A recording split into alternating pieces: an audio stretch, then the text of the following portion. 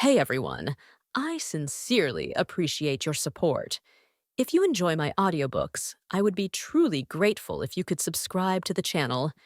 And if you'd like to support even further, you're welcome to become a Patreon member, where you can access audiobooks of novels as long as they are freely available on the internet.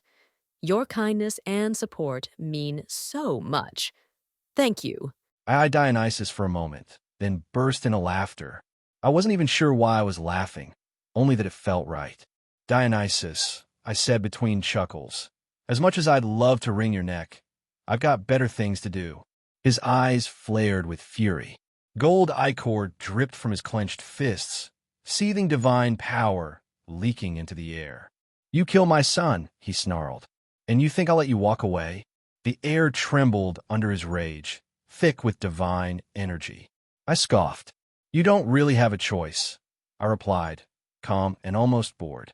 I know it's hard to accept, especially for a drunken relic like you, but I'm a lot stronger than you. I gave him a wink. Don't you miss the good old days, back when the worst I'd do was prank someone? Simpler times. I'll kill you, he roared. With a sigh, I casually teleported Priapus' corpse back to Asgard. Fine, I said, cracking my neck. I suppose I could spare a few minutes. Just make it entertaining, would you? Like father, like son. A guttural growl escaped Dionysus. For a second, I paused. Maybe he actually loved Priapus? His aura shifted. No, surged as a deeper, older power emerged from within him. This was nothing like the joke his son had been. Oh, I smirked. So there's some juice behind that wine breath. The transformation began. His divine form began to awaken. Gone was the fat drunkard. Before me now stood a lean, monstrous figure radiating Olympian power, the kind that cracked the ground beneath him and made the air vibrate with tension. Ready to die? Dionysus asked, voice heavy with divine confidence. I chuckled. Adorable. Then I struck first. I flashed forward in a blur and slammed a mana-charged fist into his face. The blast echoed across the battlefield, sending him sliding back, barely hurt but surprised. Impressive. He retaliated instantly with a blast of raw energy. I dodged barely. It nicked my cheek, and ichor dripped down, glowing purple and gold. I licked the blood off my lip. Cute. You drew first blood. Now it's personal. The air turned into a blur of motion as Dionysus unleashed a barrage of strikes, each one more vicious than the last. I weaved, deflected, redirected. He was strong, but I was stronger. You're one of the 12 Olympians? I taunted, not impressed. Bastard, he spat. Correct, I said with a grin. Furious, Dionysus vanished with a flash of divine teleportation. Bad move. I was a mage. A damn good one. I could trace magical movements with ease. Hubris may have been my sin, but it was a well-earned one. When I locked onto his location again, I blinked to find myself staring at a massive orb of molten divine energy, easily 10 times my size. Shit, before I could react, it slammed into me like a miniature sun. The impact was devastating. Even I had to grit my teeth. Dionysus laughed, wild with triumph. You think I'm some fool? He shouted. I know you're a mage, and if there's one thing mages are known for, it's pride. Suffer for it. You know, I grunted as I struggled against the sheer pressure. It's rich you, a Greek god, talking about hubris. I couldn't overpower it directly, not without going all out. But where brute strength failed, cleverness prevailed. Mages teleport, I said with a smirk. We teleport things, too. With a snap, the burning sun vanished from in front of me and reappeared right behind Dionysus. His eyes widened too late. Boom! The blast engulfed him in a tidal wave of divine flame and energy. His scream was music. You brat, he hissed, stumbling from the smoke, scorched and furious. Poetic, isn't it? I said, burned by your own brilliance. He glared, trembling with rage. I'll avenge my son. I met his fury with cold indifference. You'll die trying. Is this really the best you've got? I exhaled, disappointed. What a complete waste of my Sunday. I'll kill you, you insolent brat. Dionysus bellowed, his voice thunderous as he charged like a wild bull, divine aura shaking the ground. But all he struck was empty air. I reappeared behind him, watching the hulking 30-foot wine god search the battlefield like a confused drunk looking for his bottle. Looking for someone? I chuckled. Don't tell me, I'm already too fast for you. Dionysus roared and spun, conjuring a massive point-blank mana blast. I could have dodged, but where's the fun in that? I stood my ground. The blast exploded with a thunderclap. Earth cracked, trees disintegrated, and smoke blanketed the field. He laughed, triumphant. Pride will be your downfall, fool. Is that so? I called out through the dust and stepped forward completely unharmed. His confidence shattered. No, that was everything, he muttered, backing away, fear creeping into his voice. I tilted my head. That's your best? Really? This is getting sad. Snarling, Dionysus charged again, pushing his divine form to its absolute limit. He must have thought that brute force might succeed where energy failed. How adorable. I dodged his wild strikes effortlessly, gliding past his fists and slaps like water slipping through fingers. Must you delay your own failure this much? I said, watching his frustration grow with every missed swing. Shut the fuck up! He screamed and aimed a powerful kick at me. I caught it midair with one hand. By all means, make me. Then I squeezed. His leg cracked, then shattered, golden ichor gushing out as he howled in agony. The limb came off like a twig. Arf! Dionysus shrieked, staggering back, his face twisted in pain and disbelief. Impossible, he gasped, trembling. You can't. Oh, but I did, I said with a smile. What now, Mr. D? Weren't you going to avenge your son? He was shaking now, trembling like a cornered animal. Father, save me, please. I laughed. That's just pathetic. I raised my hand, palm glowing. Don't worry. I'm not going to kill you permanently. Unlike your son, you're still useful to me. Go tell your father. I'm coming for him next. He turned to run, screaming to Zeus for salvation. Too late. The blast struck him in the back, consuming him in divine fire. He didn't even die with dignity. Aftermath. 2 gods down. 1 permanently. 1 for now. The battlefield was a smoldering wasteland. Silence settled, and I stood in the wreckage, victorious. I should have felt proud, triumphant, but what I felt was happiness, elation, a high, almost euphoric satisfaction.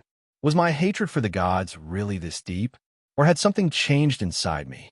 Something dark. I laughed bitterly. Right. My father is some hentai-tier outer god who gets off on agony and madness. Guess it runs in the family. Whatever had awakened during the fight, it felt good. Too good. And that scared me more than I wanted to admit. As long as I aim this darkness at the right people, I muttered, it's fine, right? Lie of a century.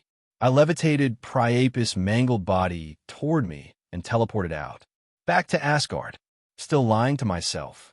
Like an addict who knows they've got a problem, just not ready to say out loud yet. Unknown POV.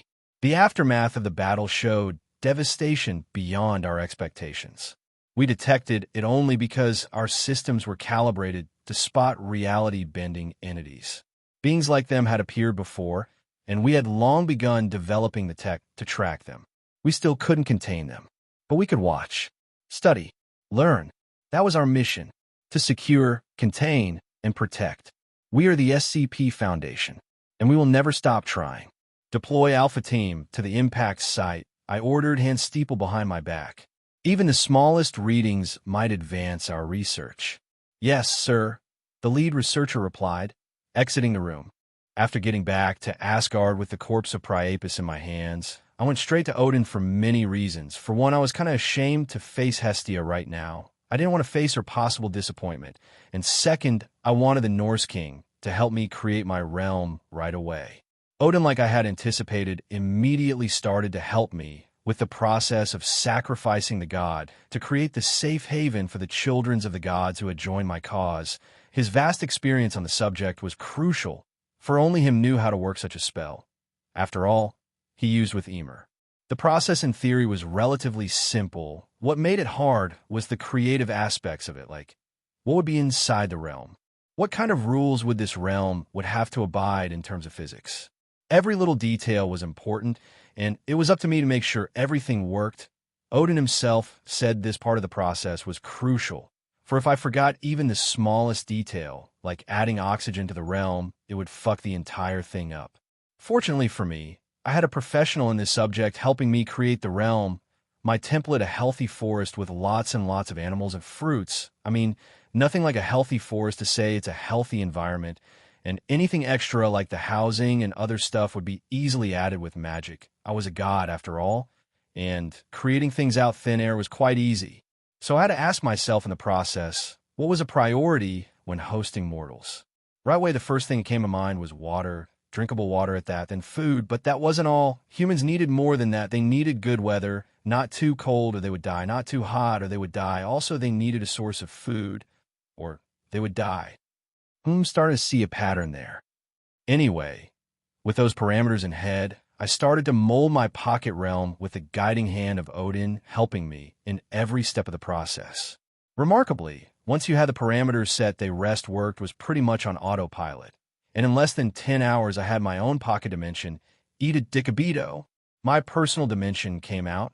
Well, perfect. I kind of expect this to not work out as intended, but surprisingly it did. The forest I had created with the essence of Priapus was big enough to host up 100,000 humans or demigods, and had all the necessary things a mortal being could possibly need for survival, from breathable air to internet connection. I added that last thing during the last second. I mean, a forest is good and all, but no entertainment? I mean, I'll be hosting hundreds, if not thousands of young teenagers. God, that sounds bad. Anyway, I will have lots of kids with nothing but the sound of nature to entertain themselves. Yeah, I might as well kill them, a bit harsh, but I'm sure most get the sentiment. Besides, that way they can kind of forget I'm about to go to war with Zeus, and before anyone asks, but Adam, internet alone doesn't work. I know I need electricity and stuff to use that electricity like computers and phones, and to answer that, bitch, did you forget I am a god? I can create hundreds of consoles and TVs that have no need for cables, and would use the global Wi-Fi of my world. Yes, the internet connection is global. I'm impressed you added global Wi-Fi at the end of the process. Odin chuckled. What is the password, though? He asked, pulling a smartphone out of his pockets. Zuzitsabich 23 dash, I replied. All caps? Or just the first letter? Odin asked. Just the first letter, I smiled. Wow, 1,000 terabits a second. Odin whistled. Thor will definitely move here. I am a fair god. In my rule there will be no lag, no loading times, and everyone shall refer to Annabeth and Pennybeth. I declared comically. As you wish, Odin laughed. Hestia POV. I was still trying to process what the succubi had tell me that day, that Adam loved me. It was such a foreign concept for me. After all, love of that kind only brought suffering to both parties involved. I had seen not only my sisters, but my mother suffer at the hands of love. Zeus with his infidelities, Kronos with his paranoia, Poseidon with his wrath. But would Adam do the same? Would Adam hurt those he claimed to love like everyone I had seen before him? I just couldn't picture him doing such a thing. His feelings were unchanging, unmoving. But even then, it was best if things were kept the way they were right now. Adam would eventually find someone else to love. Is that jealousy I feel coming off of you? Honey giggled as she entered my room. Look, I can't assume to understand your fears, but if you have to shut the poor man down, do it with care. He really loves you. I know you have some past scars. That will probably never heal, but Adam is not to blame for them. He is sweet, honest, and a bit childish at all times, but he is always there for you when you need him. I know. I smiled. Adam was that and more, much more. But you still won't give him a chance, Honey frowned. I have seen what love makes of others. I sighed. I don't want to suffer. I don't. Adam, making you suffer, Honey snorted. If there's one person that would move heaven and earth for you is him. What you have in him, it's what many would wish to have. Love of the purest kind.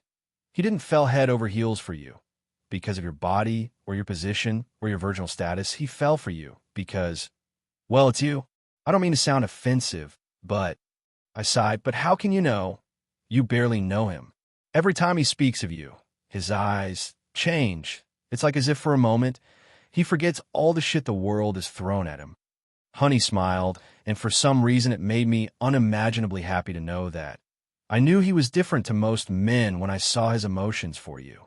So, it is true, that voice. Athena, I had a feeling the kid had feelings for you. But this confirms it. 2 virgins and a slut. Honey snorted. What an odd group we have here. I think you should give this a second thought. Athena stated, much to my surprise and Honey's surprise. If everything goes well, he will rule over the gods in Olympus.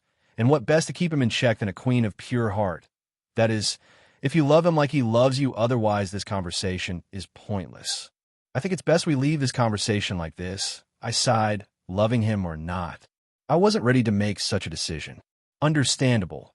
Athena nodded. I suppose as long as we keep him close to you, he won't become a monster.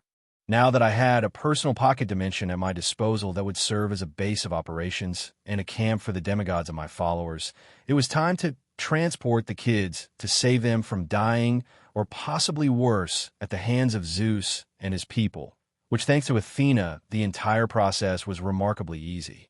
She single-handedly contacted every god I had on my side and managed the process, moving each kid, including her own, ensuring the result was to her unbelievably high standards.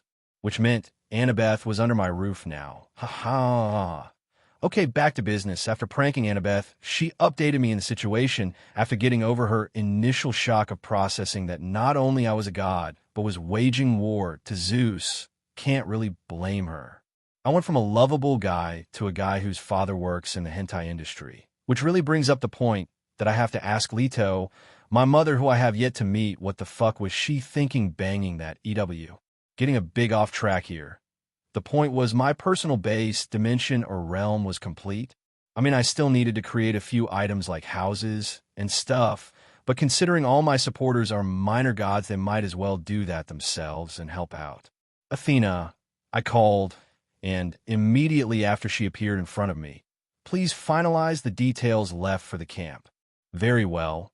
Athena nodded. I will make sure the campers have everything they need. Any rules I should abide by while working on the camp?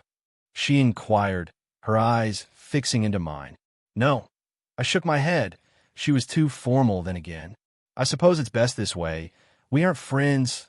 All we have is a political relationship, where we are both getting something out of killing Zeus, both in a metaphorical and literal sense with her trying to get her mother out of her daddy. God, that sounds wrong. Kinky, but wrong. Very well. Athena nodded before disappearing out of sight. All right, time to see what were those weird magical signatures I felt while flying over the earth. With that, I teleported out of Asgard, leaving Athena in charge of the last few things I needed to take care of.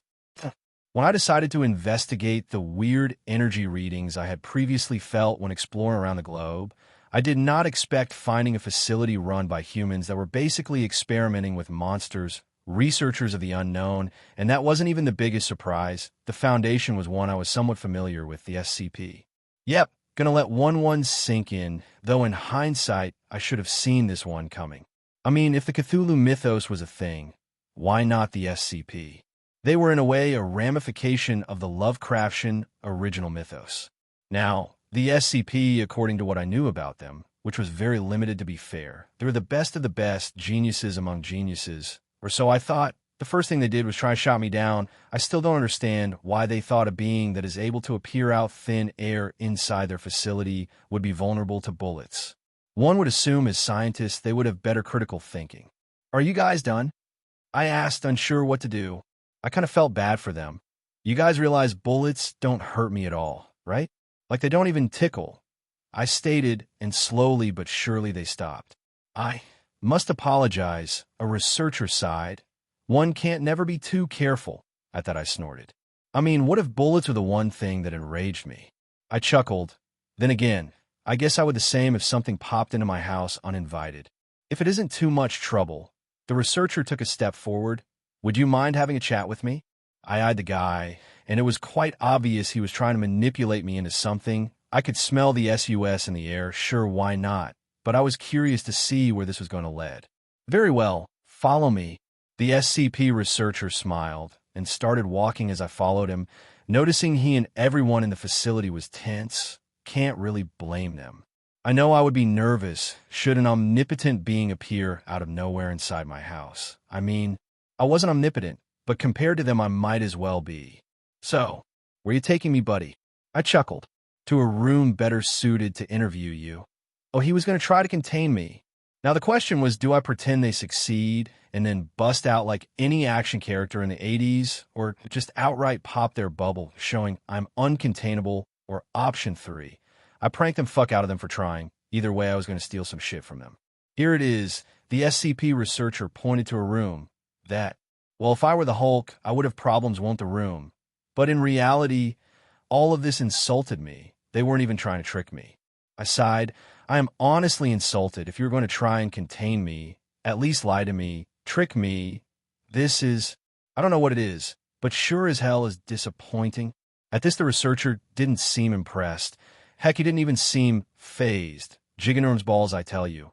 I have to try. I know you are seeing through me.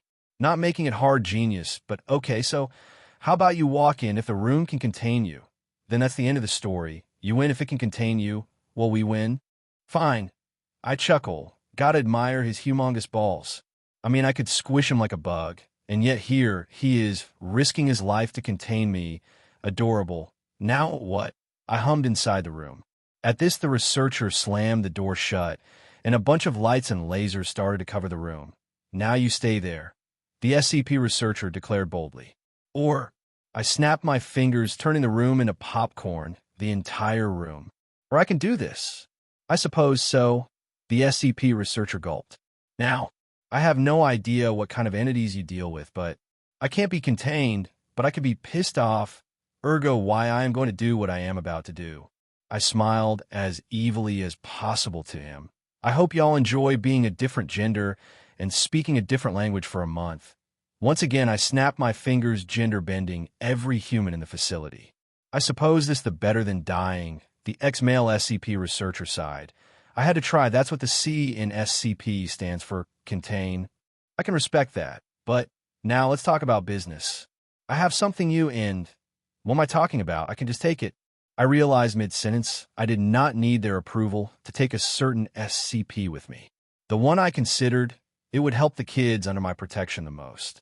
SCP-5094, which according to the memories I had accessed on the now-female researcher, was currently located on SCP Site-15. I teleported to Site-15, and well, things went like they did on the previous site. They saw me, they opened fire.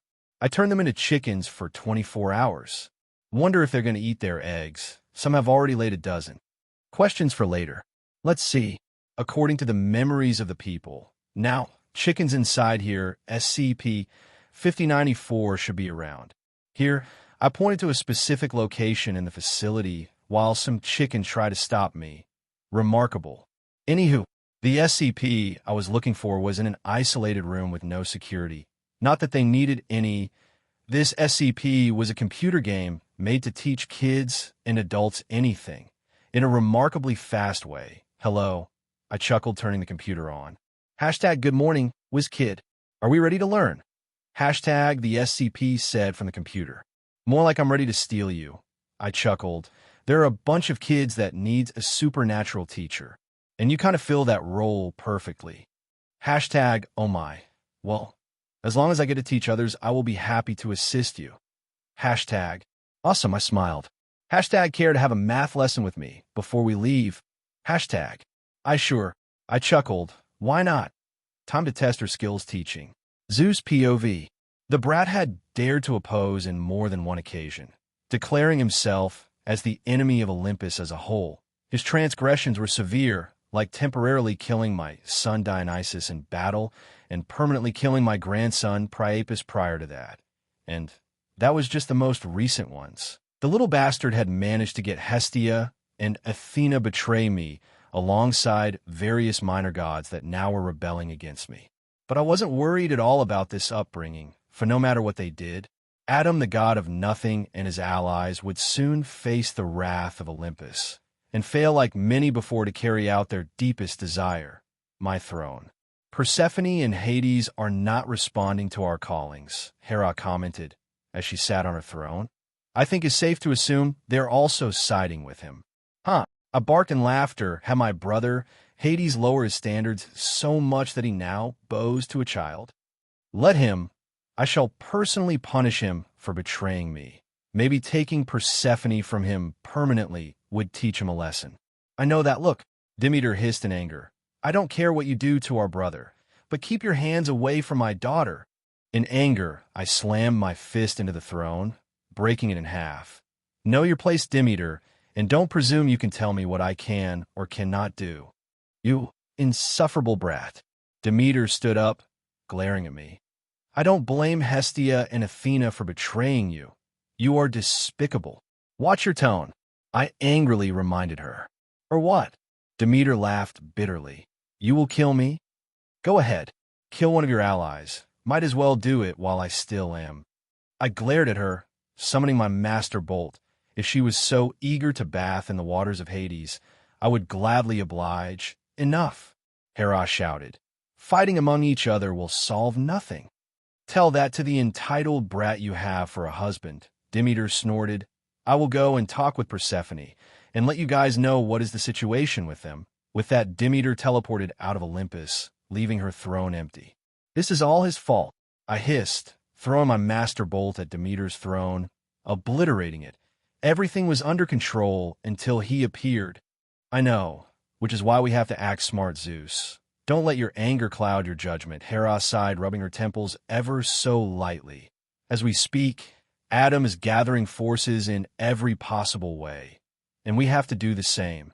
If we keep antagonizing our current allies, we will lose this war, so we have to act smart.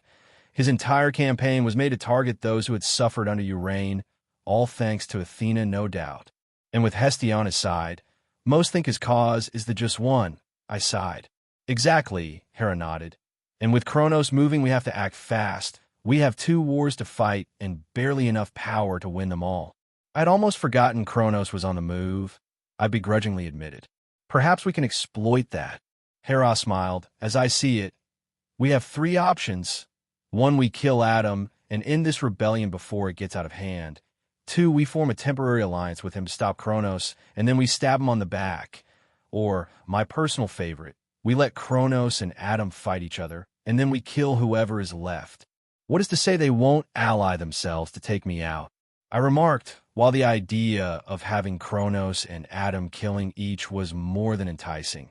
I felt there was a very high possibility they hated me more than they hated each other. No, that idea could backfire horribly. I think it's best if we focus our efforts on killing Adam first. After that, the rest of the gods that followed him will like always come back to crawling and begging for my protection.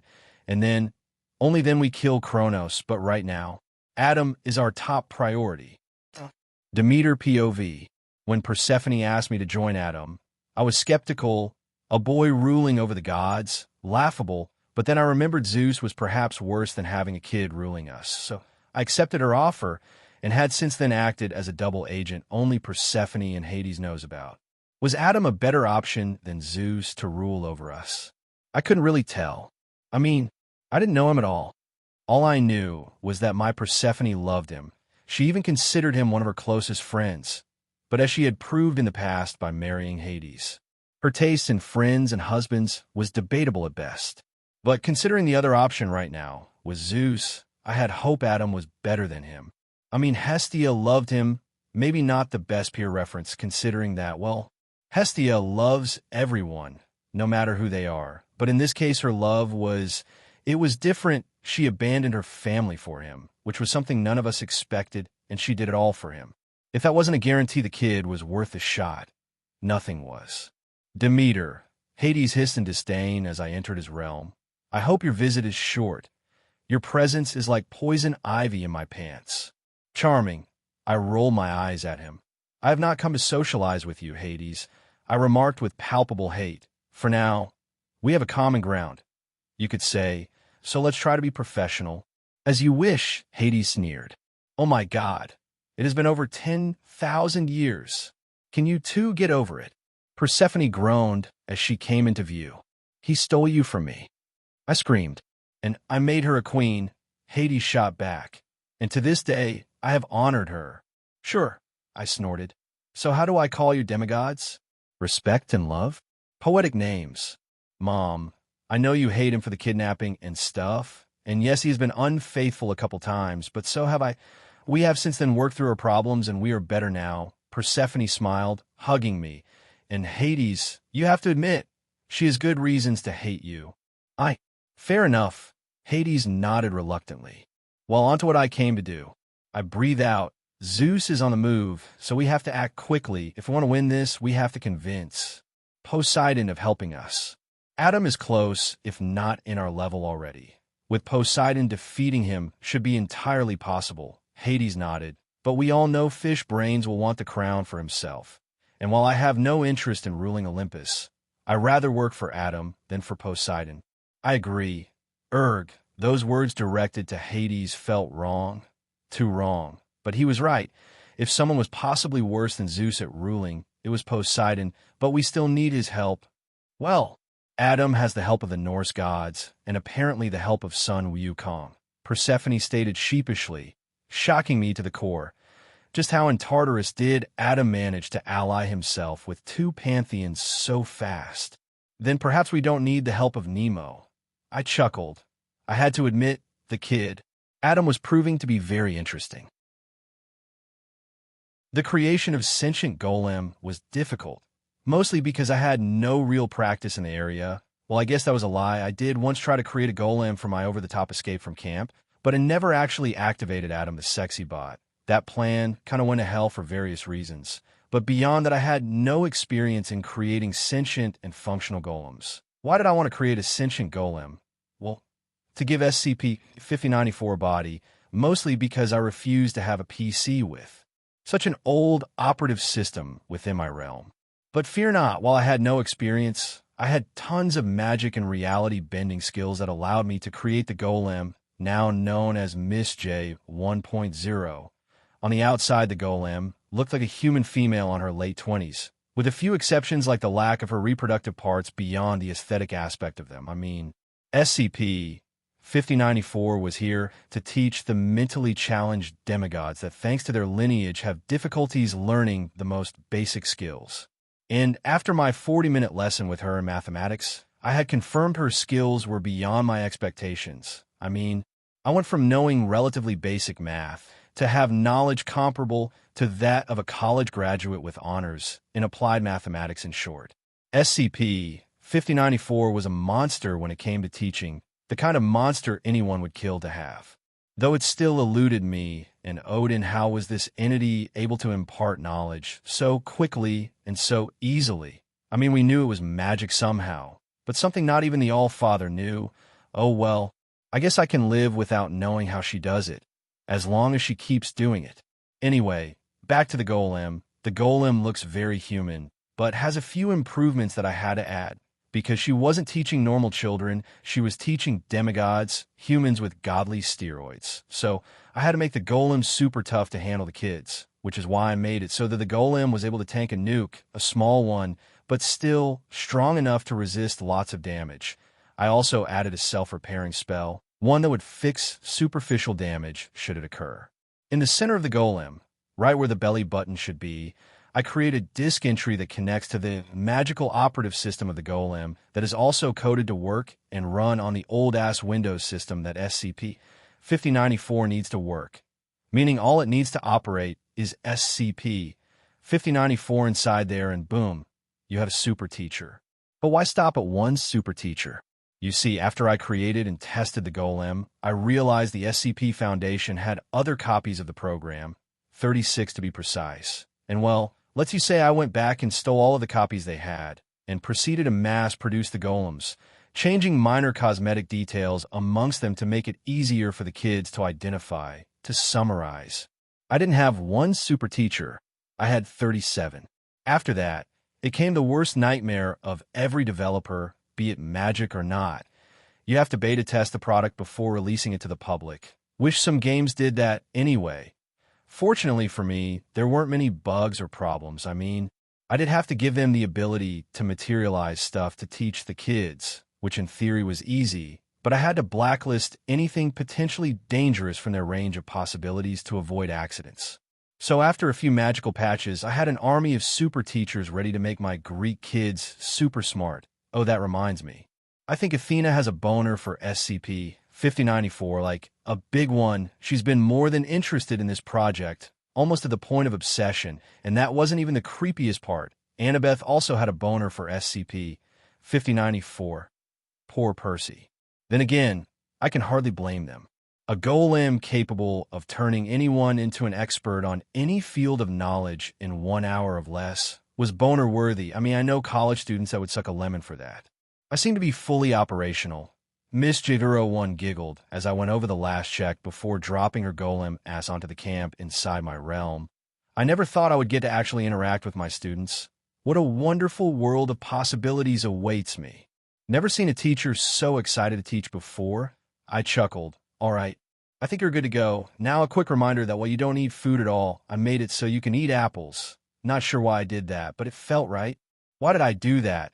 That seems entirely useless, and it took me 8 extra hours to add. I really need to list my priorities before working on them. Wonderful. Miss J01 smiled. I can't wait to eat all the apples my students bring for me. Perhaps that was the reason. Still a useless add-in though, like a blind man wearing glasses. That kind of useless. All right, I chuckled. Now go and make them less dumb. I will do my best. And with that, I released Miss J01 into the wild. And by that I mean into my realm, filled with over 300 teenagers. I guess releasing her into the wild would have been more humane. Don't envy her mission at all. If I had known the SCP had such a wondrous tool, I would have raided their facilities decades ago. Athena commented coming into view. Anyway, I have a message from Hades. Anything urgent? I asked, and she nodded. Zeus will focus his entire effort on destroying you. Athena nodded. He is ignoring Kronos for the sake of killing you. Then we better prepare, don't you think? I chuckled, and I wasn't going to lie. I was excited at the prospect of facing Zeus, but not right now. He was still stronger than me. But not for long. I was, after all, a growing god. And in my future, I saw a few unfortunate souls shattering that difference between us. Oh, what fun shall I have? With Zeus on the move to get me as soon as possible, I had to act fast. And with the time I had, my options were quite limited. I either figured out how to fully awaken the dormant monster within me, aka my outer power, or, well, option B, consuming some extra juicy souls to increase my power. And with that option, one soul in particular came to mind, one that was begging to be devoured, the soul of Kronos. As of now, he was incomplete, weak, and vulnerable, the perfect prey for my hunt. And while consuming his incomplete state would not exactly increase my power by a lot, it would still help, because consuming his consciousness, this in turn would allow me to consume the other parts of his power if I ever encountered them, which in all honesty, it wasn't a bad idea at all. Not only I would get stronger and would control over the godly domain of time, but I would also get rid of the nuisance Kronos represented forever. Now the question was, how to find him? And the answer to that conundrum was simple. To find Kronos, I would have to find Luke first, the bastard that sent me to Tartarus and made me suffer more than anyone has done so far. But I suppose I have to thank him in a way, no matter how much I hate him. He showed me the true colors of those I trusted and the true colors of Olympus. That was not to say I wasn't going to kill him. Anyways, if I wanted to find Kronos, I would have to find him, which wasn't that easy whatsoever.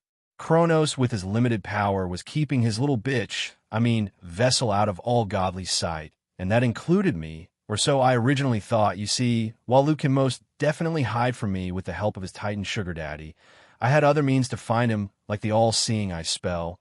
Now this spell alone can't see through the protection of God, but when used through an already powerful, all-seeing being like Heimdall, with the help of 2 powerful mages fueling the spell, like me and Odin, well, let's just say I have to go to Florida and personally thank Luke for his service to my cause.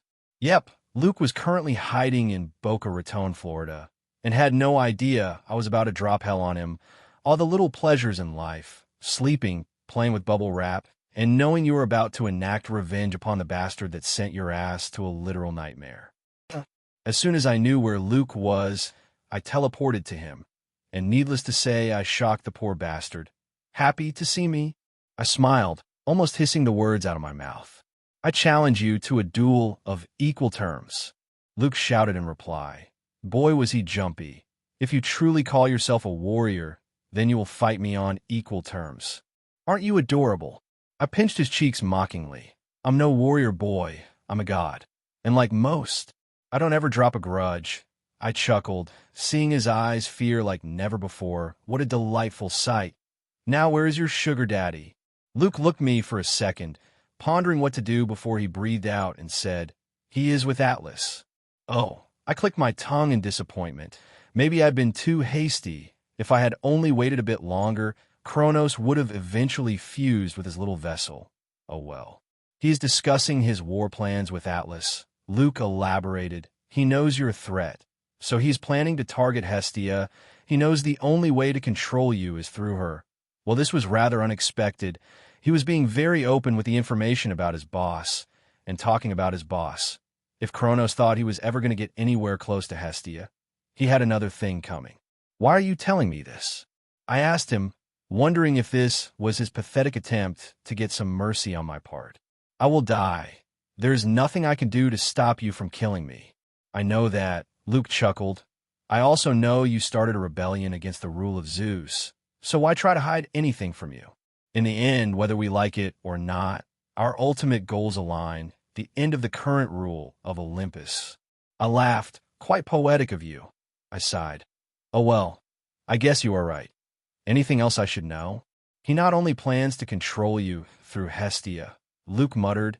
He thinks of you, one of his possible vessels, with me being option A and you being option B. Not gonna lie, kind of felt insulted he thought of Luke as option A. I most definitely deserve a higher rank on that list. Then again, B was fitting, because I was going to beat his ass. I see. I sighed as I pointed my hand at him. And then it clicked me. Why kill him when I can make his demise be more poetic? After all, it's like they say, he who lives by the sword will die by the sword. You know what? I think I can make this a bit more interesting. I smiled. What? Luke inquired, his fear mixing with doubt. I mean, what would I accomplish killing you here? Nothing. I chuckled. I have a much better idea, a poetic one at that.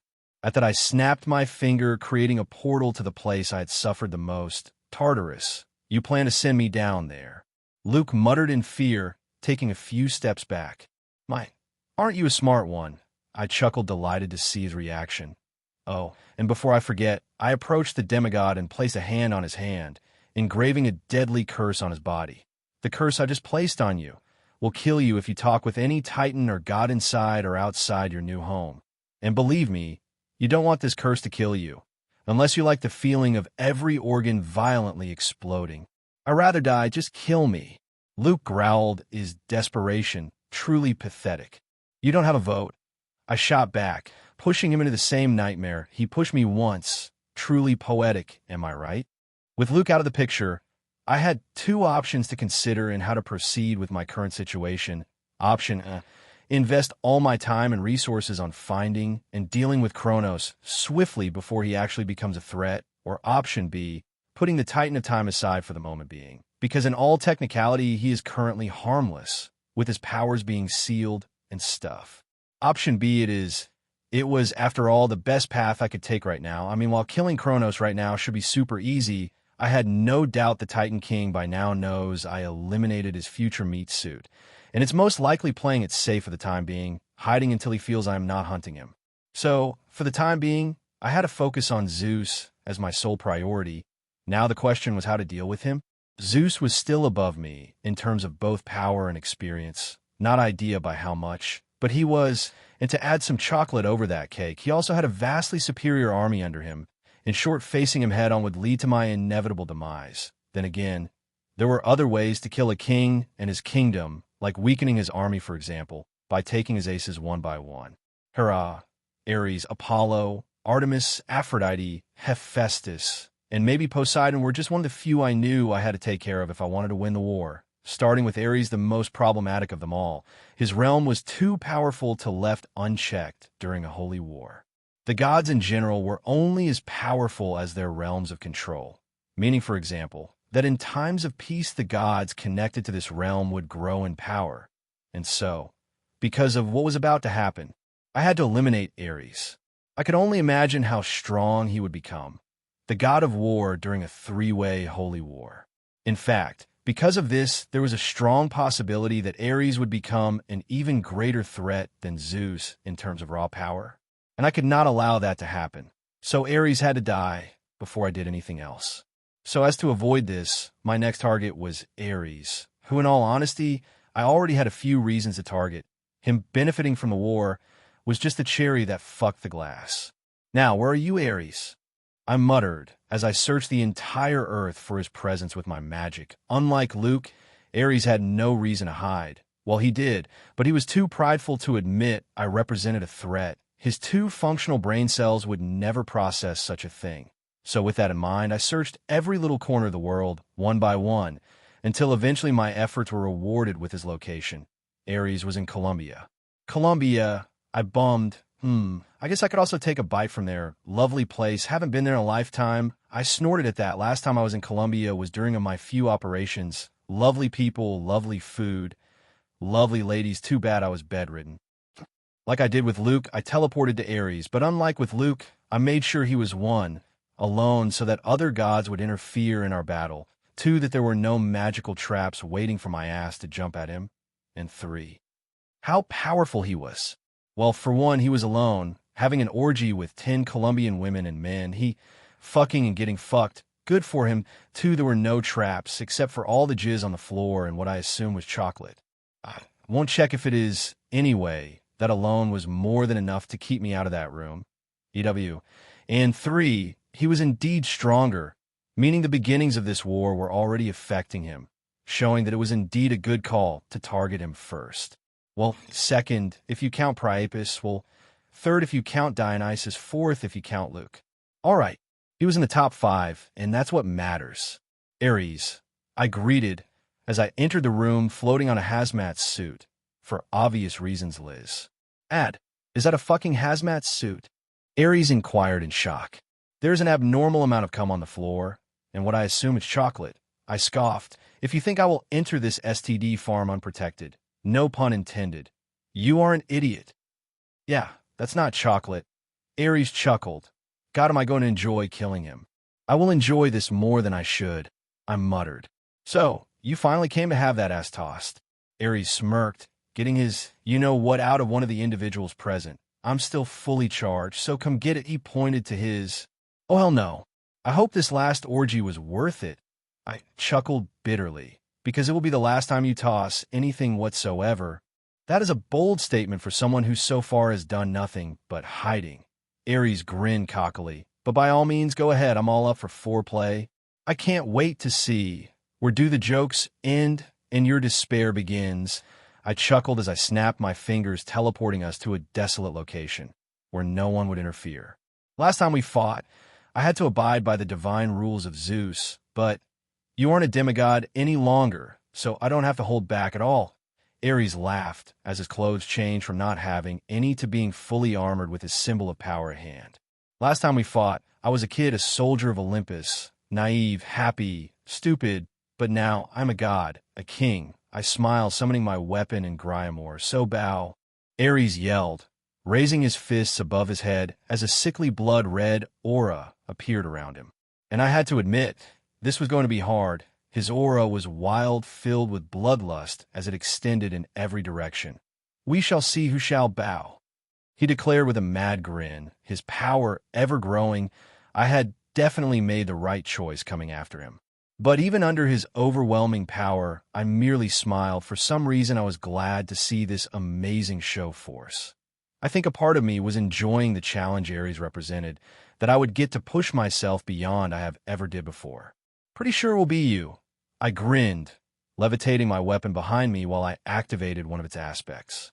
Ares smiled at that, then flung his arms in sweeping motion, shooting blood-red energy blasts around him in every direction. These attacks were easy to avoid, and this made me wonder, what was he trying to accomplish? That's enough warm-up. Time to end your little parade of idiotic traitors. Ares barked in laughter, rushing at me. Finally, I inwardly chuckled while powering up to match his current power.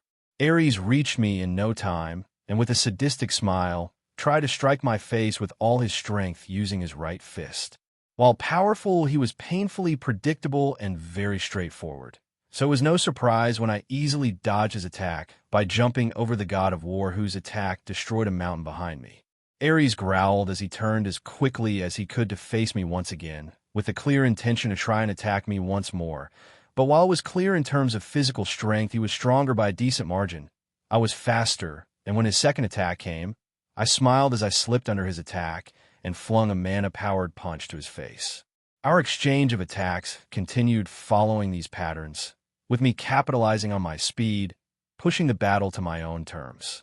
This tactical advantage, however, didn't last long, because out of nowhere, Ares increased his power once more with a violent scream, gaining not only more power, but more speed, and thanks to that he managed to grab me by the arms. As I was about to hit him once more, with a smile Ares looked at me in the eyes, before he proceeded to slam my face to his knee repeatedly. Much to his shock, his attacks weren't having any effect. "Reverse," I muttered, and in a bright flash Ares was flung across the earth like a rag doll. "Wow, am I glad. I used my weapon to neutralize your attacks," I whistled. "A weapon that absorbs physical attacks." Ares laughed. "Good, otherwise this wouldn't be fun." At that his power doubled once more as he grew in size, but not quite reaching his divine form. "You're not the only one who has been holding back." I grinned as my aura took on a more violent aspect as my power grew. Now instead of my normal blue aura, the one I was currently projecting was now green with black edges around, emanating the power I had awoken in hell. The outer... Ares took a step back, hesitation crawling down his spine. "No wonder you are able to match me." "Ha ha ha. Fun. This is so fun." However, his hesitation didn't last long, and it was soon replaced with sick joy. "You are one piece of work, aren't you?" I sighed, getting into position. "A masterpiece." Ares laughed. Athena POV. Ares and Adam were facing each other out of Zeus's sight, and by the looks of it, Ares had the power advantage in terms of experience. What I meant by that was that while Adam was undoubtedly stronger, he had yet to access his divine form, while Ares had mastered his eons ago, meaning that when the battle reached the point of Ares going all out, all hopes of Adam winning would be lost. And yet, even with that information, the power Adam was now using, the outer power within him, made me feel like no analytical deduction would really predict the outcome of this battle. Shouldn't you be, I don't know, helping him? The demon pet Adam kept hissed at me angrily. "Learn your place," I glared at her. "And to answer your idiotic suggestion, Adam needs to overcome this on his own, otherwise no one will actually follow him into battle." "I see," the demon sighed. "And I know my place, it's above you." She smiled, sticking her tongue out at me. "I know for a fact my master would kill you should anything happen to me under you, so the one that needs to learn its place, it's you." I glared at her. How dare she think a god was beneath a mere demon made for pleasuring males, me? The goddess of wisdom and warfare, beneath a talking fleshlight. "I am willing to try that theory," I replied, summoning my spear. "You won't try anything," Hestia said in a cold tone. "She's important to Adam, and therefore it's important to me. Touch her, and I will send Odin after you. Her food is amazing, so I would do it. No hesitation. I'm not even going to ask what you did wrong, don't care." Odin, that had appeared out of nowhere, shrugged. "Her crop caker is to die for," the Norse king added, his mouth watering in something akin to anticipation. "May I as well join in on this endeavor?" Thor, who had also appeared out of nowhere, asked. "I am in need of some Hestia gravlax." "See," the demon smiled. "Everybody loves dear old honey." I retract my previous statement. I reluctantly said, one day Adam would grow bored of his little whore, and she would face the consequences of insulting a goddess. For now, I would ignore her. The battle had prolonged for more than I had originally expected or wanted to, with each passing second making the god of war a bigger and more prominent threat. Proving that Ares was beyond my previous expectations, his powers had increased beyond my wildest estimates as the battle progressed, and that only intensified once he had fully transformed into his divine form. Now, as a 30 feet that behemoth, he had both the physical and magical advantage. Go to hell. I cursed as I blasted him away with one of my powerful spells, Mirage of Darkness. The spell was part of the Void chapter, and it created a rift between reality and time itself, shattering for a brief moment the fabric of creating with a dark explosion capable of blasting an entire country. And yet this lethal attack barely pushed him back. I have to admit, kid, Ares grinned, wiping the dripping ichor from his nose with his hand as he stared right at me, dead in the eyes with mad delight. You have truly become something else, something worthy of carrying the title of a god. Unfortunately for you, you picked the wrong fight. I grow in conflict as I grow in war. At this he laughed. You will never win against me. The longer this beautiful dance extends, the more powerful I will become, and with each passing second, your doom becomes a reality. I eyed the god of war with an amused expression decorating my face. Nobody thought I would survive Tartarus. Yet I did. Nobody thought I would become a god. Yeah, I did. By now, you idiots should know. I tend to color out of the lines. I grinned. Where was this confidence coming from? No idea. But I wasn't going to complain. Ares snorted and instantly charged at me. While I kept on a defensive stance, which allowed me a sliver of time to block his blow with my weapon, in the process absorbing the kinetic force of his attack, which so far was the key to my victory. Ares had the power advantage with his bullshitting realm empowering as we kept on fighting. But as Odin had said, when power alone doesn't work, outsmart your enemy. My plan was in a way very simple. In short, my idea was to supercharge my weapon with all the power it could possibly hold by absorbing the physical aspect behind all the attacks Ares was throwing at me, so that I could later release it all once, in a single but devastating blow. Would this kill him? Not sure. He was rather resilient to damage, but it would sure weaken him. This, after all, would be the equivalent of a godly nuke. It had to at least hurt him. My plan B, however, was to try and figure out how to transform into my divine form. So far, all the clues I had was that before transforming, they would let all their power out. But that didn't help me at all. Plan C was doing like the Norse gods, and somehow finding a way to handle all my power within my current form. Maybe I will have some fun with you after we end this. Ares laughed, throwing his weapon at me. I'd rather die, I muttered, teleporting out of the trajectory of his weapon, just to find Ares had predicted where I was going to appear and had already moved there to greet me with a knee to the face. I can work with that, Ares chuckled before he blasted me to a nearby mountain. Then again, if I win, your compliance won't be a factor in anything I do. Was this bitch suggesting he was going to rape me? Oh, hell no. I will enjoy erasing you from the face of the earth. I hissed, my mouth dripping black blood. Wait, why was my blood black? The fuck was going on? Black blood, Ares muttered as he sniffed the air. And the smell. There is no doubt. Your daddy is a great one, right? He was technically correct. I guess. I mean, he guessed the pantheon correctly, but not the rank. My demonic father was above the great ones, at least according to my knowledge. Give the war-sucking bitch a consolation prize. He was right yet wrong. I laughed. So what? Leto fucked one of the priests.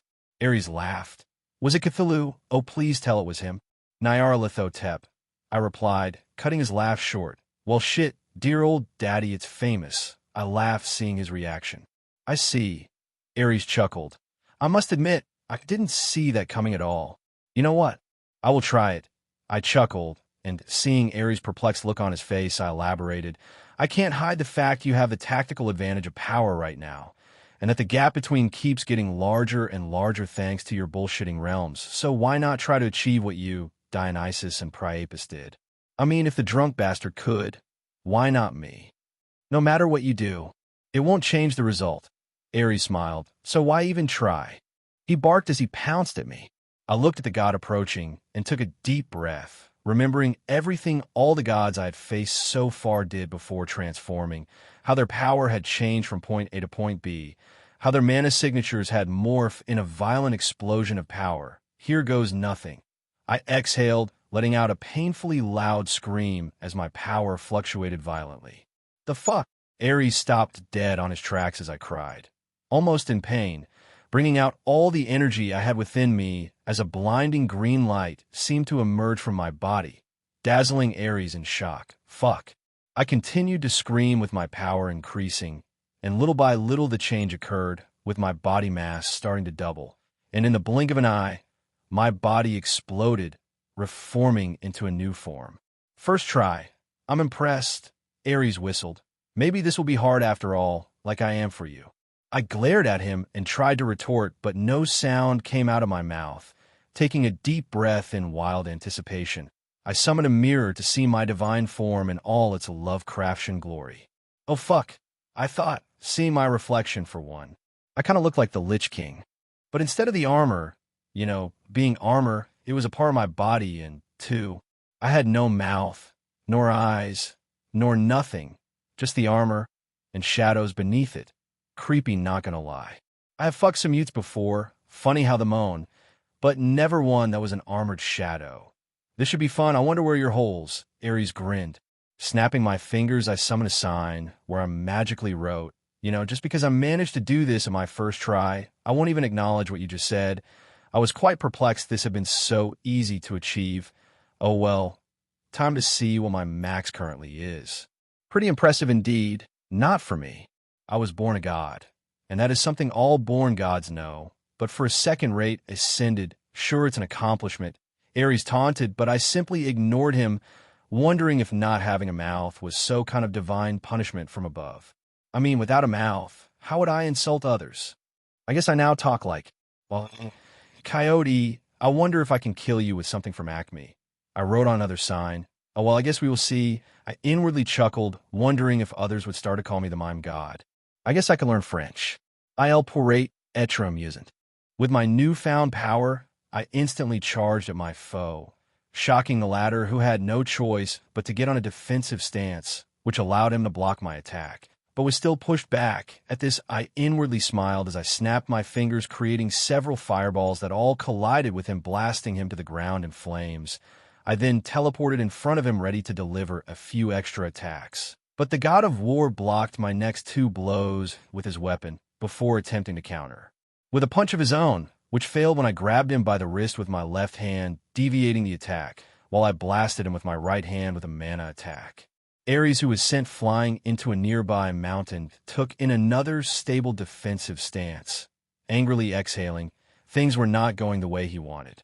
With a smile that no one could see for my lack of mouth, I quickly continued the assault, teleporting behind him, delivering a horizontal kick, and pushed the god of war to his knees. I had to admit, this power, this divine form was worth it. For the first time in my life, I felt no restraint, no problems controlling my power. I felt free. Ares growled from the ground and tried to stab me with his weapon, but was taken aback by the speed with which I countered his attempt. Snapping my fingers, I created a ball of light that explored with a barrage of powerful blasts, each blast even stronger than the last, making Ares scream in pain and agony. This can't be happening, Ares growled, ichor spilling down his mouth, and I could tell the god of war was quickly becoming overwhelmed by my newfound raw force and speed, and the once aggressive head-on approach he had at taking the bull by the horns was slowly changing to a more conservative approach as he retreated under the onslaught of incoming blows. And here I thought I would actually get to test this new, powerful, yet very copyrightable new form. I wrote on a sign as I inwardly chuckled. Ares growled but didn't respond. Was this all the bark the god of war had? Disappointing to think he would lose all his snark after losing the advantage. Pathetic. Getting cocky, aren't we? Ares managed to finally reply, only to find himself inside a magical prison I had created during the time he took to answer. What is this? Rune prison. I winked at him before the runes of the prison exploded violently around him, doubling the giant to his knees. They pack quite a punch, don't you think? This can't be. I won't be defeated by a child. Ares growled with uncontrollable anger as he punched the ground, creating seismic movements around the country. I won't be defeated. Not by you, he screamed, jumping high into the air before he blasted full speed my way. With a sigh, I teleported my weapon behind him, and with a playful wink directed to him, I snapped my fingers, releasing all the kinetic energy my weapon had been saving so far. The blast blew a hole right through his chest, stopping him dead on his tracks. So I didn't need my divine form to defeat you. Good to know. I wrote on a sign as the god of war looked at me in shock for a brief moment, touching his wound in fright. Fuck! Ares muttered a second before he started to descend into the ground, leaving a trail of golden ichor behind him. I eyed the god, wondering how he was still keeping his divine form active while having sustained such heavy damage. But before I had time to ponder over this question, a flash of blinding light answered it, showing a now normal-sized Ares falling to the ground, almost dead. "Oh well, I had fun," Ares admitted with a smile, coughing golden blood. "I died like I lived to my fullest," he chuckled. "I suppose you did," I wrote on a sign as I descended towards him. "I know you don't care about your children, but I won't harm them. My war was with the gods, not their children." "Hell, well, thanks I guess," Ares laughed. "Well, kid, be sure to win this shit. I don't want to be the one who lose to the loser. That would be just sad." "Haha. Well, that's the plan," I wrote. "Good, now get on with it." Ares chuckled. "I ain't got all day. I think we could have been friends in another life," I admitted as I started to extract his soul and essence. "That sound about right," Ares chuckled. "Goodbye, Ares," I wrote as his body started to disappear. "Give them hell, kid." Ares laughed, his body turned to dust. One could say he had the last laugh. I can admire that. Impressive. Someone clapped behind me. Someone I was too familiar with. Narithoteep, my father. "Too bad you still don't fully accept your outer heritage." I eyed the outer god for a second, noticing once again he was on his human guise. I decided to write an answer only to be stopped by him. "Others can't understand you, but that's because only creatures of the outer can.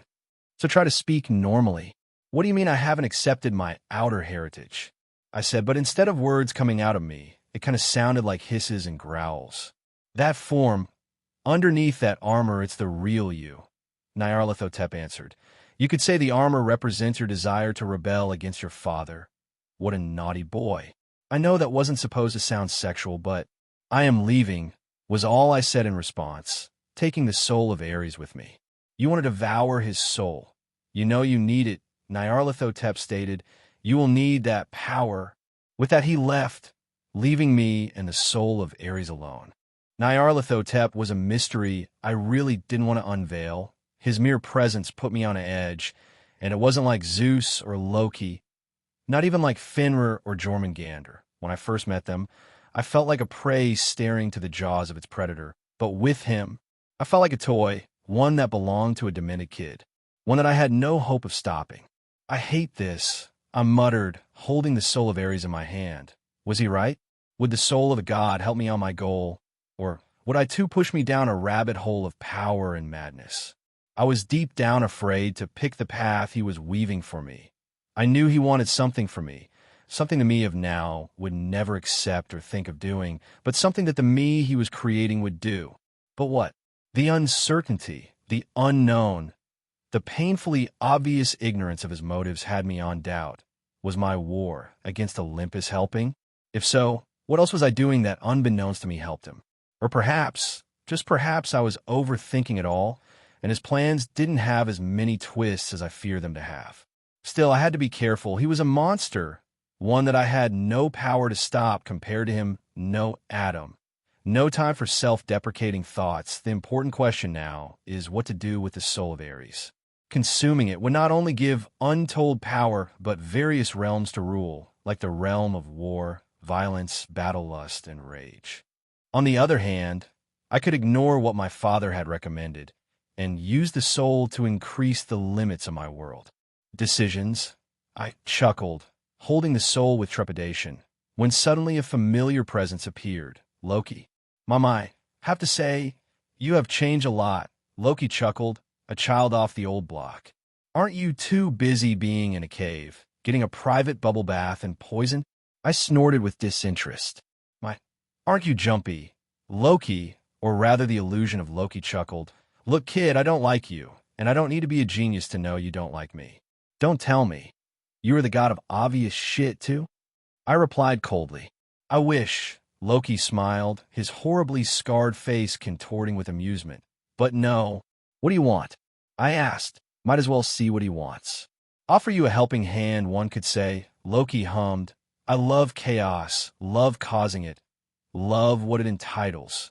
So do what you must with what I'm about to tell you. It's not much, though, so don't think what I'm about to tell you it's a game-changing thing. Get to the point." I said, growing tired of his presence.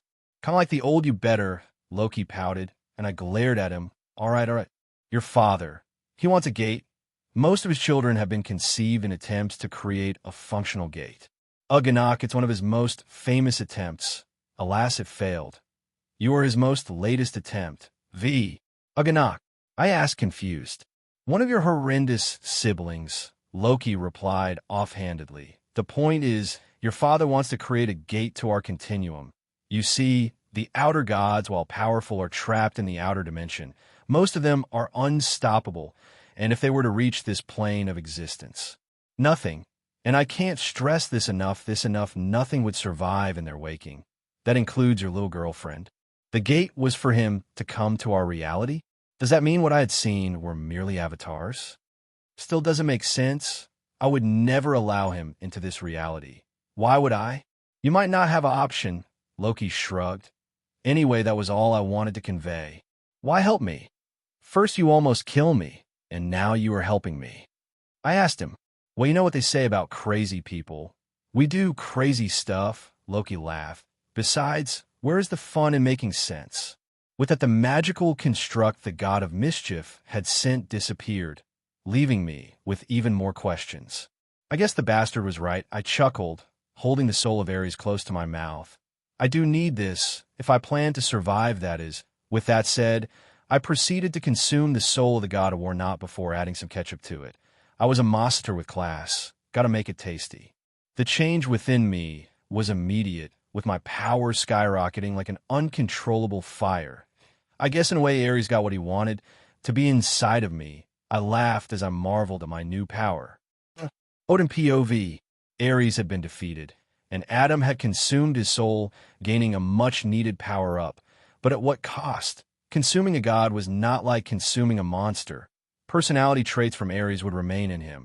The stronger the soul, the stronger it will to live by any means necessary. Even surviving meant to change the new host, even a bit. Odin, Hestia greeted as she entered my study. I have a question. Oh, sure, what is it? I smiled. Later, I would have the time to ponder over the consequences of Adam and his actions. How do you know if you are in love? Hestia asked shyly. A friend would like to know. Really a friend. Was that the best she could come up with? Well, my knowledge, while vast, doesn't cover such things, but I have just the goddess to answer you. I smiled. Freya, if someone can help your friend, it's her. I winked. Thanks, Hestia nodded, hiding a light blush as she walked out of my room. What an interesting turn of events. Hestia is coming to accept her feelings. It seems my role checkmating Narithoteep is becoming vastly easier. It's almost poetic how things are unfolding themselves. Consuming Ares had given me an extraordinary amount of power, but every bit of power and how I had obtained would have consequences. Ares' soul had affected me in a spiritual way. I felt more aggressive, more prone to fight without reason, which was already a problem in my life. But this was nothing new. I knew beforehand that the souls affected me.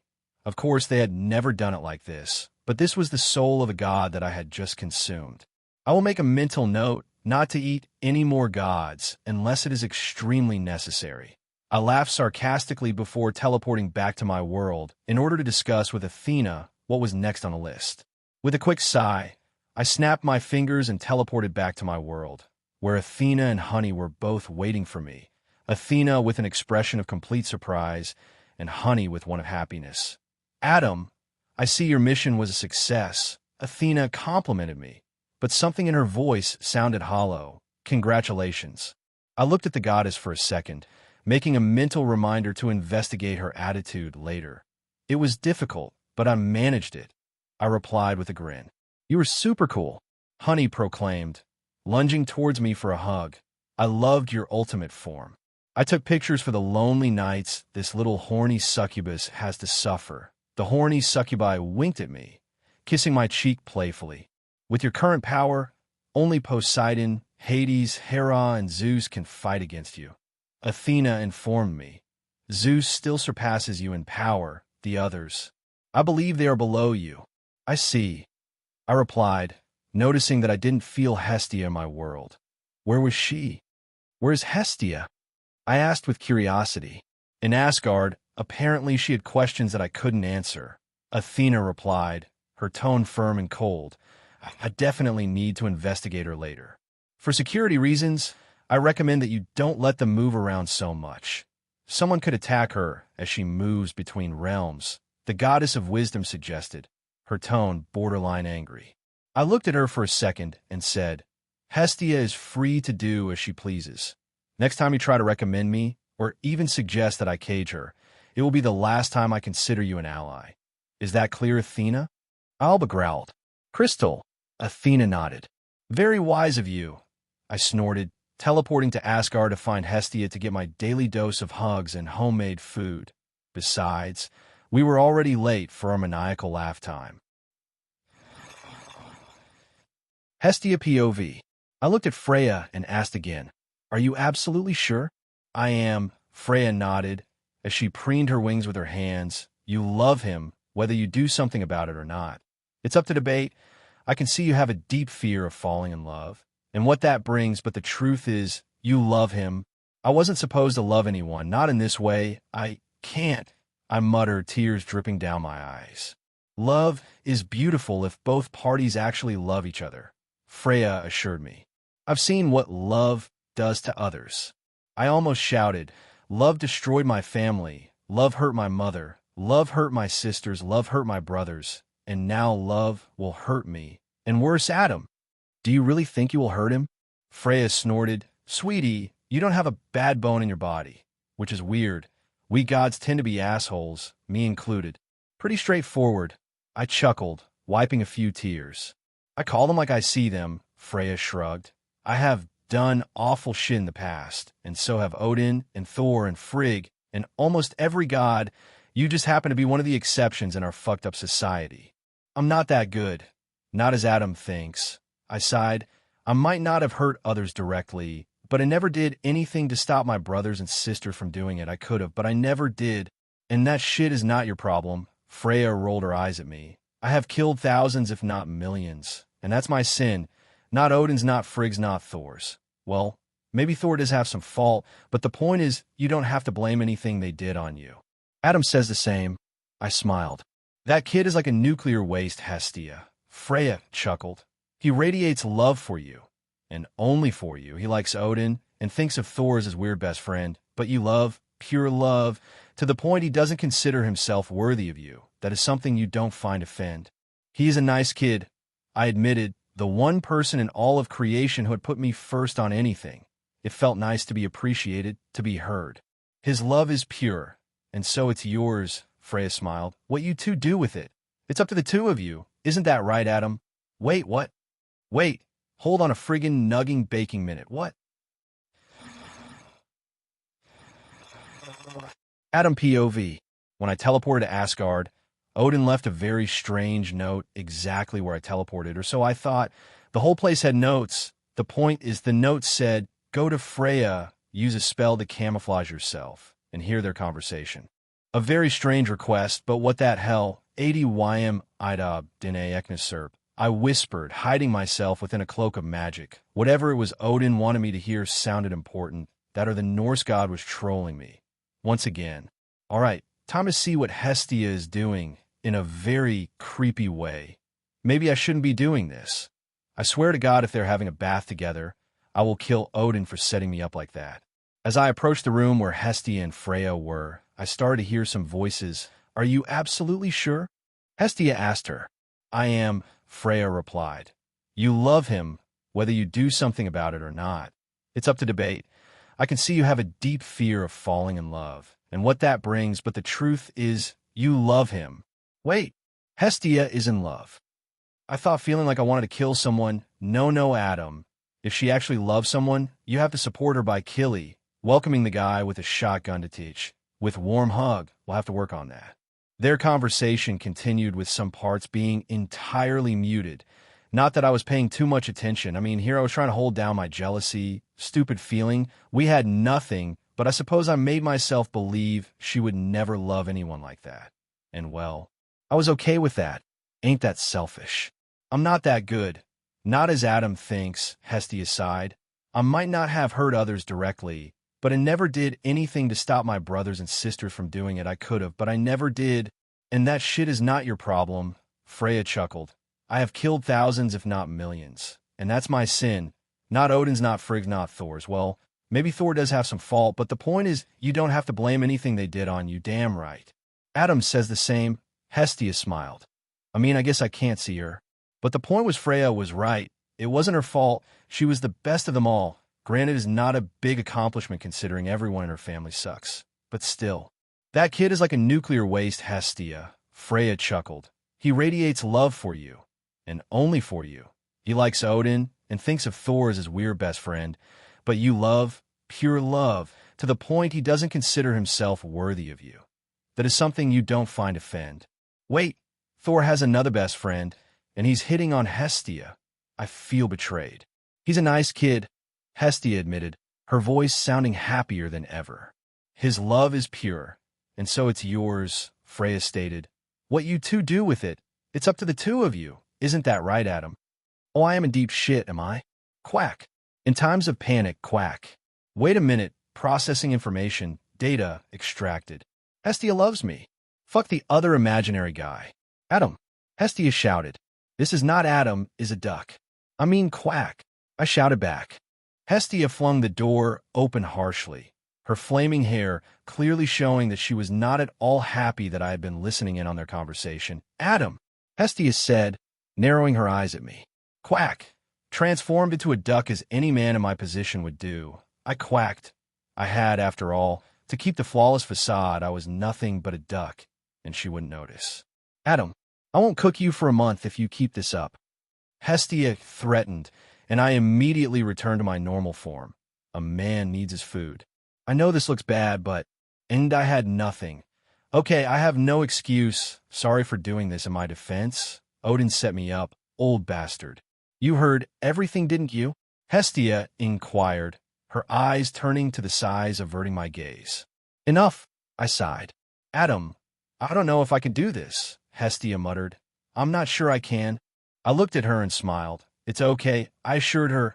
I know, don't worry. If only she knew how much I wanted to be with her, how much I wanted to simply lie down next to her on the couch or a bed, wrapping my arms around her, brushing her hair while watching a movie, or maybe just sleeping together.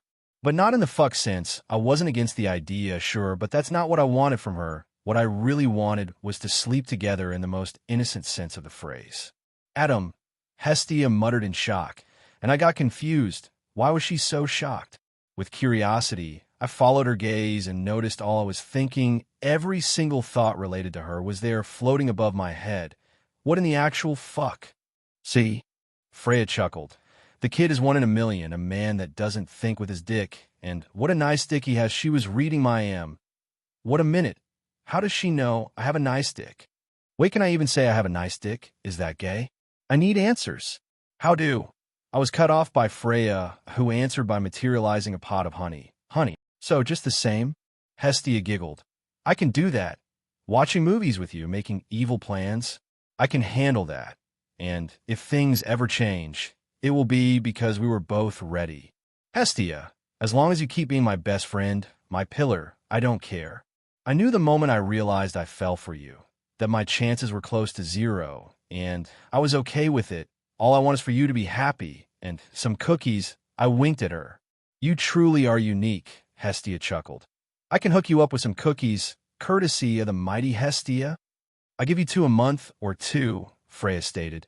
You two are like 2 pieces of a nerdy puzzle that just fits, maybe 3 months depending on the war. Okay. Hestia chuckled. Oh, by the way, tell Odin I am coming for him. That old man had it coming, and he would now get his, and he would not see it coming. Odin wanted me to give you this, Freya chuckled, giving me a note. I will see it coming, but bring it in, bitch, Odin. I hate him, I sighed. Thank you for understanding me. Hestia hugged me. Forever and always, Hestia. I smiled, hugging her back. I can't say I will be ready anytime soon. Perhaps I never will, but just don't ever leave me alone. I don't want to be alone again, Hestia muttered, tears rolling down my chest. I can't take being alone anymore. Not being heard, not being important to anybody. Hestia, I will never, ever do that, I assured her. Besides, you are the only one that can handle my problematic pranking ass. It is indeed a very pranking ass, Hestia nodded between giggles. Indeed, I chuckled. A very good ass, Freya said dreamily. Okay, let's go. I chuckled, teleporting a glaring Hestia away from Freya, the target of her glare. Odin POV. As soon as Adam left, I teleported to Freya and asked, so, how long do you give them before they fall for each other? More, Freya snorted. I think the question is, how long before they actually start being a couple? At that I nodded. Sorry, I just kind of shipped them. Well, and much, I give them a few months before Hestia gives in. Freya chuckled. She's the one that needs to accept her feelings fully. Good. I sighed. Everything was going according to my plan. Odin, the kid, his heart, his soul, they're almost gone, Freya stated, sending a glare my way. His aura was downright terrifying. A part of him wanted to rip me apart. The kid is hanging on a thread, a fragile one at that. I know. I nodded. Hestia is the reason he has yet to show what his father wants him to be. It scares me, Freya admitted, how something so pure has turned so dark. It's unsettling. I see him, and I see death walking amongst us. I see Hestia, and I see a kind soul. And when he looks at her, that kindness soothes the beast inside of him. But for how long will this last? For how long before that kid just embraces what is inside him? He's not ready to face his reality. I stated, one day he would. I had seen it in 2 possible timelines out of 10 million ones, so there was still a chance, a 0.000199999999999999998% chance of avoiding the end of times. He will get better. Eventually, he will learn and grow, and one day he will have to face his demons instead of perpetually running away from them. But for now, Hestia is the key to his inner victory or his outdoing. I will never understand why you risk so much for a kid we barely know, Freya sighed. After Freya revealed my true emotions to Hestia, I felt lighter, not because I thought Hestia was going to give me a chance. The chances of that were systematically null, but because I no longer had to pretend I didn't love her like that. And in a more selfish thought, I liked the idea that if she ever decided to try something, it would be with me and with no one else.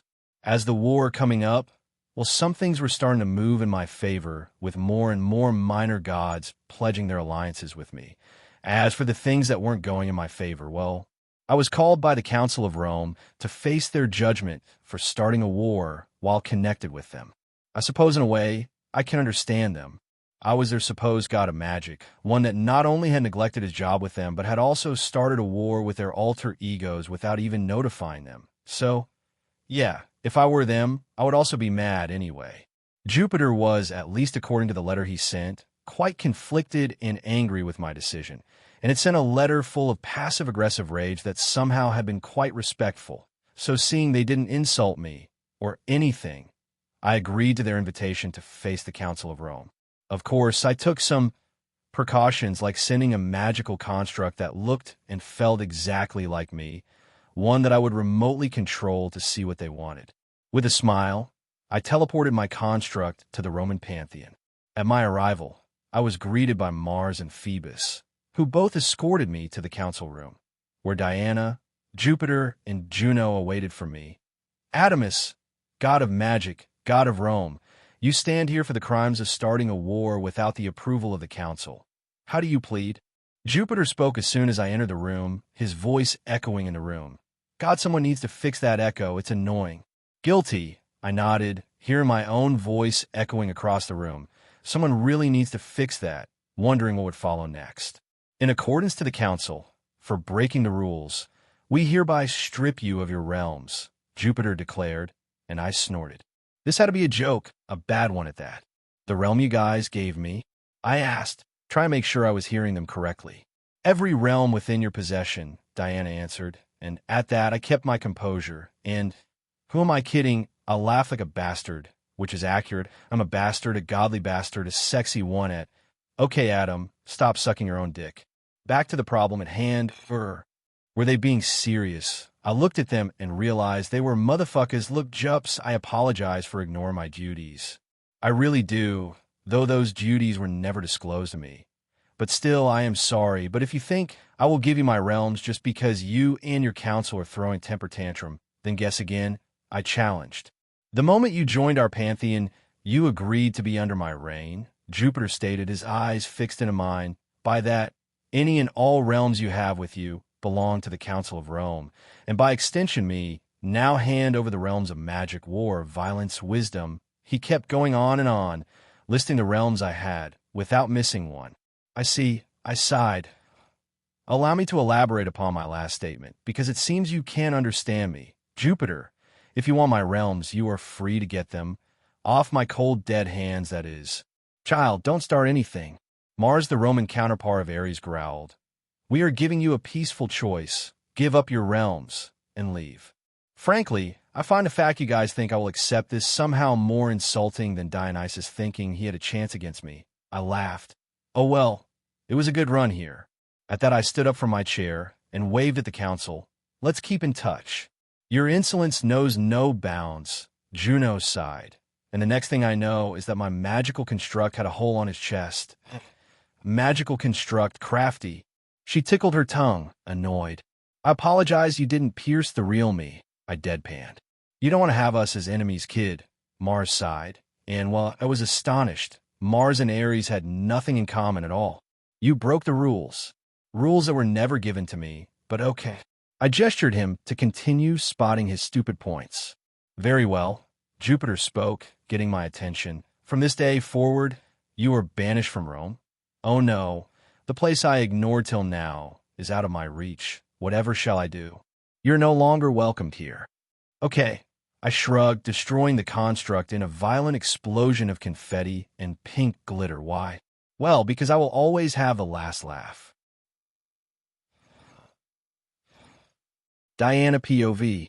I looked at Father, who was covered like everyone in the room, head to toes in pink glitter and confetti that said in bright letter, I am a slutty god, and I couldn't help but wonder, why did he agree to let him go? Why banish him?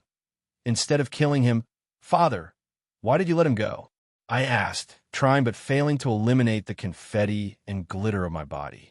Because I am not sure I can beat him, Jupiter admitted, shocking everyone present. This was my attempt to bring him down, my attempt to weaken him. Alas, I failed, he chuckled. Surely you jest. Mars spoke up. He can't by any means take on all of us. And while I can believe he is on your level, at the very least, I don't think he can deal with all of us at once. Sure, we could take him. Jupiter nodded. In numbers, the uncertainty about if I can beat him or not would go away. But he's not alone, is he? Thor, Odin, son Wukong. So why even try? We would be bringing a violent war to our doors, one that we have no chance of winning. So we just banish him? I asked, still shocked. We close a chapter with him. Unprovoke the kid is harmless. Sleeping lion, if you wish. Kick the lion, and you will hear him roar, Jupiter stated, making me wonder, was Adam such a big threat? Besides, if his family decided to help him, after the Rome incident, I was left thinking, was Jupiter a threat? Was he something I had to prepare to face in the long run? Or would he actually let me be as long as I didn't intrude within his pantheon again? Not gonna lie. I was a bit tired. I already had a three-way war. And now, there was a chance of this war becoming a four-way war, a gangbang war, a bit sexual, but everyone gets the problem.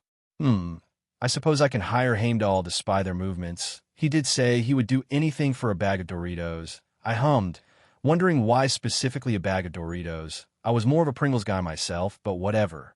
Oh, great savior, the fuck? Well, that's it. I finally lost it. 1 year without pranking, and now I'm hearing voice. Oh, great violent Jesus. Saves us with your divine kick. Bring forth the kick of salvation. Violent Jesus? Yep, I lost it. Adam, is everything all right? Odin asked, looking at me with some concern. I'm hearing voices. They still haven't told me to kill you all. So I guess it's benign. I chuckled as the voices continued. The name of our Savior is Adam. Almighty One, bring forth the violent cleansing to our souls. I see. Odin nodded, slowly walking away from me, while pulling out his phone and marking 911. Really? I snorted. Oh, great violent one, bring thy pranking might to our souls. I've been waiting for this setup for years. Odin chuckled, And those voices? Totally normal. It means the humans worshiping you actually think you are real, as in they believe in you above anything else. I have worshippers. Owen, humans don't know about me. Adam, all a new religion needs, is a human with a strong conviction to worship its god. Odin smiled. One human starts a tsunami of change, and that's what humans call the power of faith. Alone they are weak, ants unworthy of our presence, but together, those little creatures can reach us, affect us, and more. It's both fascinating and mildly terrifying, he admitted with a chuckle. Okay, cool, but you're not getting the point. The only times I interact with humans is when I have too much sexual stress. Unless, no, that sounds about right. So what? I fucked those women so good, they started a religion. You know what, that doesn't sound bad. I actually feel flattered. You know, Odin snorted. Was he insinuating my game was weak? I think it's best if you go and check for yourself.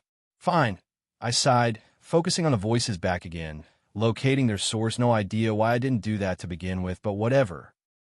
Well, Odin was right. Apparently one human is more than enough to start a religious cult. Or a church. Then again, I'm half outer god, half Greek. So, half cult, half temple. Anyway, the point was that the crack-addict I had almost killed while trying to find Ares to recover Zeus's master bolt had started a religion in my name. And what's more surprising was that, according to the pamphlets, there was one church in almost every state in the U.S. First, how? I met the guy a year or so ago. How the fuck does he start a religion and spreads that shit like an STD on drugs so fast? And two, how come I didn't see this shit before? Is this your first time in the Church of Our Lord? A random lady asked, and I nodded. Wonderful. I hope his mighty kick enlightens your soul like it did with me. What?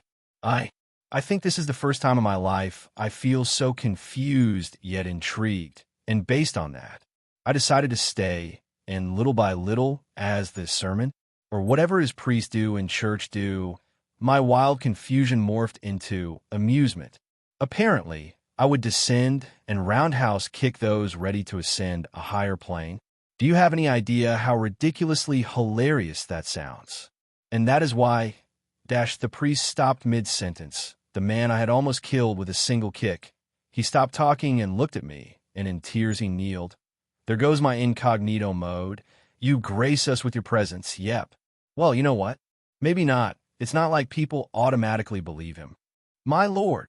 Every single one of them kneeled a few seconds after the man said that. Well, I had my fun, I sighed, snapping my fingers and sending everyone but the priest to sleep.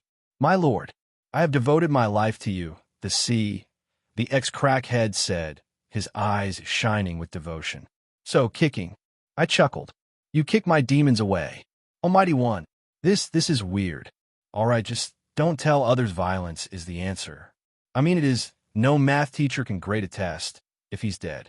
But the point is, I don't want people starting shit in my name. Oh no, of course not, your magnificence. The priest shook his head. We know only you can bring forth the cleansing violence. We are but boxing bags full of sins waiting for your mighty uppercut or kick to clean our souls. We must spread the peace so that you can violently clean our souls.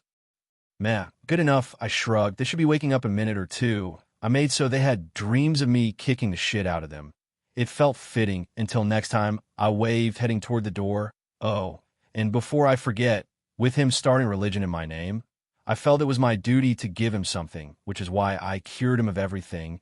And by everything, I meant everything drugs did to his body. Oh, the pleasures of magic. You should feel better. I thank you, my lord, but if you have time, I have one request. If permitted, this lowly servant of yours wants to ask something. I kind of feel like I need to say no homo. Should I say no homo? Sure shot, I nodded. Can you cute little Timmy? At that, the priest opened a door, and a kid in a wheelchair entered the room. His life energy was so low. No wonder I didn't put him to sleep like the rest. He is quadriplegic and has every cancer known to man. Holy shit. How is that possible? I asked, losing my cool. He even has some types of cancers doctors have no idea how to call. What in the actual fuck? And that's not the worst part. It's not. He also somehow has every other disease known to man. And he's blind. Okay, that can't be real. I stated, scanning the kid with my magic. And holy shit, it's real. Holy, how is he still alive? He even had hepatitis A through Z, and yes, I know there aren't that many hepatitises. His parents are anti-vax. Oh well, that explains it. Can you heal me? Timmy asked, pushing his frail disease-ridden body. Of course, then I will curse your parents. I nodded, moving my hand forward to heal him. Can you kick me? What? I want to be healed with a mighty kick of my lord. I don't like this anymore. Sure, why not? Fuck it. I sighed, charging my foot with healing magic before I kicked the kid through a wall. Roadhouse. I can see. Timmy shouted from the street. I was a good god. After kicking little Timmy through a 5-story building, I decided to have a talk with his anti-vax parents. It was for the best. Look, what you two are doing is stupid, borderline retarded. And I'm not using the word retarded in the mentally challenged way, but in the retarded way. But oh, great savior, we don't trust doctors and their vials of autisms. Karen, the mother of Timmy, replied. Yep, her name is Karen. Not surprising, though. Vaccines don't give autism. I almost shouted, talking with you two does. I was moments away from killing them or turning them into flies. Either way worked. But oh gracious God, we know they do. The son of a friend of a friend of a friend of a friend of a neighbor of a neighbor of an acquaintance, said the child of his twice-removed cousin, is a victim of the vaccine mafia. Mark, the father of Timmy, spoke, his eyes shining with ignorance. I eyed the two for a second. Dear me. I shuddered, feeling my nose dripping with my golden ichor. Are you okay? Karen asked. I have some essential oils and crystals that can clean your energy. Cue for my nose bleed to intensify. Yes, I'm okay. Just having an aneurysm out of sheer stupidity. I sighed, wiping my nose. Oh, well, I didn't think you were that stupid, Mark chuckled. I guess even our God has its faults. Alrighty. I snapped my fingers, turning them into rats. I don't know what's worse, that they actually believe in the vaccine mafia, or that I wasted 2 hours talking with them. Heck, I don't think even Miss J can teach these fuckers common sense. I sighed, noticing the anti-vax rats squeaking at my feet, maybe begging me to turn them back to normal. Seeing you two love disease so much, I have graciously decided to allow you two to be carriers of disease. Be careful with the cats, though. My parents? Little Timmy asked as he entered the room. They are rats now, I answered. Oh, thank God. Oh no. Timmy, who was elated at first, then tried to pretend he was sad. It's not a sin in my religion to not like your parents, I informed little Timmy. Oh, then thank God, Timmy sighed. I eyed the kid, not sure if his clear hate to his parents was hilarious or sad. Well, don't get sick anytime soon, kiddo. I waved at him, and with a magical poof that left 4 words behind, I don't give a fuck, I disappeared. Don't worry, Mama, Papa, if you two get sick, I will spray some rock water all over you like you two did with me. I will help you as much as you helped me. Timmy smiled with a dark tone, as the 2 rats that once were his parents sighed happily, feeling Timmy would take good care of them with their essential oils and rocks. Even in the end, the 2 rats were stupid. Well, having a religion is not something I expected or wanted. Oh, well, if they make me stronger by believing I will beat the crap out of them on day, so be it. They're free to believe I will, because I might. So, how is your religion? Odin asked, a smirk pasted on his face. Well, I turned 2 people into rats, healed 1 kid that by no means should be alive with a roundhouse kick, and knocked up all my followers with magic. I hummed. I'd said about normal. I killed my first group of followers. Odin chuckled. So I guess your first day with them was better than mine? Heck, your religion has more people than ours, he smiled. A bit of a morbid fact, but who am I to judge? Neat. So what are your plans for the Romans? Odin asked, changing the subject of our conversation. Well, for now, I will leave them alone, but at one point I will face them. I want Hestia to be whole again, and Vesta is part of that whole. Also, if I truly want to kill Zeus, I have to kill Jupiter. So, I guess in the end, I will end up waging a war against them too. Not that I had anything against them, but I had no guarantee Zeus would pop from out of Jupiter if I only killed Jupiter. I see, Odin sighed. Well, not that I don't enjoy our conversations, but I have to go. I had some stuff to take care of before finishing for the day, like finding a way to add Hestia to my religion, without splitting her in two like it happened with Vesta. Bye, Odin chuckled. Hestia POV. Adam had come back from his little adventure, and, well, apparently he now had a religion, meaning he finally had humans worshipping him. So, you kicked poor little Timmy? I asked in shock, poor little kid. It was a healing kick, Adam nodded. Literally, and by literally I mean I literally kicked the sick out of him. Oh, well, then I suppose it's all right. I giggled, a bit unorthodox, but he helped someone, and that's what mattered, not the process. And besides, it's not like Adam to do anything in a predictable way.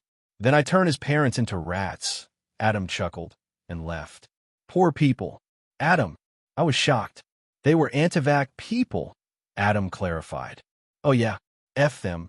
I nodded. Anti-vax parents were the worst. Poor little Timmy. But yeah, today has been a very eventful day. Adam chuckled. So, want to watch a movie? He offered after a second of silence. With untamed emotion, I jumped from my seat and tackled him into a hug. I will take this violent yet adorable tackle as a yes, he chuckled. You pick the movie, I'll cook the snacks. I giggled, running off to the kitchen. It's been a long time since I had time to just hang out with him. After a long weekend of movies with Hestia, I decided to see how my camp was doing. Finding out that Annabeth was missing, needless to say, I decided it was upon myself to find her, not necessarily to bring her back, but to find out why she had left. With a smile, I searched the earth for her with my magic, finding she was for some reason in the desert, but something was off. Her energy was different, almost as if someone was trying to mimic her mana signature. Odd, very odd. There was no doubt this was a trap, one that I would take nonetheless. Taking a deep breath, gathering my mental fortitude for whatever was to come, I teleported to where I'd felt her. The desert was empty, except for the motionless body of Annabeth on the ground. For a moment I reeled back in horror, but forced myself to remember how the mana signature fell off, and with that thought in mind, I scanned the body. A fake, a very good one, but a fake nonetheless. Now the question was, who was behind all this? As I pondered over this problematic situation, I felt something approaching my location dangerously fast. With my mana sense, I was able to see it was a massive ball of flames and molten core that had both magical and physical attributes beyond anything I'd seen. It was the perfect balance between the two. Using my powers, I created a dimensional hole to transport the attack to outer space. I could have teleported out of the way, but this way, I was sending a message to my attacker that I had more than one trick up my sleeve. It's nice to finally have time to ourselves. Don't you think? A man with 4 arms and 5 golden eyes appeared, his entire demeanor shouting one thing: confidence. I have no idea who you are nor what you want from me. I sighed.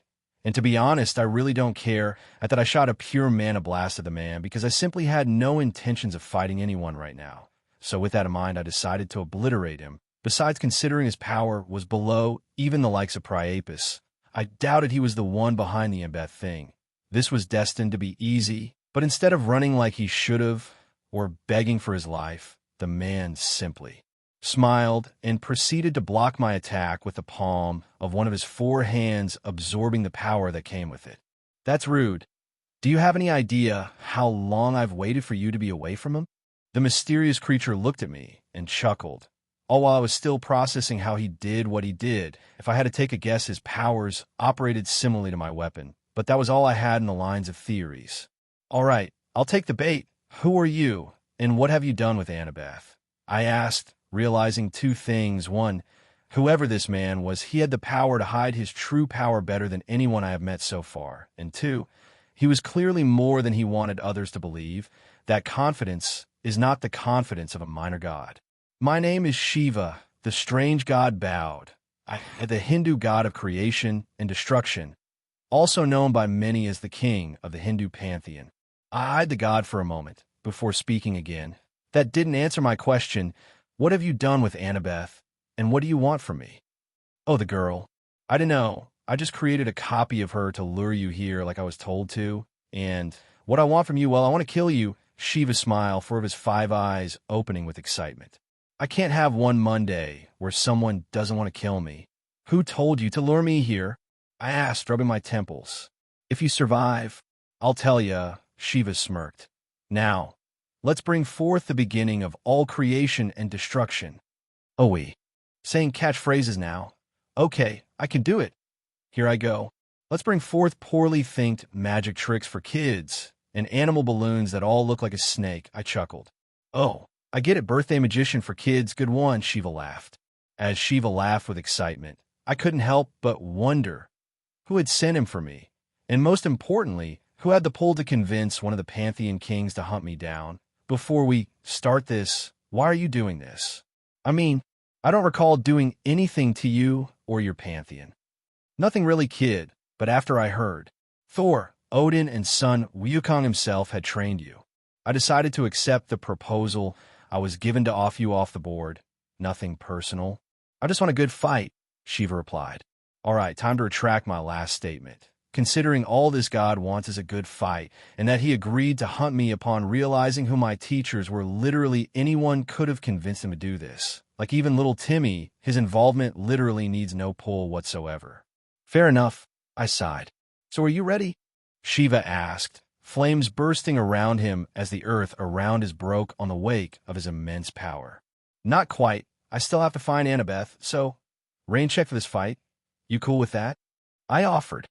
Sure, why not? Shiva shrugged. You see like a guy I can trust, so same place next week? Next month, I mean if I lose and die.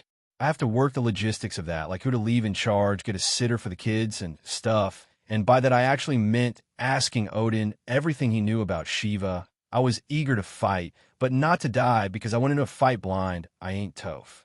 Oh, of course, don't even tell me about it. Logistics are the worst, which reminds me. I have a party that day. How about the third Friday of next month? Sounds fair. Shiva offered, pulling out a calendar out of thin air. Yep, I'm definitely free to die or kill someone that day. I snorted at that. Well, then it's a date. Scratch that. Sounds weird, but yeah, we'll see each other then. See you then, Shiva nodded and teleported out of the desert. What a nice guy. Maybe we could drink a beer after all of this is over. Wait, can Hindu gods consume alcohol? We'll have to research that. According to Odin, Shiva is a carefree, proud, and powerful god that has shown over his life massively problematic violent tendencies, even clashing against Zeus himself more than once. According to Odin, their fights had set humanity back a few thousand years, more than once, meaning his power was at least equal to the Greek king. This made this fight all the more impossible to win. And that was only one of problems. Annabeth was still missing, and someone had used her disappearance to try and eliminate me. But who? Kronos, he was a possibility, but thanks to the seals keeping his body and power incomplete, he lacked the magic power to do such thing, meaning that at least for now he was minor threat, one that had no hopes of kidnapping a demigod from my world, which brought a different problem altogether. My world was sealed from the main reality most gods resided, operating in a plane of existence that had no tether to the human world, meaning no one but the ones I had allowed had access to my world. So whoever had kidnapped Annabeth was within my ranks. In short, I had a traitor swimming amongst my people, but I had several gods working under me, some with possible reasons to want me gone, like Heracles trying to get the favor of his father with my head. No, Heracles was more of a I tackle my problems guy, and Hebe was very similar to Hestia, meaning they weren't the culprit. Besides, whoever was targeting me knew of my relationship with Annabeth, something that wasn't common knowledge, not because I tried to hide it, but because nobody actually cared about my life prior to my godhood. With those parameters, I had narrowed my search to a few: Hades, Persephone, and Athena. And considering Hades and Persephone had had their chances of betraying me multiple times, the only plausible culprit was Athena, which made no sense. I had her realms. Why would she try to kill me, risking the chance of me discovering her plot? It made no sense. Then again, if she was actually the one behind my upcoming fight with the Hindu king, I had to admit her plan was remarkably smart. It basically meant she had bought my trust with sacrifice, like giving me access to her realms in order to stab me when I least expected. But even then, it made no sense. She had to know I would connect the dots to her. She was no idiot. She had to know I would figure out what she was planning. This thought alone made me doubt. If the answer was so obvious, perhaps it wasn't the answer. Hestia. I called, and she appeared through the hearth of my room. Yes. Hestia inquired, worried, mostly because I would never summon her through the hearth unless it was absolutely necessary. I looked at her for a moment and hugged her. I need you to stay on Asgard for a bit. Even if I wasn't sure if Athena was the culprit, I had to play it safe. If she was, Hestia would be at her mercy in my world. After me, Athena was the most powerful being, meaning she could easily force Hestia back to Olympus if she happened to be the traitor. What? Hestia muttered, her tone full of worry. Well, I'm not sure, but I have a feeling I have a traitor amongst the gods I have recruited. I answered her. My main suspect is Athena, but I can't be sure. Perhaps there wasn't even a traitor around at all, and this was my paranoia talking. But even if I was being a bit paranoid, I had to avoid taking unnecessary risks in Asgard. If Athena or anyone tried to kidnap her, they would face the full night of Asgard, with the likes of Odin and Thor keeping her safe, something I can't do at all times. And since the day Athena had suggested it was best for me to keep Hestia here, a red flag had been raised. She almost sounded demanding that day, and that was odd. Well, I trust your judgment, Hestia sighed. I really hope she isn't the one you were looking for. I was somewhat happy to have my niece with me. I promise I will be as lenient as I can if it happens to be her. I promised Hestia. It's not like I had to kill all my enemies. Some could be imprisoned, at least the ones that were no threats to my current cause. I trust your judgment, Adam. Hestia smiled, her hand touching my cheek ever so lightly. I promised you a long time ago that as long as you wanted me by your side, I would stand there, and like I said that day, I will not approve of some decisions because they are not in my nature, but no matter what you do, I will always else stand by your side. Thanks, I smiled, wondering how could such simple words make me feel so at ease. She was like a drug, an antidepressant one, that kept me from going mad. Hestia. Maybe I can sell that. Now, I better start packing, Hestia giggled. Oh, maybe I could do a girls' day with Freya, Frigg, and Honey, with spa and everything. Sure, sounds grand. I laughed. Heck, I might even join you girls, I winked. As much as I would love to have you there, Hestia chuckled. I want some girl time, she declared, her cheeks puffing up adorably like a tiny, cute squirrel. As you wish, I bowed dramatically. Shiva POV. Adam was a fun guy. He even made plans to fight me. What a good guy. I can already imagine the fun I will have clashing against the newest god around. He seemed powerful and very chill, so 10 on my books. You were supposed to kill him. The one that had. Technically hire me to kill him said, appearing out of nowhere. You left him escape. I would watch my tone if I were you. I reminded my contractor that I could just as easily blow her head off if she kept pushing me beyond my limits. What guarantee do you have that he will actually come to fight you? What a bowl of ignorance, of course he would come. I could see it on his eyes, the same fire I have within me, the same desire to bring forth our might into combat, destroying and creating in our wake. I just know, I grinned. Besides, it seemed fair. You gave me a list of all his powers, at least the ones you know about, so I decided it was only fair to let him ask Odin about me. That was to give you an advantage. I glared at her, my hands curling into fists. I apologized for my outburst. Next time you forget your place, I will kill you. I threatened. No, that wasn't a threat. That was a promise. After making sure Hestia was safe and sound in Asgard, with everything she needed, I went back to my world to put some extra spells around. Spells that would help me catch the one behind, Shiva coming after me, or at the very least, point me toward the right direction. You must be Adam, Heracles smiled, a smile devoid of feeling. Is there anything I can do around here? I sighed. This being king business was not to my liking.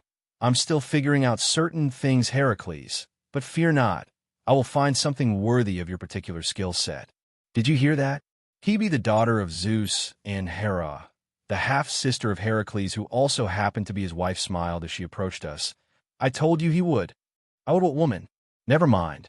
You know what? I have a great idea. Heracles, I actually need some help from the two of you, actually. What? The god of strength asked, somewhat eager. I think there is a traitor walking amongst us. I informed them. My reasoning behind this was, if they were the traitors, they would rush their plans, getting sloppy. If they weren't, this would get me an extra pair of eyes and ears around. I need you to keep an eye open and report anything out of the ordinary to me. Wonderful. Hebe nodded eagerly. I mean, that you gave us that task. Not that we have a traitor. That is not cool at all. Heracles eyed me for a second, his hand tightening around his massive golden club. How can you be sure it's not us? Intriguing question, I had to admit. I can't. I winked at them. Everyone's a suspect, even you two. Oh my, Hebe muttered. Then why ask us to do this? Heracles all but growled. Easy now, tiger. You don't want to clash with me. I chuckled. As for why I'm doing this, well, you could say I'm an idiot at times, an idiot with ideas so crazy they usually worked. Heracles looked at me and laughed.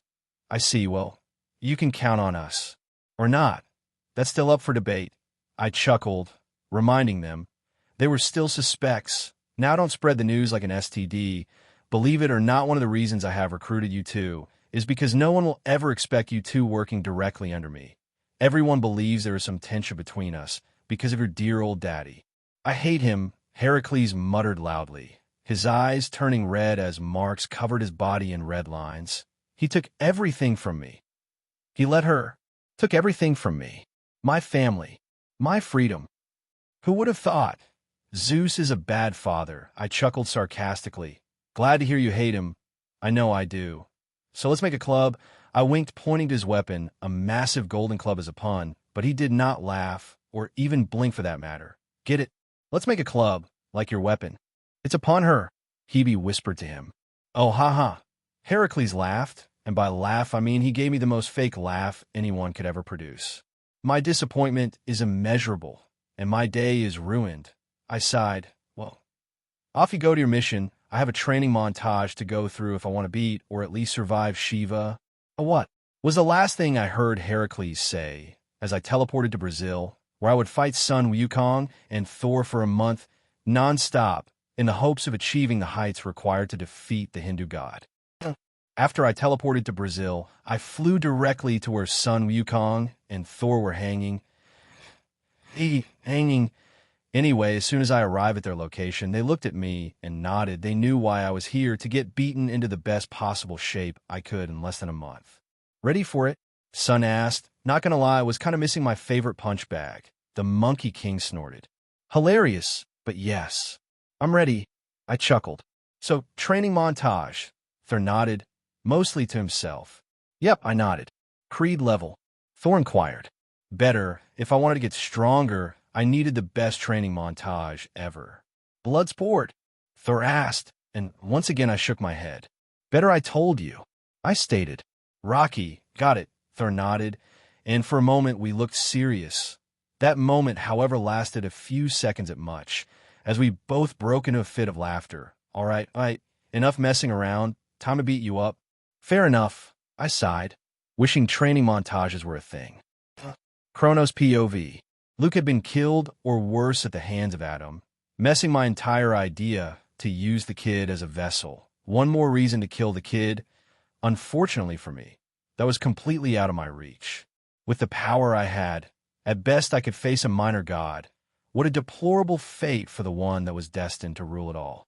But his mother once said, patience is the key to victory. And if I had learned something this last few thousand years, is to be patient. Adam and Zeus would kill each other, and I would burn what's left of them. After all, time is unavoidable. No matter what you do or where you go, time will eventually catch up with you. This was not to say I didn't have other backup plans. Amongst my plans there was kidnapping Hestia so that I could control the kid. And last but no least, waking up my mother, Gaia, so that she could kill those brats opposing my rightful right to rule. Either way, all plans lead to the same avenue, my victory, no matter what. I would get what I deserved. I would rule the world once more, leading the Titans to a new era where gods were no more. My lord, someone is here to see you. She wants to speak about Narithoteep POV. I had been in the beginning, and I would be in the end of all things, but I wanted more than that, more than I had, more than I could ever have. I wanted to rule all reality, making humanity, gods, demons, and everyone else in between suffer beyond the limitations of my prison in the outer. I wanted to be free of the shackles the long dream of Azithoth had created, and Adam was the key for that success.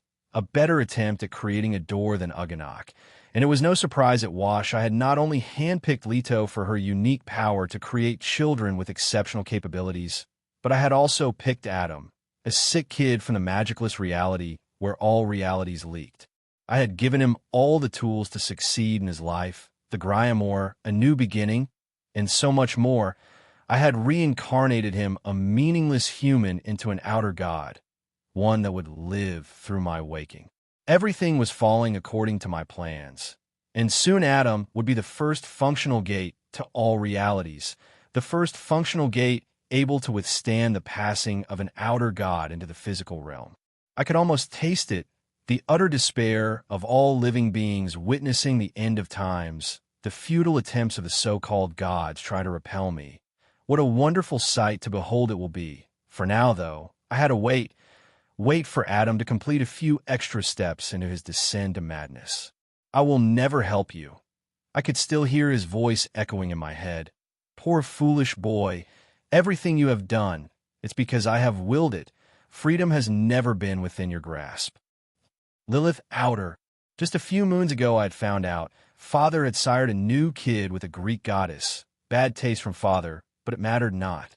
What was important was that I had a brother, which was a wonderful surprise itself. Perhaps siring a child with him would prove beneficial for the Great Ones. After all, according to Lobon, Adam was an outer god that yet to be fully awoken. I can only imagine the monstrosities he will do once his fragile humanity is shattered. The mere thought of my little brother destroying everything in his wake makes me wet in all the right places. Only I could carry his seed as it was intended, because only I could properly birth a monster worthy of being his child, our child. Finally, I would have a child worthy of my love, a child that would rule the nightmares of mortals by haunting the night. But that would have to wait until I collected his seed. So for now, I would simply sit by and wait for my little brother to retrieve what rightfully belonged to him, and in the process show him what he really is, and that he has no need to play king with those inferior creatures that he is ruling. Athena POV. There is no doubt Adam suspected of me, or everyone for that matter, after he moved Hestia back to Asgard. I knew there had to be something wrong, something related to the disappearance of Annabeth. Perhaps he thought I was responsible for it, or perhaps he thought I was to blame for the appearance of the Hindu king. Either way, Adam was acting according to his instincts, keeping the one person that could become a liability, a weakness away from where he felt the traitor was. And while some gods will feel offended with this once they find out, I found this to be most exceptional for me. If I found the traitor, I would win the favor of the future king of Olympus, and I was not one to shy from a challenge. Whoever this traitor was had not only targeted Adam, but had targeted one of my children. It couldn't be someone from here. No one had the power nor the resources to do such a thing, especially considering Shiva was involved. Whoever it was had connections and a strong grudge against Adam. But who? Adam POV. Being able to actually fight Sun Wukong and Thor was satisfying to say something. I mean, do you have any idea how frustrating it is to lose a fight in less than a second? Well, that was my life before now. It took each hours to defeat me, meaning I was actually learning something, like Sun can make millions of clone that somehow retain a big chunk of his power without weakening him. 2. Thor was rather easy to rile up in combat. And 3. We all enjoyed snack breaks. The point was, I was finally learning something from them, and while the fact they were still more powerful than me was still there. Actually, no, that wasn't right. Our powers were somewhat evenly matched, but what they actually had over me was thousands of years of experience, something I was getting by fighting them. Was I going to be ready to face Shiva in a hopefully friendly match? Not sure, but at the very least, I would be closer to that point after my training ended. Shiva is a very destructive fighter, Sun Wukong said. And no, that is not a pun. I think Wuk has been spending too much time with me to expect that.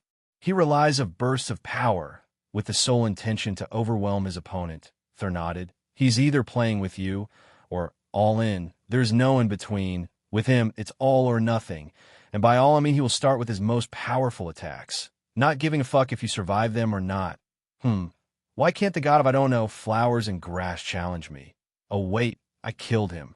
I would recommend you to go to the fight already in your divine form.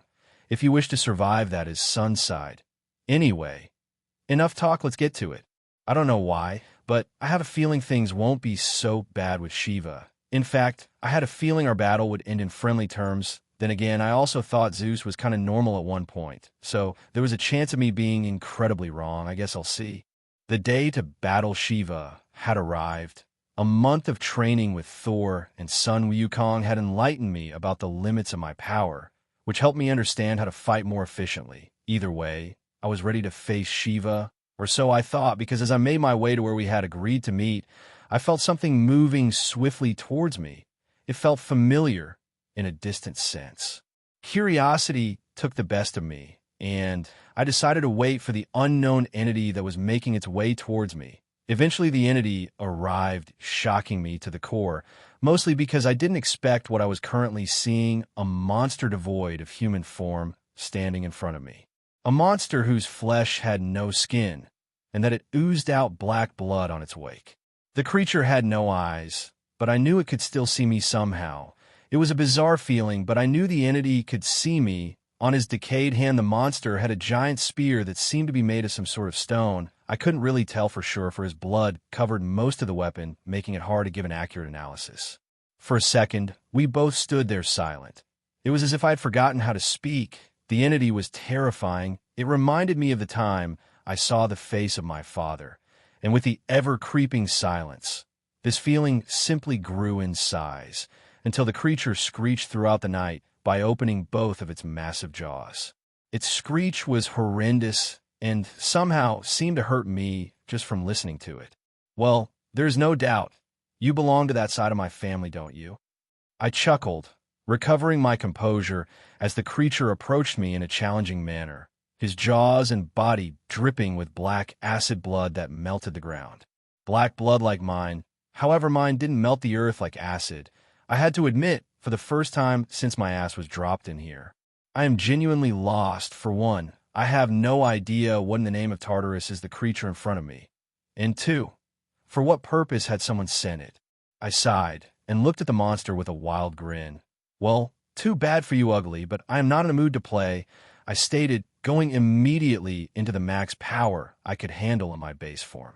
The creature hissed and seemed to be dissuaded from approaching so casually now. With a smile, I drew my weapon and made my way over to the creature, just in case it had something I had to be careful about. However, the hesitation my power had instilled in the creature was short-lived, as the creature rushed at me, forcing our weapons to clash. Immediately, I noticed something. While my weapon was able to block his attacks, this attacks had no essence, no core, nor physical, nor magical, which shouldn't be possible. For a while, we traded a flurry of blows that made me thankful for the training I had taken. Whatever this creature was about Ares in terms of power and technique. But unlike Ares, the entity adapted to my fighting style shockingly fast as it started to swing his spear recklessly, making his attacks nearly unpredictable. "All right," I muttered, teleporting away from it. "Burn." I snapped my fingers, summoning an inferno of flames around it. But instead of burning, the creature seemed unfazed by what was happening to its surroundings, almost as if the fire was nothing but a breeze to him. Not a good time to fuck me, Murphy. I sighed, changing my approach to a more direct one, and beam of pure and concentrated mana. This time, the attack had an effect. Not sure if the effect was good or not, but the point was the attack had pierced the creature, and while this might sound good and all, the creature regenerated the wound immediately, thus negating any progress whatsoever. Great. I sighed in annoyance, trying to think of a different approach. If magic wasn't the answer, perhaps brute strength was. As I pondered how to kill the beast, the monster practically teleported in front of me in a burst of speed as it took a big swing with the intention to bisect me, destroying several mountains in the process, and killing thousands of humans that lived around the area. With a single thought, I teleported to his side, getting a second to fully absorb the amount of destruction a single swing had caused. "You bastard!" I growled in anger, slamming my fist into his head. With a hiss, the creature looked up at me, only to get kicked into outer space. Death walk among us. The monster hissed as his body reached escape velocity. "Right you are, and it's my foot in your ass," I growled as the creature collected itself and looked at me menacingly. "Death walk among us," the creature repeated, throwing its spear with devastating force back to earth as it transformed its arms into blades. With a sigh as the transformation took place, I teleported the spear that if I let unattended would have destroyed an entire fucking continent. This apparently annoyed the creature beyond my wildest expectations, and in a fit of something akin to rage attacked me while it screeched, making my ears bleed, which by the way made no sense. There should be no sound in the VA. Forget it, Adam, you're fighting a monster.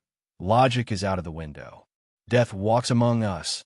The creature repeated every 3 seconds on the clock as his attacks grew heavier and heavier, pushing me back more and more. Aren't you an eloquent talker? In a fit of creativity, I decided to mold my weapon into a new shape, a sword. In theory, this idea was very possible because my weapon was a part of me, ergo it should obey my commands. Of course, this was an idea based of nothing because I had never needed to change its shape before, but considering none of the attacks I was intercepting had anything to absorb, the shape my weapon currently had was useless. It worked neat.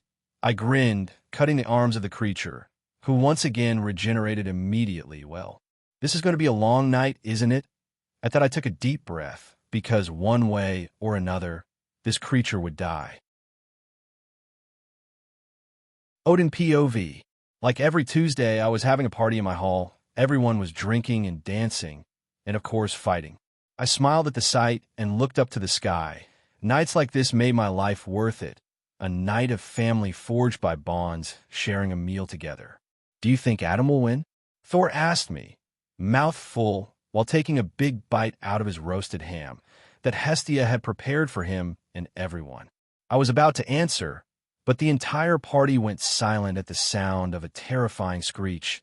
Someone had breached my realm. I instantly jumped out of my throne, summoning my spear, and made my way where I had heard the sound to see what it was. Whoever entered Valhalla must be looking for death itself. Thor barked, hammer in hand. "Don't lower your guard, whatever it is. I can't see with my powers," I stated as I looked beside me to see Thor, Tyr, and Frigg ready for battle, along with some other Asgardians. "This feels dark," Hestia spoke in a calm voice as she approached us. "Take Hestia and the kids to the vault.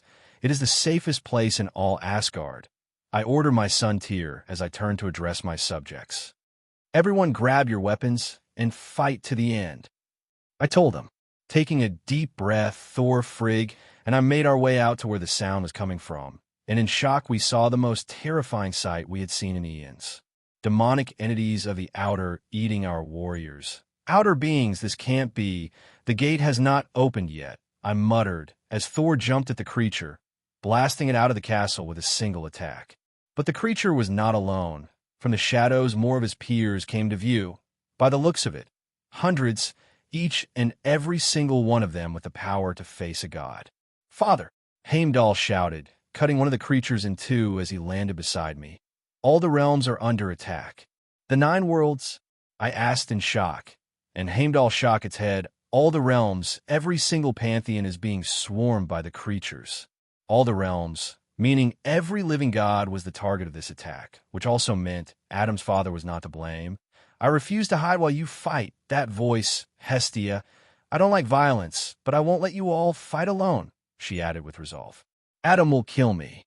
I cursed with a chuckle as I felt the pressure from one of the creatures roar.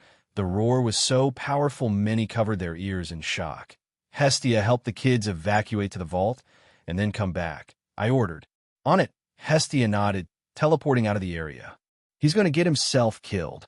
I heard Heimdall curse under his breath, and with a look of puzzlement from everyone present he elaborated, "Adam is currently fighting at least a dozen of these creatures as we speak." Focusing on where Adam was, I reached his location with my Norsight and saw what Heimdall had said. Adam was indeed currently struggling against the very same beasts that were attacking Asgard. Closing my connection, I spoke. "He will manage, and so will we." Zeus POV. One moment I was having sex with a smoking hot barista from the best cafe place in New York, and the next moment I find myself battling creatures that should by all means be long forgotten. How did they enter our realm? I scream in anger, as I pushed 6 of entities with a lighting blast from my Master Bolt. That while it had managed to destroy a big part of their bodies, it was entirely meaningless, for they regenerated the damage in less than a second. How the fuck do you kill these things? If I knew, you think I would be struggling with them? Hera shouted, blasting one of the creatures away from her. I bet this attack is coming from that brat, I stated, but Apollo shook his head. Adam is on the same hole, Dad. Apollo shouted, heck, he has it worse. If it wasn't Adam, then who? Son Wukong POV. Well, this one was new, being chased by demons of the outer that apparently jack off to damage. Buddha buddy, any idea how to kill these things? I asked him. We must find their core, otherwise they will tire us out. Buddha explained. Great, I muttered, blasting one of the monster with my weapon, destroying his entire body, only to once again regenerate. All right, they either don't have a core, which would mean we're fucked, or the core is not within them. Buy me 10 minutes, Buddha said, getting into a meditation pose. I will reach enlightenment about this, but I need time. Well, it's not like I have any other option, I sighed, getting ready to face the hundreds of immortal monsters by myself. You better find the answers soon, I chuckled, jumping into the swarm of beasts with a wild grin. Athena POV. Monster had invaded the realm of Adam, and had little by little started to push me and the other gods back. If this continued, we would eventually be killed. This monsters, while clearly somewhat weaker than me, had proven to be impossible to kill. No attack dealt lasting damage. And to add more salt to the situation, they seemed to lack pain receptors, making our battle with them harder than it had to be. This is getting ridiculous, Heracles shouted, smashing one of the monsters with his club, saving a demigod in the process. No matter how bad I smash them, they just regenerate. All beings have a weakness. For them, it is clearly not their body. Otherwise, we would have won this invasion a long time ago. I stated as I tried their weakness, there had to be something I was missing. Well, you better find the weakness soon, sister, or we will die. Heracles shouted.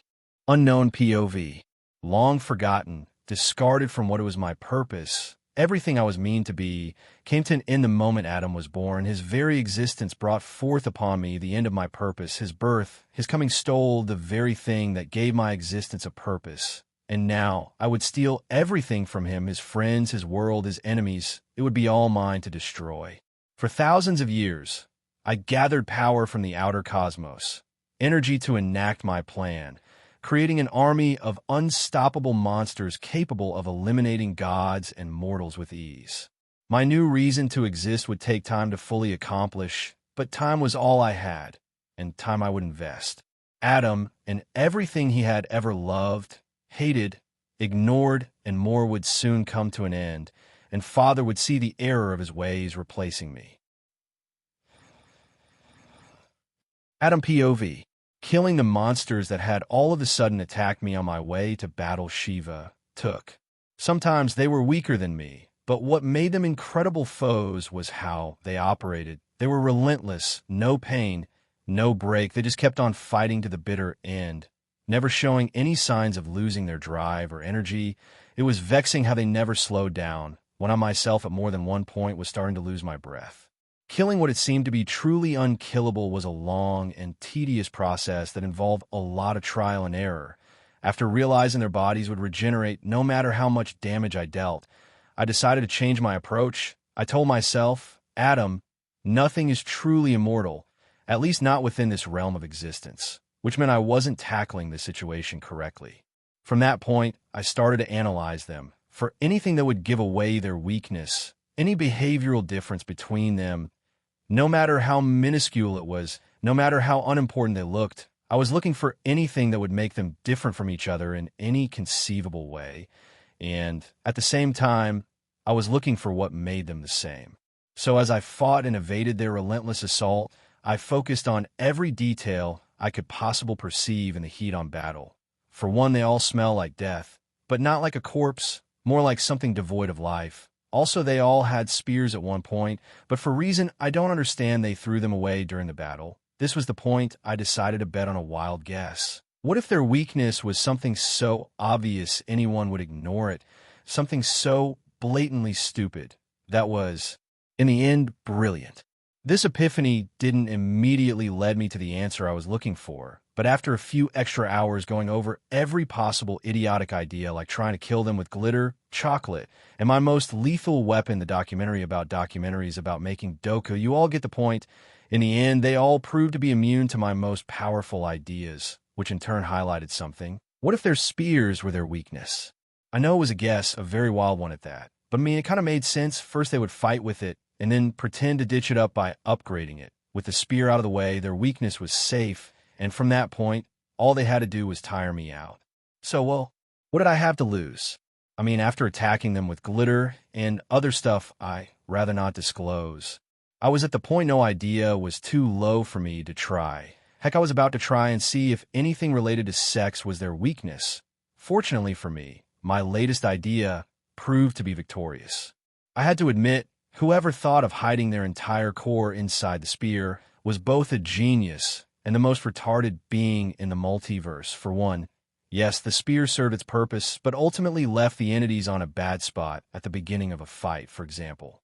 If I had started the fight at full power, I would have broken a spear like a twig. Alas, I was stubborn, and my stubbornness cost me a fucking weekend.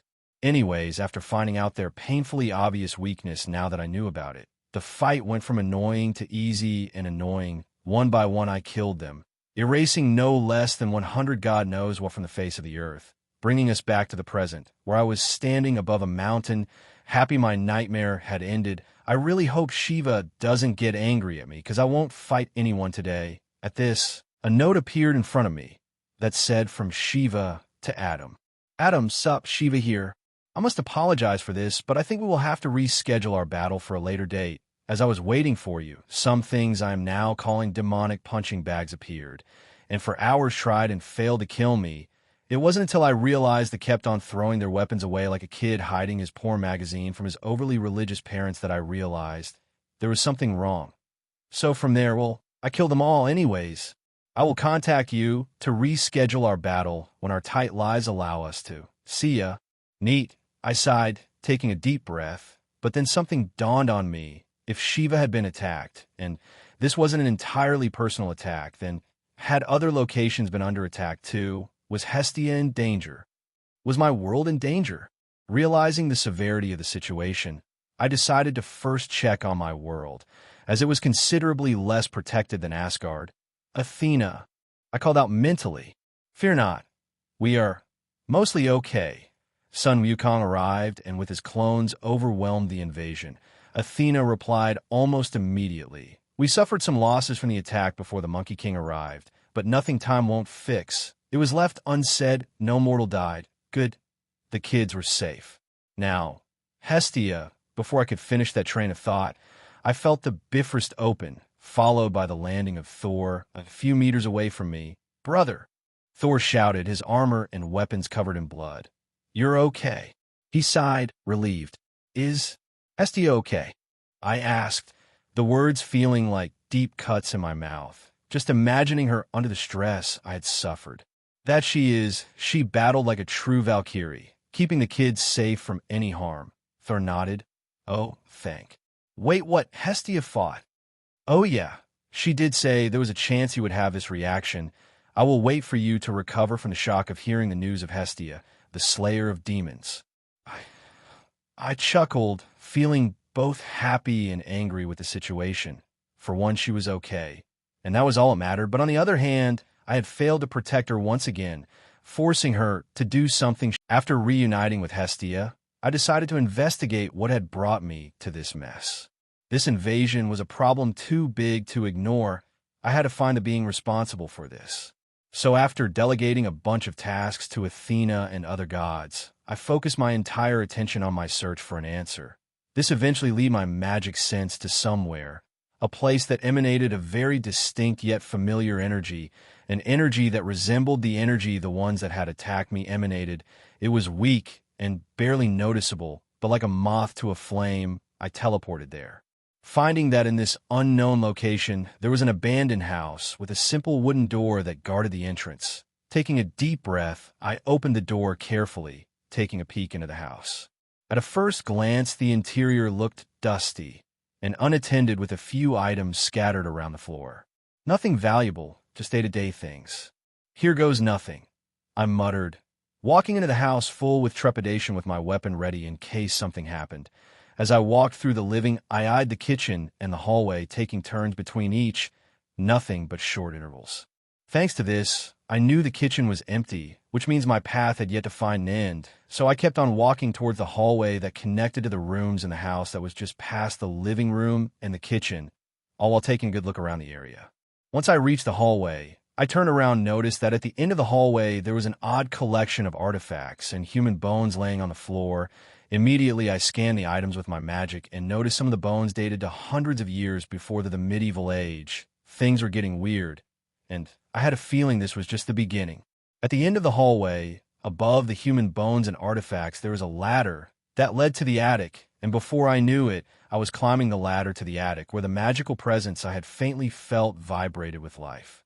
The attic of the house was impressively more dusty than the house, which was saying something.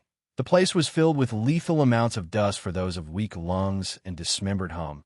"Oh fuck," I muttered in disgust as I eyed the still warm, looking barely getting cold human parts that were tightly draped in ragged pieces of cloth that were dripping blood all around, making a small puddle of crimson.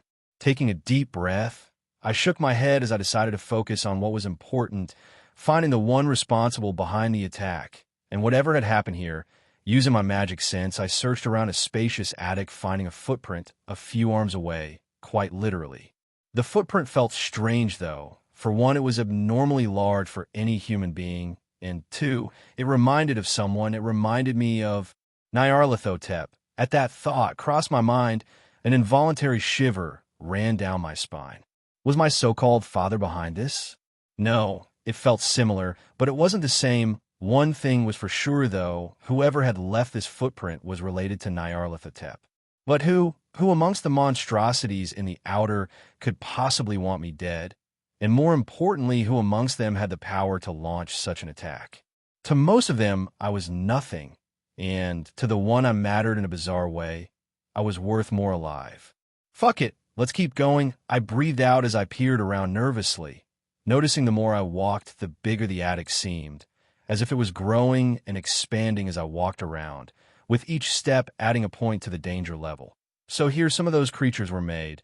I muttered as the unmoving corpse of an outer demon, as I called the bastards that attacked me earlier, distracted me from my musings, until the sound of something wet, followed by the sound of the wood cracking, caught my attention.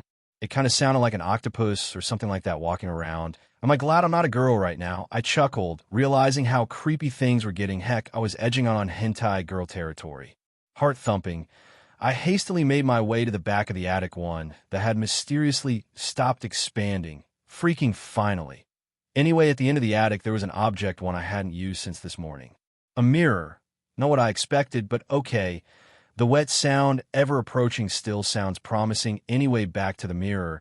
The mirror was quite nice, to be honest. It reminded me of the Renaissance. But what really got my attention was the glow the mirror gave. Not the mirror itself, but the faint red glow that seemed to come from the object itself, muffled by the crystal that reflected my face. I have a bad feeling about this, I sighed. Odin POV. Many had died during the battle we had won. And yet, I had a feeling this was but the beginning of a nightmarish chain of attacks regardless of that. I was certain things from this point would only get more difficult. After the storm of chaos the battle for Asgard had brought upon the world, declaring the beginning of a new and dark era, I decided to focus my efforts and intellect on finding who amongst the outer beings had targeted my home. It made no sense. "We must prepare. We can't let them enter Asgard again," Frigg muttered, kissing me on the cheek. Yes, I nodded absently. With the help of Adam, I was going to fix what had been broken. "We lost some minor gods," Frigg added, "and there's a chance they won't ever regenerate." "I know." I nodded, for I knew that death at the hands of those beings was, depending on where they hit you, lethal to even a god. I continued to check the attic of the abandoned house for a while, until a malevolent presence made an entrance, blasting me out of the house with a powerful attack of an energy I had never encountered before. "Fuck," I muttered as I stood up. The attack had hurt. Not a lot, but it had. Caught you. A voice thundered inside my skull, seemingly coming from everywhere around me. In front of me stood a monstrosity like I've never seen before, with tentacles for hands and arms. The beast stood tall and grabbed me, brother. Oh, well, that explains the resemblance to Nyarlathotep. Well, this is a way to bond one guess. I snorted, breaking of my bindings with my magic to blasting him through the house like he had done with me. Look, while I love the initiative you have to bond with me, I have no interest in you or the thing you probably call father. Little god, the demonic monstrosity chuckled in amusement. You have no idea how much suffering I have in store for you. Great, another enemy for my ever-growing list. I will assume it has something to do with daddy issues. I grinned, noticing I'd struck a chord.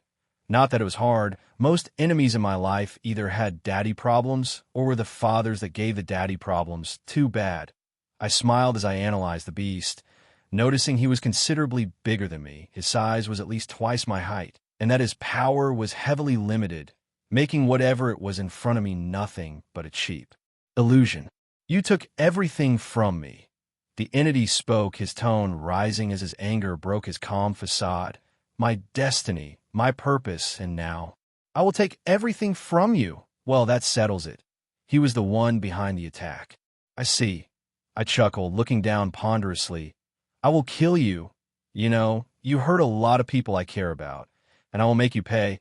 I added with a calm tone, so just wait, and I'll be coming for you. Foolish, and no one can stop me, for I am the gate of NYR. Tired of his ranting, I closed the tether that kept his avatar around, ending the threat he represented for now. I was no fool. I knew one day he would come back, but that day I would be ready. Aganak POV. Adam had survived my first attack, one that I had no hopes of winning.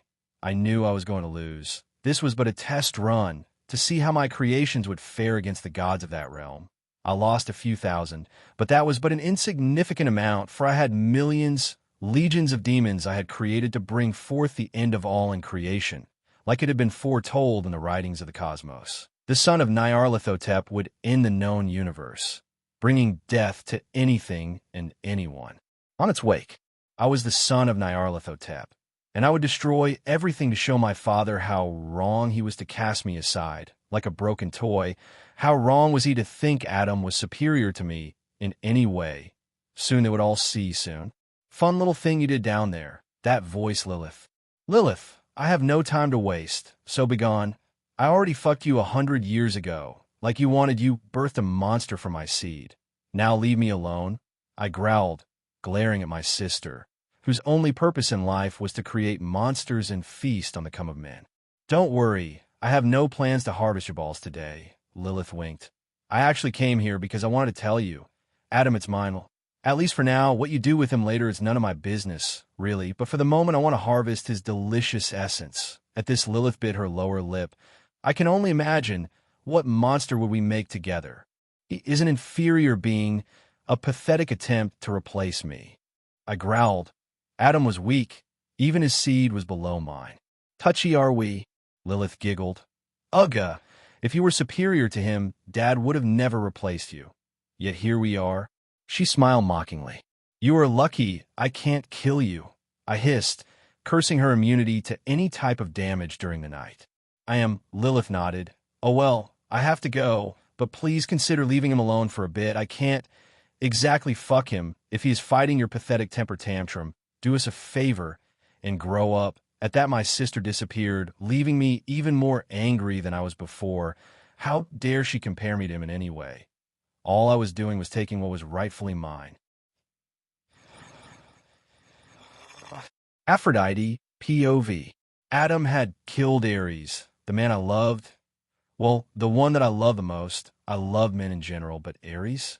He was made to pleasure me, to drive my orgasms to the limit, and Adam had killed him, the one man able to please my every desire, death at the hand of a child. I could forgive him killing Priapus, in fact. I never liked my son, a weak and pathetic excuse for a god, but killing Ares was something I would never forgive, which is why I had kidnapped the child of Athena and had offered Shiva something he could simply not resist. In exchange for killing Adam, I would give him the night of his life. This deal, of course, was hard to accomplish. Shiva was not interested in sleeping with me. But with a bit of magic under his nose, I managed to put a collar on that dog. Granted, my control over Shiva was weak. He was still very aware of his actions. The only thing that had changed was that he felt attracted to me and wanted, because of that, fight Adam. And that's all I needed for him to fight Adam and kill him. Or, at the very least, weaken him so that I can kill him. You will die. Sooner or later, Adam, you will die. After the incident with Naga, whatever his name was, I decided the best path to ensure my victory on a future imminent encounter with him was to copy some of his methods. While crazy and deranged, he had proved to be better prepared than any of us in the ways of war. His army was dangerous, too dangerous, meaning the only way to match his might was to also create an army of drones to assist me when the time came, of course. This was easier said than done. Besides Miss J and her clones, my experience in the area of creating self-sufficient golems was questionable at best. But not all knowledge required decades of study and effort. All you had to do was eat a healthy meal, and I had the perfect dish for my conundrum, Hephaestus, the god of the forge, and my next target. Eating him would grant me immeasurable knowledge in the art of creating and forging beings into life. Now all I had to do was find him and kill him, or offer him once again an opportunity to join. I didn't have to eat all my problems away. That didn't sound like a healthy choice at all. Who knows, he might say yes. Time to find him, I sighed, finding this task rather easy, for a vast array of reasons. Apparently he didn't live on Olympus, because according to Athena, most of the gods in there considered him too ugly to be on their realm full-time like the rest of them were, meaning he would only attend meetings and go away as soon as they finished. Thanks to that, his location was easy to obtain, and according to what I had read and found with my magic, he was on the Forge of the Earth, a magical realm, within one of the biggest volcanoes in the world. Here goes nothing, I muttered, teleporting to the forge. Inside the forge, there was nothing but weapons of all kinds, armors, and so much more. The place was filled to the brim with thousands of weapons forged by the Hephaestus himself. From daggers to spears, he had it all, except a good security system. I had entered his realm without any difficulties, which shouldn't be possible at all. I fully expected to be teleported out of his realm, in the edges of his home. I fully expected having to force my way through the dimensional barrier that kept his world out of the human world. And yet, nothing. It was as if I had been welcomed, as if the god of the forge had invited me to his home. If so, why? "You all right there, kid?" a deep, gruff voice said, snapping me out of my long reverie. Turning around, I look up to see Hephaestus, the owner of the original, standing a few meters away from me, his apron full of burns and oil. "You look like you were asleep on your feet there." "You knew I was coming," I pointed out, to which he nodded. "I had a feeling," Hephaestus grunted. "And here you are." "What?" I asked. "Why are you so welcoming? What is the catch?" I elaborated on my question. Normally my meetings with the gods end up with me having to fight for my life, with 50% of them trying to molest me. For a moment, the god looked at me and said nothing, his eyes piercing into my soul like knives carving a turkey, both cold and hot. His almost emotionless gaze made me feel unease, strange, almost uncomfortable. With sigh, the old god broke the silence in the room and said, "Follow me." I was intrigued, vexed by this turn of events. I knew I had thought of offering him the option of joining me before I tried to eat his soul, but I didn't really think I would get to offer him such a thing. And yet here I was following him through his forge. I have to ask, why are you so friendly, or at least civil with the one that should by all means be your enemy? The god said nothing. He simply kept on walking with me, following him close behind to who knows where. I knew he wasn't ignoring me. I knew that much. I also knew he wasn't planning anything. His soul vibrated in a very distinctive tempo, one that I had only encountered in Hestia. Of course, his was diluted in a sense. Unlike Hestia, who was pure to the very core, Hephaestus had a more dark tone to his essence, one full with bitterness and something akin to hate. The point was that he didn't have any intention of attacking me. His entire aura was open for me to read, which was something intentional on his part. You see, while reading the aura of a god, you don't get all the answers, only what they cannot hide. And they can always hide something, but right now, Hephaestus is letting me read him. He is intentionally lowering his guard, showing me he has no intention of fighting. Here it is. Hephaestus stopped on his tracks, opening a door that led to a bar. Take a sit, he added as he walked behind the counter of his bar. I don't even know what is going on anymore. I was lost. His entire being contradicted what I thought of the gods. Why am I here? To have a drink. Hephaestus' answer was short and to the point. Why else would you go to a bar? He had a point there. I meant, why have you brought me here? I asked again. Perhaps I needed to word my questions better. The god of the forge sighed as he reached behind himself and grabbed a bottle off the tall shelf, uncorking it and pouring out 2 drinks, one for me and one for him. I don't know, kid. I'm not sure why. Wasn't that informative? Well, I can't complain. I'm fighting for my life for once. Hephaestus snorted for a very brief second. I know you want to kill me, Brad. The fates told me of this centuries ago. I mean, I wanted to kill him, sure, but only if he said no to my God, how crazy. I have that my solution for everything is killing those who oppose me. Oh God, I am crazy. Every god is, Hephaestus nodded. The fates told me you wanted to, not that you would. Well, fuck the fates. I don't want to kill you anymore.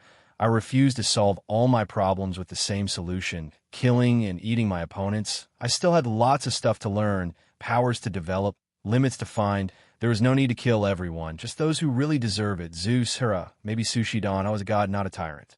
Remarkably, they said you would say that, Hephaestus sighed. Kid, I'm ready. For what?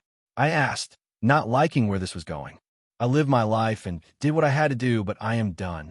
I no longer want to linger around those who ridicule me, Hephaestus stated. And before you offer me a place in your pantheon, have in mind, you can't force others to love what they disgust. I was born out of envy and hate, and the one person who should have loved me casted me away the moment I was born. Then the woman I loved hated me. I'll be honest, I don't see why people say you're that ugly. I mean, you're not a 10, but you're not a 1 either, I replied.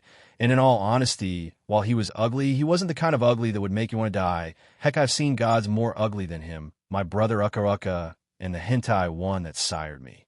This isn't about me being ugly, Hephaestus chuckled. I know I'm not the most disgusting thing to look at in the world. The real reason I want you to kill me is because I have no will to live, kid. The life of a god is painful. I am tired of it. And so I waited for you to put an end to this nightmare some call immortality. Is it weird I don't want to do it? I asked him and he chuckled. Well, for someone who initially wanted to eat me and then not, I suppose it shows you still have a long way to fully mold your path as a god. Be sure to forge one you are proud of, kid, Hephaestus smiled. Now, hurry up, I don't have all day. I looked at Hephaestus and shook my head. I respect your choice, but I won't kill you. And not because of moral reasons. I have many times done things morally dubious, but I refuse to be a part of what by all means is a suicide. I had stood low, but not that low. Not yet. Hephaestus looked at me for a hard, long second before he started to chuckle. I see. Well, the fates were right. You are still struggling with the thing inside you. The thing inside what? I will ask you to elaborate on that. I pressed him if he had any information about me that I myself didn't have. I wanted it. Well, you're the side one coin, the good side depending on the glass you use to look at it. The other side is the part of you that wants to kill, to maim, to inflict suffering. 2 parts of a singular entity, you, Hephaestus explained. It's complicated, but in a way you suffer from the same condition we suffer, but in a different way, he sighed, taking a seat in front of me. Same condition? I was honestly lost. What condition did he, or rather them, suffered that I know also suffered? I didn't quite understand that. Hephaestus paused, taking a sip on his drink. Kid, the Roman situation. I didn't have that. I mean, I would know. Hestia knows. Everyone knows about their alter egos. Why would I be the exception? I don't think I suffer from that particular condition. Not in the way you think, Hephaestus replied. For you, the real war is within. Within, I muttered. Are you saying I have another Adam inside me or something? Maybe I was stupid, but I wasn't getting it. At all. In a way, I suppose. But more accurately, I would say, the parts of you, those parts you so desperately try to repress, well, they are there, he pointed to my head. And one day, boom, you will be the one in the passenger seat. That was rather ominous. And the fates told you this? I asked, wondering why the fates would go to Hephaestus of all gods to tell him this. Well, not all at once. I continued to visit them, and little by little they told me about the man that was supposed to be my executioner. I was curious. I guess, Hephaestus sighed, pouring more alcohol into his glass. Some of those prophecies, Zeus heard them, but like always, he forgot over time. Too many women on his bed to remember the son of Narithoteep was coming. I suppose that worked out for me in the end. I see, I sighed. Well, so now what? I will do what most gods wanting to die do. Make the world forget about me. It will take a few 100,000 years. But I will eventually end this painfully full existence I call life. Hephaestus chuckled.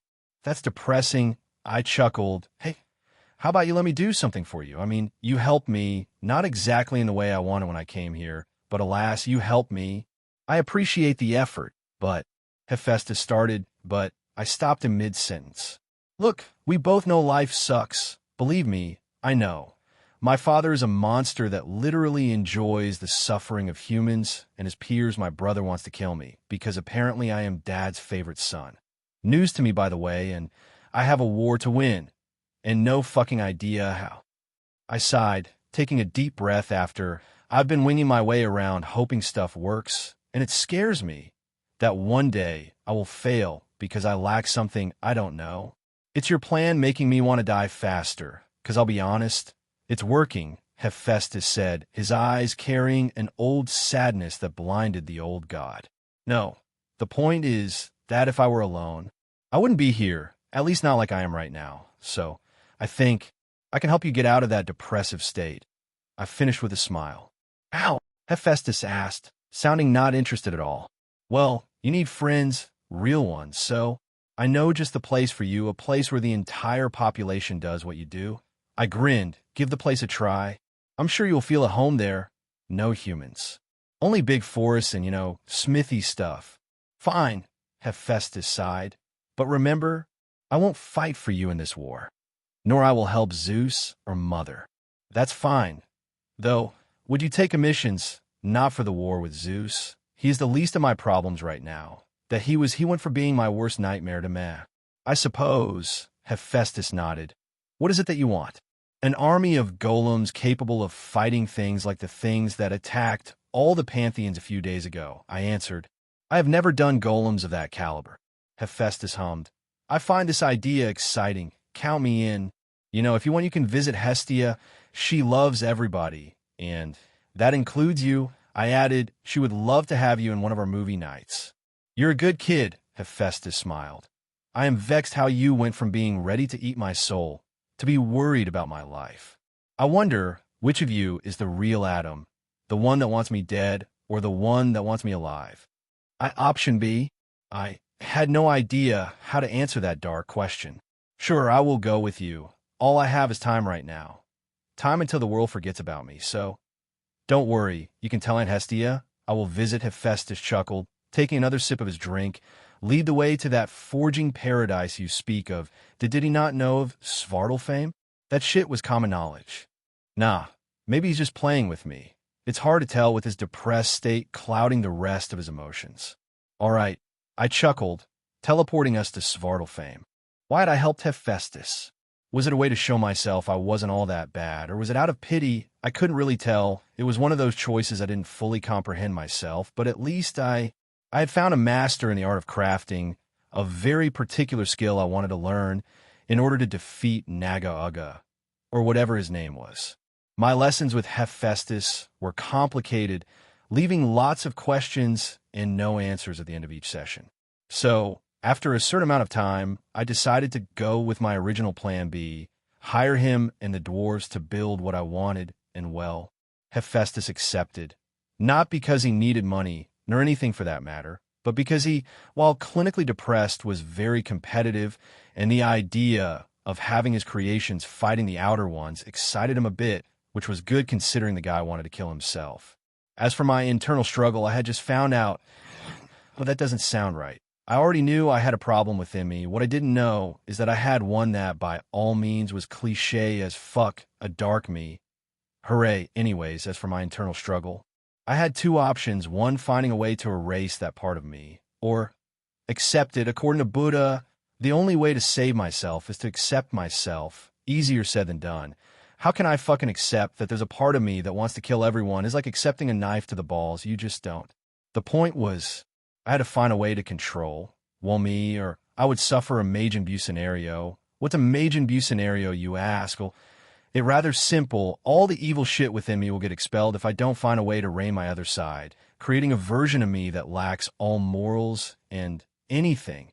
And, well, the rest is quite self-explanatory. The evil me will fight the good me until one wins and absorbs the other. In this scenario, I was the fat Buu.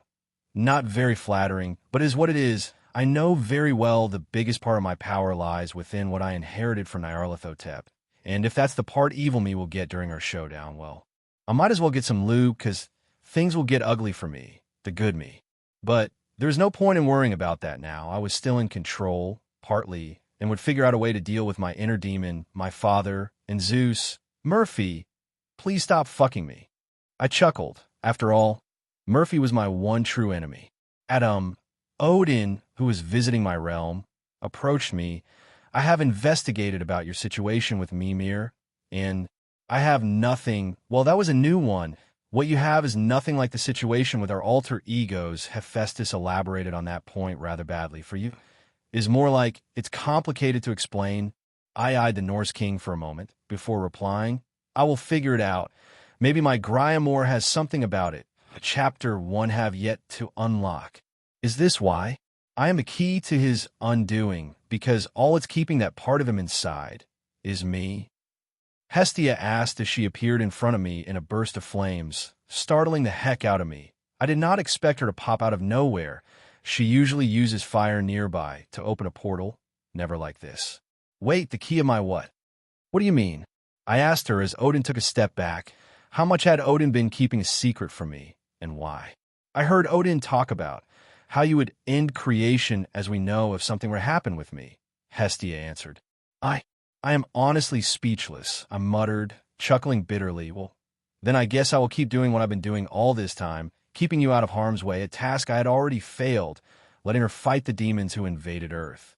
It is, Odin nodded, Hestia is by all means your sanity right now. Ain't that a healthy relationship? I chuckled, just great. I know I love Hestia with all my heart, but to have her be the very thing that keeps me from becoming a fucking monster, that shit ain't healthy at all.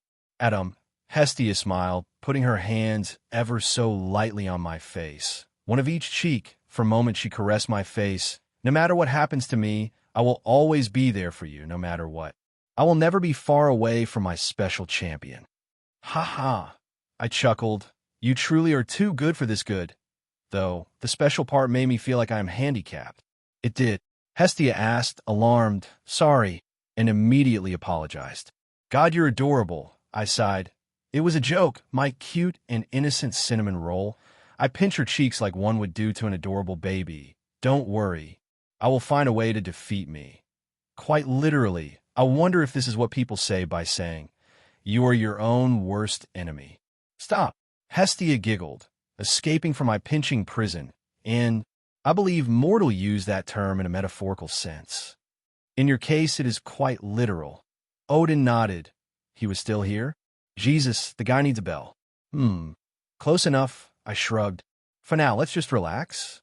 Hestia offered, with a nervous smile. Sure. I nodded to the Atom Cave. I chuckled. Holy guacamole, Batman. Hestia shouted back, and much to my hilarious dismay, she was wearing a Batgirl costume to accentuate the joke. Let's show those movies the due process of the law, while we for some way ignore it. 4 days to no end.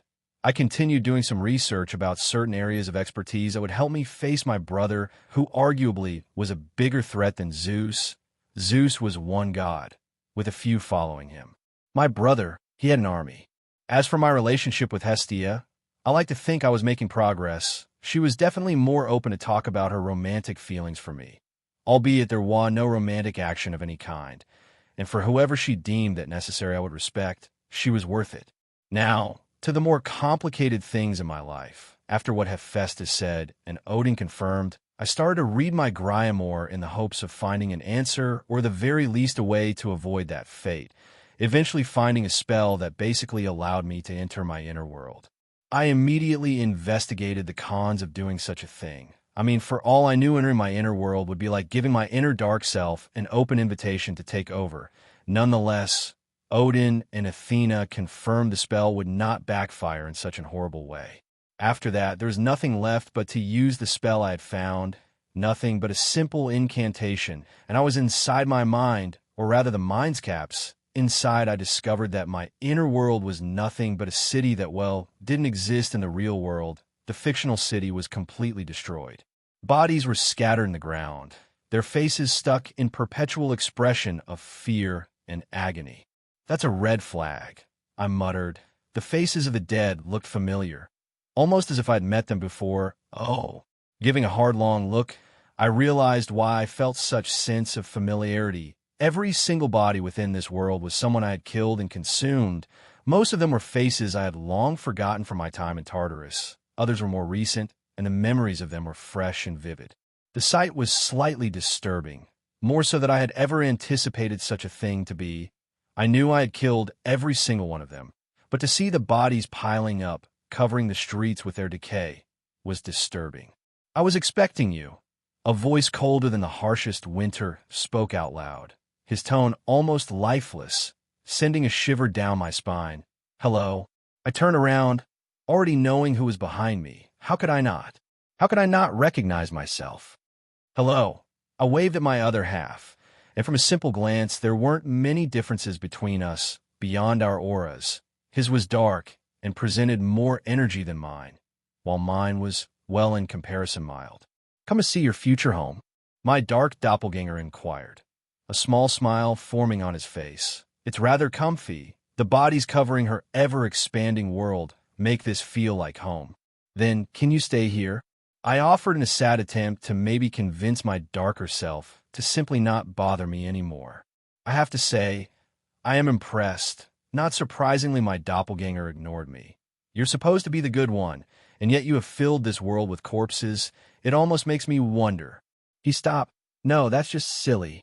So we really have to do this? I sighed, fighting for control. No, we don't, he chuckled. I eyed my other self for a brief second before I asked, are you truly the darkness within me? In a way, he sighed, I am you, but not entirely evil. Not yet, at least. The power we inherited from our father will soon consume me, and then consume you.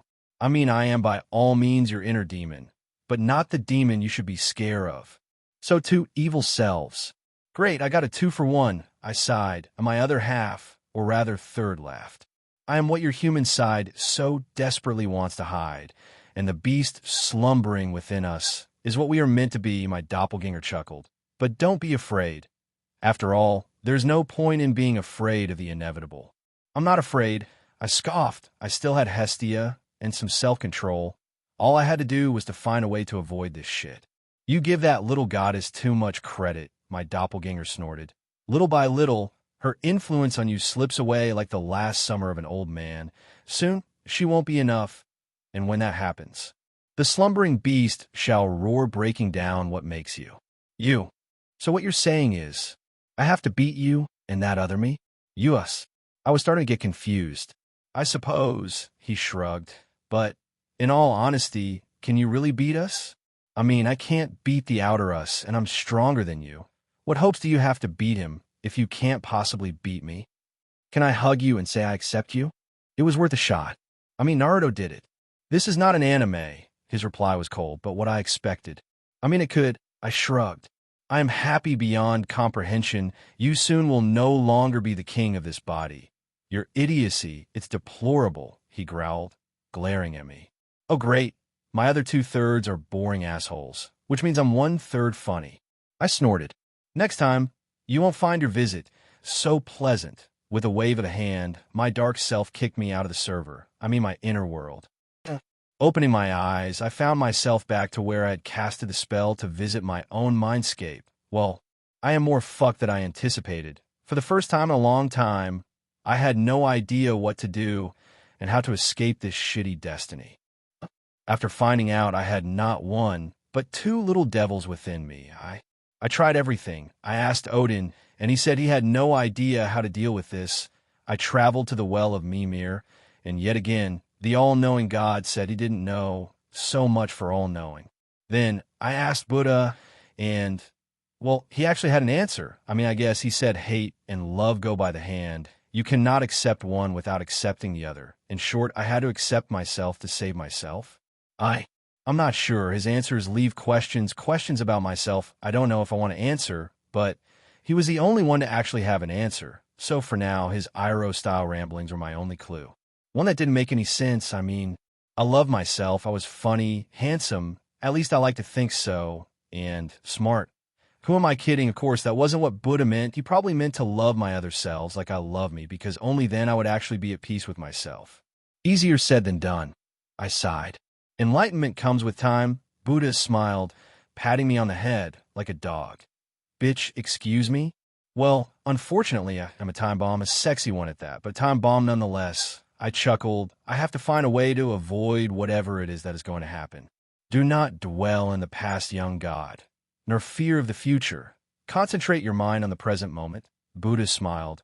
What is meant to be, it will be. Dwelling in such thoughts does nothing but bringing suffering to you and those around you that worry about you.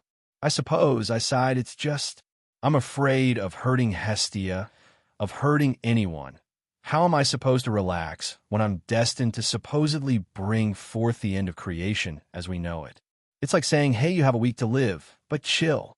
I am not asking you to chill, Buddha chuckled. I'm just saying only you will find a way to save yourself. For one, I wish someone would save me. I admitted with a smile, too much shit to deal with. No one saves us but ourselves. No one can and no one may. We ourselves must walk the path to salvation. Buddha smiled. Only then you will find the enlightenment to face this destiny that was forced upon you. I suppose, I sighed, I just don't want to become a monster. I don't want to hurt anyone that doesn't deserve it. Adam, we are what we think. All that we are arises with our thoughts. With our thoughts, we make the world around us. As long as you think there is no escape to this destiny, there won't be any. Buddha stated, his eyes giving me such a sense of serenity, I found it hard not to believe the old god. The mind is everything, Adam. What you think you become, if you think yourself a monster, you will be one. You are really wise. I chuckled.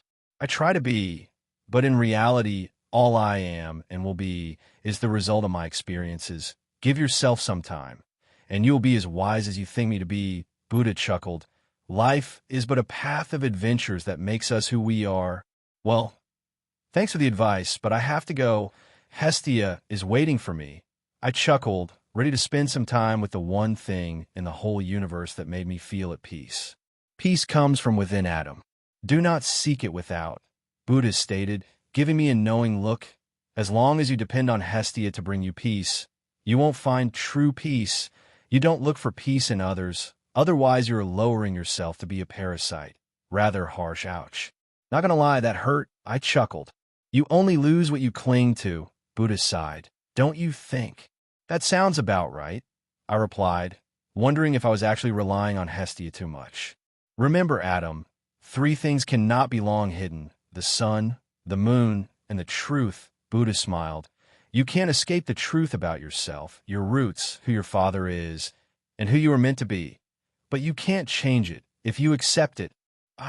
Thanks. With nothing to say, I teleported back to Asgard to have some lunch with Hestia, having now more questions about myself than ever before, all thanks to Buddha.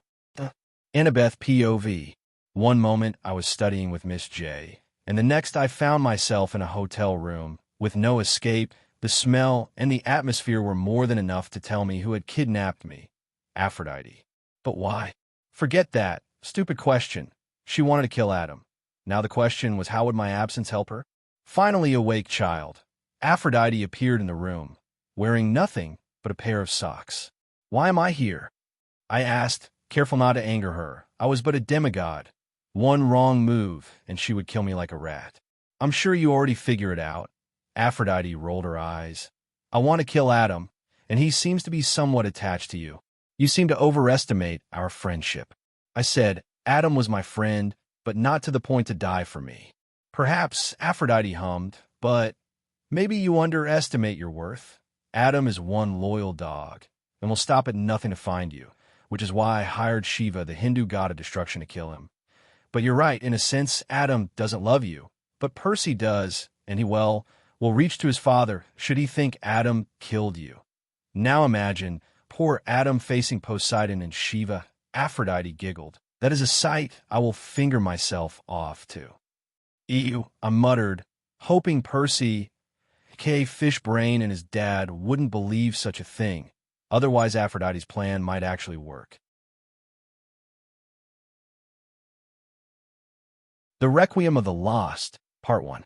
For weeks I investigated every conceivable way how to avoid or stop facing my inner demons, for the lack of a better term. Unfortunately, nothing I found was helpful to my current situation, and ultimately was left like Buddha had said, in a corner where I had no other choice but to face whatever I was throwing at me. Quite an ironic thing to be my own worst enemy. Three entities, or rather 3 parts of one single being, living inside a singular body, all craving for control in some kind. I represented the good part of, well, me, and God, this is confusing. Anyways, the part 1 had represented what I didn't want to show to the world, and the slumbering part represented my connection to my father. I'll be honest, I never expected this to happen to me. Having to deal with inner struggles is usually something quite cliché that most solve with stupid stuff like accepting themselves or hugging their inner struggles into submission. Then again, my life has been a roller coaster of random shit that somehow had yet to end my life. Well, I should have predicted this. Murphy has a thing for my booty. I snorted, realizing that for better or for worse, Buddha was right. I was going to have to face this head on and save myself from ending myself. I know, it's confusing, but when has anything in my life been easy to understand? Yeah, that's what I thought. The point was, I had no other option but face the facets of myself I so desperately wanted to erase, meaning I would have to enter myself. God, Ares must be loving this in hell anyways. I have to enter myself and face. Well, you get the idea by this point. If I win everything, oh, who am I kidding? Even if I win, things won't go the way they were. I would forever change. But at this point, I have no other choice. Having decided this was the path I was going to take, I teleported to Asgard, where I asked Odin to restrain me. The reason being, if I actually lost control, the last thing I wanted was to make my dad proud, which is why I asked Odin, should I lose my inner conflict, to kill me. It was better than the alternative of hurting Hestia or bringing the outer into this reality. Are you sure this is what you want? Odin asked. Concern was clear on his voice. Odin, I know my limits, and believe it or not, I am on my limit. I give myself a week, maybe a month before I lose control. To what? I don't know, but time is something I don't have anymore. I have, unfortunately, to face this, and well, hope for the best. I smiled, trying to assure him everything would be okay, though this assurance I was trying to instill was more for me than for him. I wanted to believe I would win, and that would be the end of the history. But in all honesty, I was afraid of the what if, but then again, that never had stopped me before. Are you sure you want to do this without Hestia knowing? Thor inquired. There isn't much Hestia can do about this, besides worrying. I don't want to put any more people than necessary through my ordeal. Besides, should no other option but to kill me arises, Hestia will only get in the way, trying to save me. I chuckled. I could already imagine her beating the crap out of the Norse pantheon, just to save me. Very well. Odin sighed. I give you my word, should you turn against us, I will slay you. At that, I smiled. Even if the meaning of that sentence was grim, the reason behind it made it wholesome in a very strange way. All right, here goes nothing. I smiled and closed my eyes. It was time to meditate and face what I never wanted to myself. After closing my eyes, I opened them inside my inner world. In front of me, the one who called himself my dark side welcomed me with a knowing smile. I didn't expect to see you here so soon, my other self chuckled. I suppose you've come to face me for control. I mean, it's not like I have any other option, I sighed.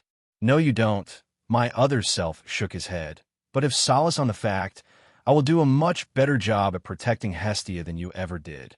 Well, I guess no matter if I'm good or bad, I like Hestia either way. I suppose that's a good thing? I mean, at this point I am not sure, but nice. Joking won't save you here. You know what? Calling my other self is getting old. From now on his name is Nocturne, 'cause he's edgy and has no sense of humor. I am what you made me to be, your superior. Apparently, I made you an ass. I snorted, so how do we do this? Bleach style? Naruto style. I will enjoy trapping you here more than you can possibly imagine. Nocturne sneered, getting into a battle stance. The strong will survive. The weak will be trapped. That is how we will do it. You know, for being a part of me, I sense a lot of hostility between us. More than the first time I met him anyways. I don't recall this part of me hating me this much.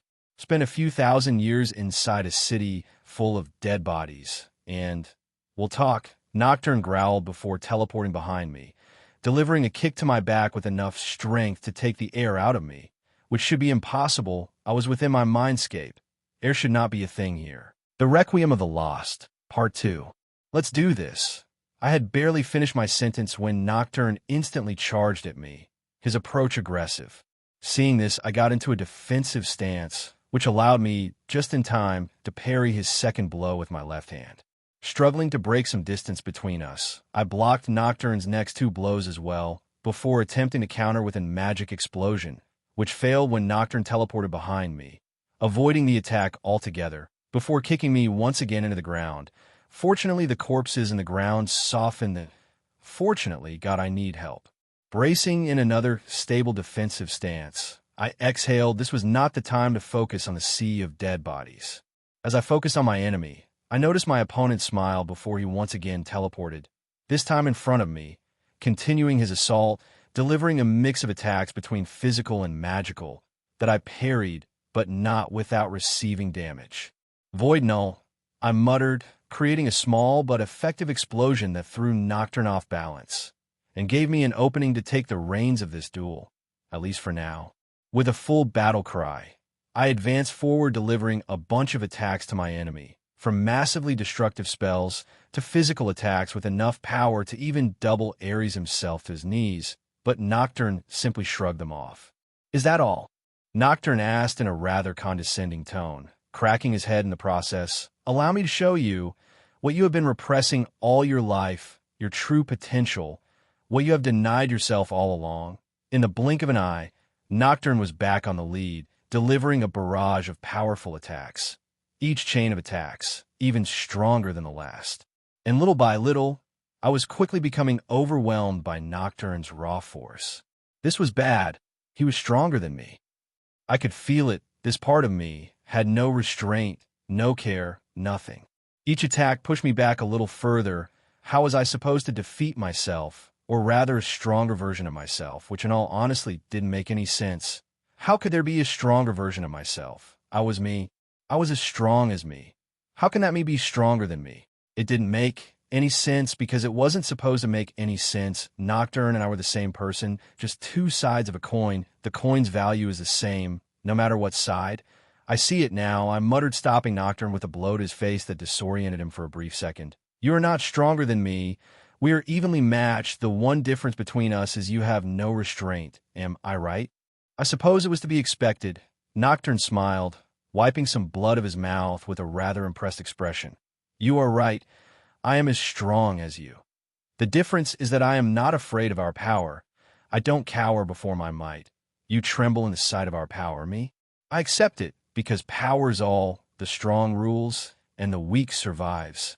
I hummed. I suppose, if you want to be like Zeus, but those who rule only by power are destined to fail. This doesn't change anything you know. Nocturne chuckled. You realizing we are equally matched changes nothing. You still lack the decisiveness required to do what has to be done. Perhaps. I nodded. I never wanted this life for me.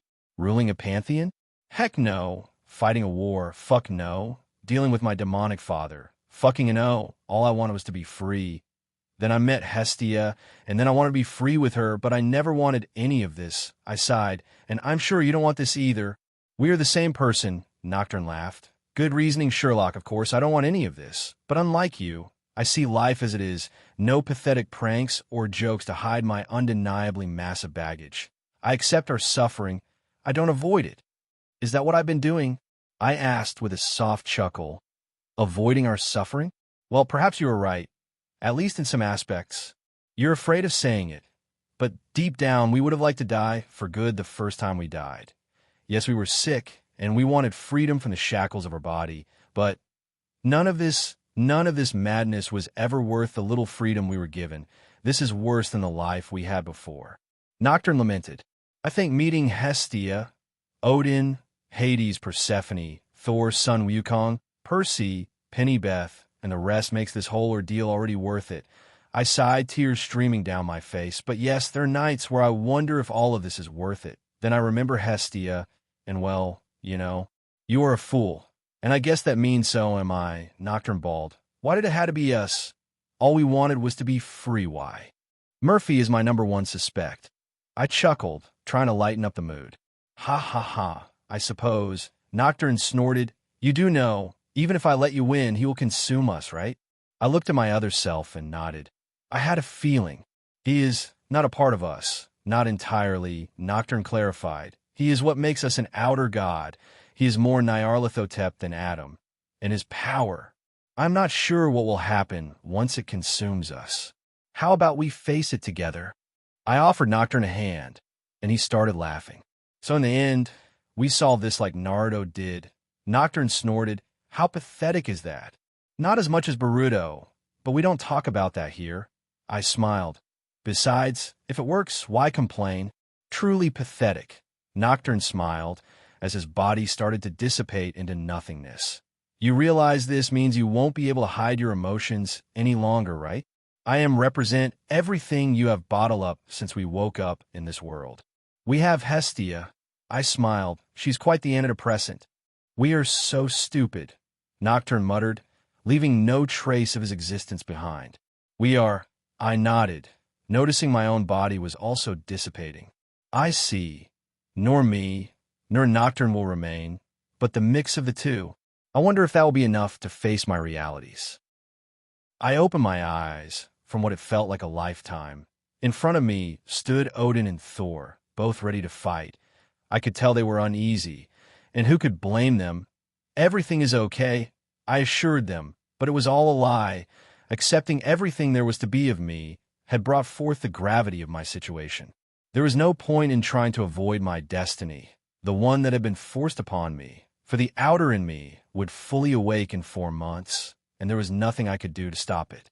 I could feel the power of Nyarlathotep spreading like a disease with no cure, and this made me realize I was all along fighting the wrong fight, which was something I now fully understood. This was not to say I accepted the inevitability of my situation. I simply accepted there was no escape to it, which was not to say I was going to let Nyarlathotep use me. I might have no salvation, but this world and everything I love, they don't have to suffer because of me. Are you okay? Thor inquired, and I smiled. An empty smile. Were my smiles always this empty? I had no idea, not that it mattered. You seem different, Odin commented as I locked into something I couldn't quite make out. I'm different, I chuckled. What a strange feeling was to be me, and feel like I feel right now. I have no doubts this is for the better. It was before I was living under the blissful path of ignorance. Now I knew what I had to do. This what? Thor asked, and I choose not to answer.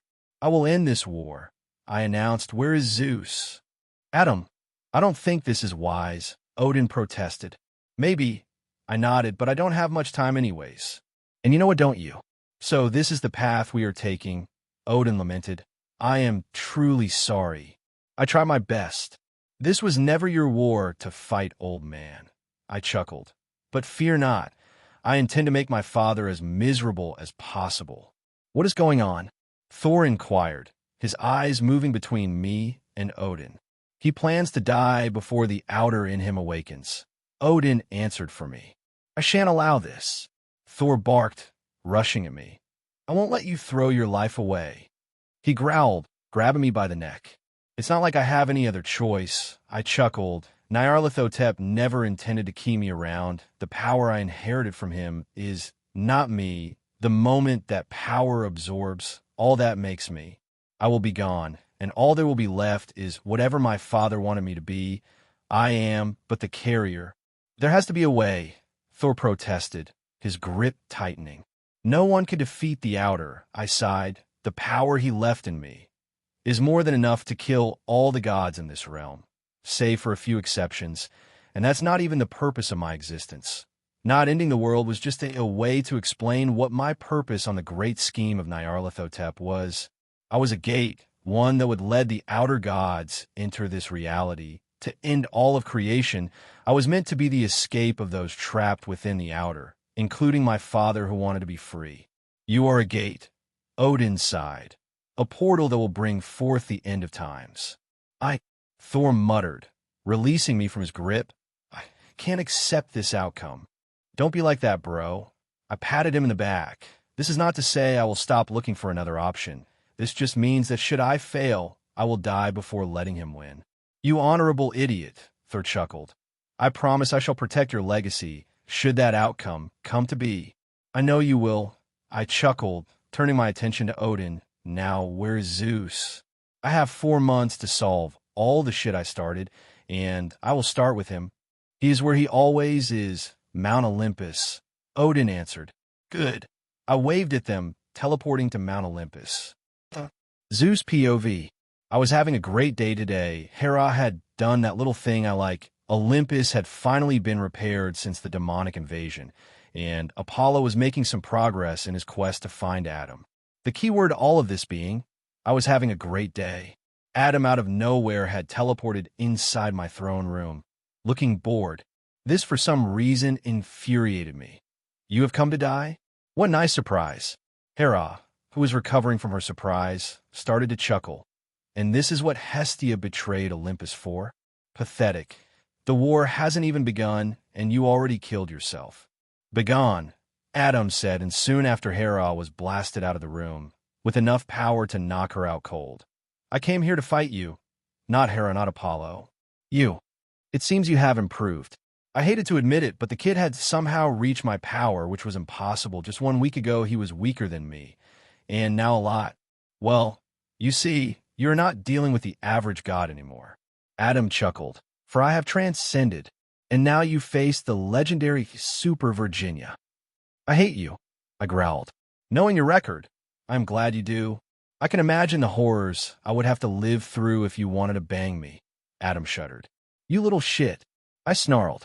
Now, Zeus, we can fight here, fight outside, or see you can kill yourself and save me the trouble. Adam chuckled. You think because our powers are evenly matched you're going to win. I will show you why I have ruled Olympus since its creation. I growled, summoning my Master Bolt. Haven't you heard, Zeus? Be afraid of the man who's got nothing to lose, Adam replied, summoning his own weapon. Zeus POV. Adam was gradually pressing me out of my center. His attacks were very well coordinated and at the same time lacked any pattern. And to top it off, his power was now equal to mine. This made no sense how a newly ascended god could reach such a level in such a short period of time.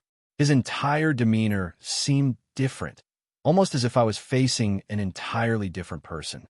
His aura was calm, and yet full of sorrow. None of this made any sense. Him a mere child, matching me? The supreme ruler of the cosmos? It was laughable, it was unbelievable, and most of all, it was infuriating. I was supposed to be unmatched, undefeated, unreachable for everyone in all of creation, the one and only worthy to rule and be obeyed. And here I was matched by a child whose power comes from what it seems to be an attitude change. I refused to believe that. I was Zeus. This was a long time coming, Zeus. You knew that. And so did I, Adam commented, punching me on the face with a mana construct. You reap what you sow. Hades POV.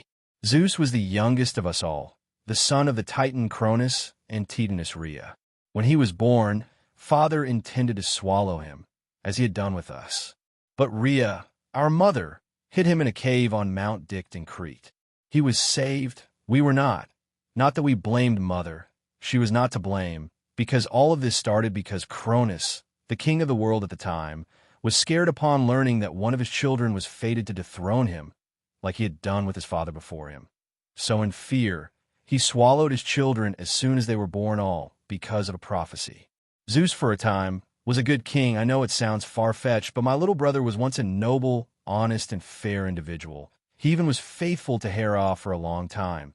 But like humans say, absolute power corrupts absolutely, and with time his noble goals and attitude changed, his attitude turning more and more grotesque as he little by little started to push everyone out. And how could he not? His mind had lost any sense of empathy as he started to see himself as the one and only with the right to do and undo the cosmos to his liking, destroying gods and humans alike for no apparent reason. I suppose only criticizing him is not healthy because in one way or another, we all changed, all except for Hestia. She one among us who remained the same over eons, unchanged and unfazed by what the world threw at her. She was always the best of us. Zeus knew that. I knew that. We all knew that. We simply decided to ignore it, but deep down we all knew she was the only one worthy of ruling Olympus. Then Adam appeared. He was so similar to Hestia in so many ways, and for a brief moment I was hopeful. But even Adam, the kid I considered one of my very first friend in millennia, showed he was not fit to rule. Power changed him. And while this wasn't necessarily something bad, it showed no matter how good you are, power corrupts and morphs your soul. Unless you were Hestia, the funny thing is, I knew no matter how different the kid was that he didn't want any of this. He didn't want to rule or fight this war. He was, no matter how strong and composed he presented himself, a kid, one that wanted to cry and curse the world for all the shit it was giving him. But the circumstances around him forced him to show no weakness, which is why I knew with certainty that the moment he won this war, he was going to give Hestia the throne.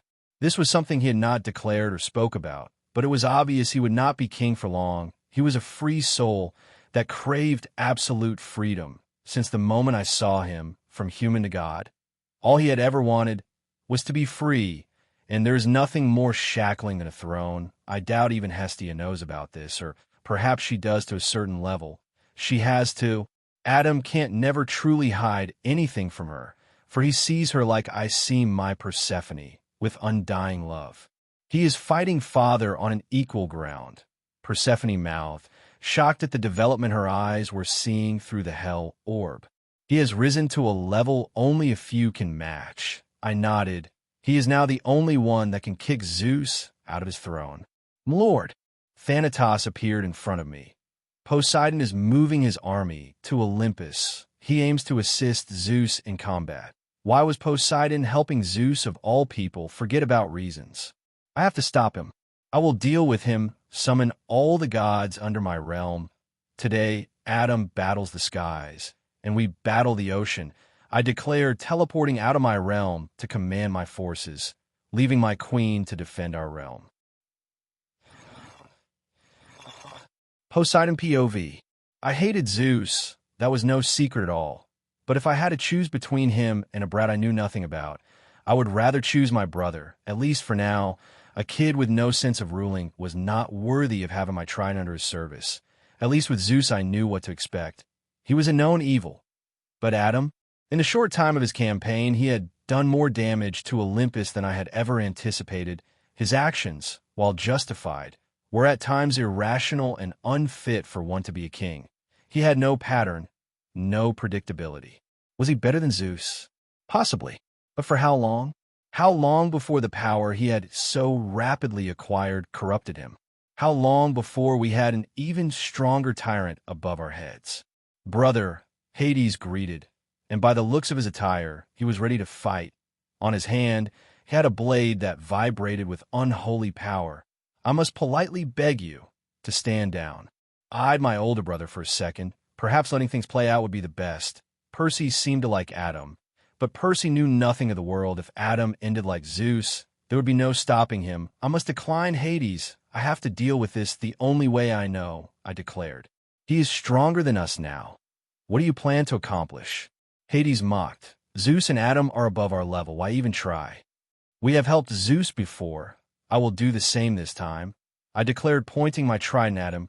Don't make me fight you. I'm doing nothing. You are the one going against the tides. Brother, Hades chuckled, summoning his helmet. Let's fight for old times' sakes. Finally, said Adam to himself, turning into his divine form to match Zeus's on his godly form. This time, however, his form was different.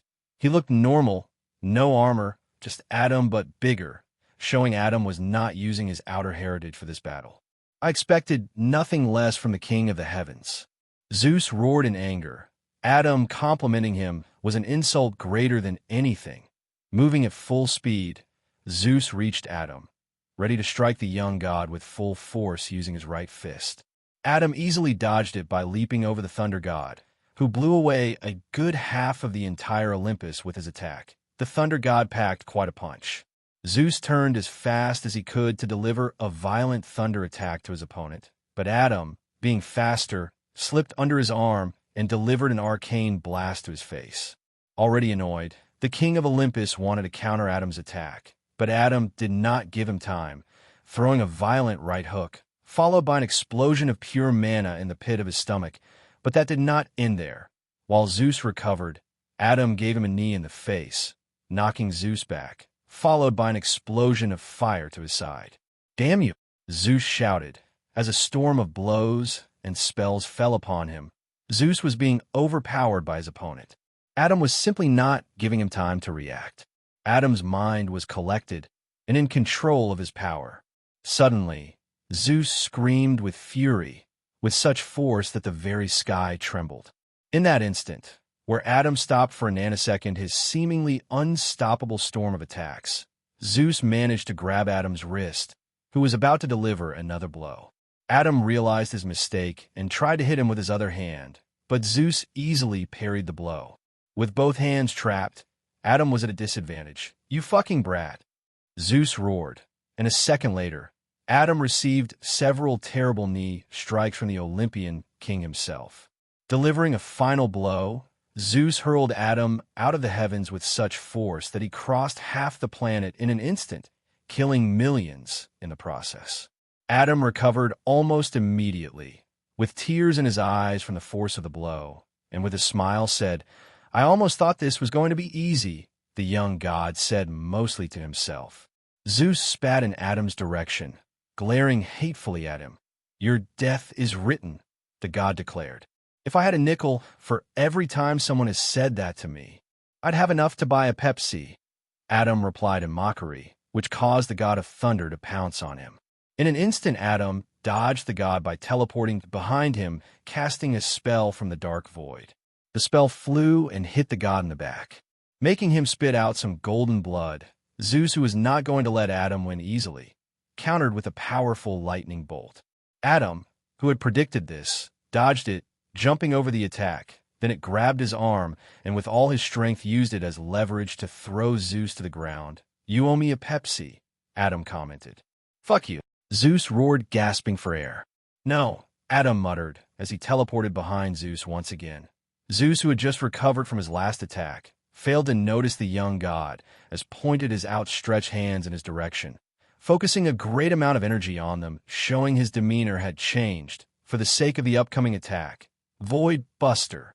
Wah, Zeus muttered in shock, as a huge surge of dark power crashed into him with an explosive blast that not only sent him back to Olympus, but also destroyed the realm the Greek gods had defended for eons. I already destroyed the kingdom. Now all I have to do is kill the king.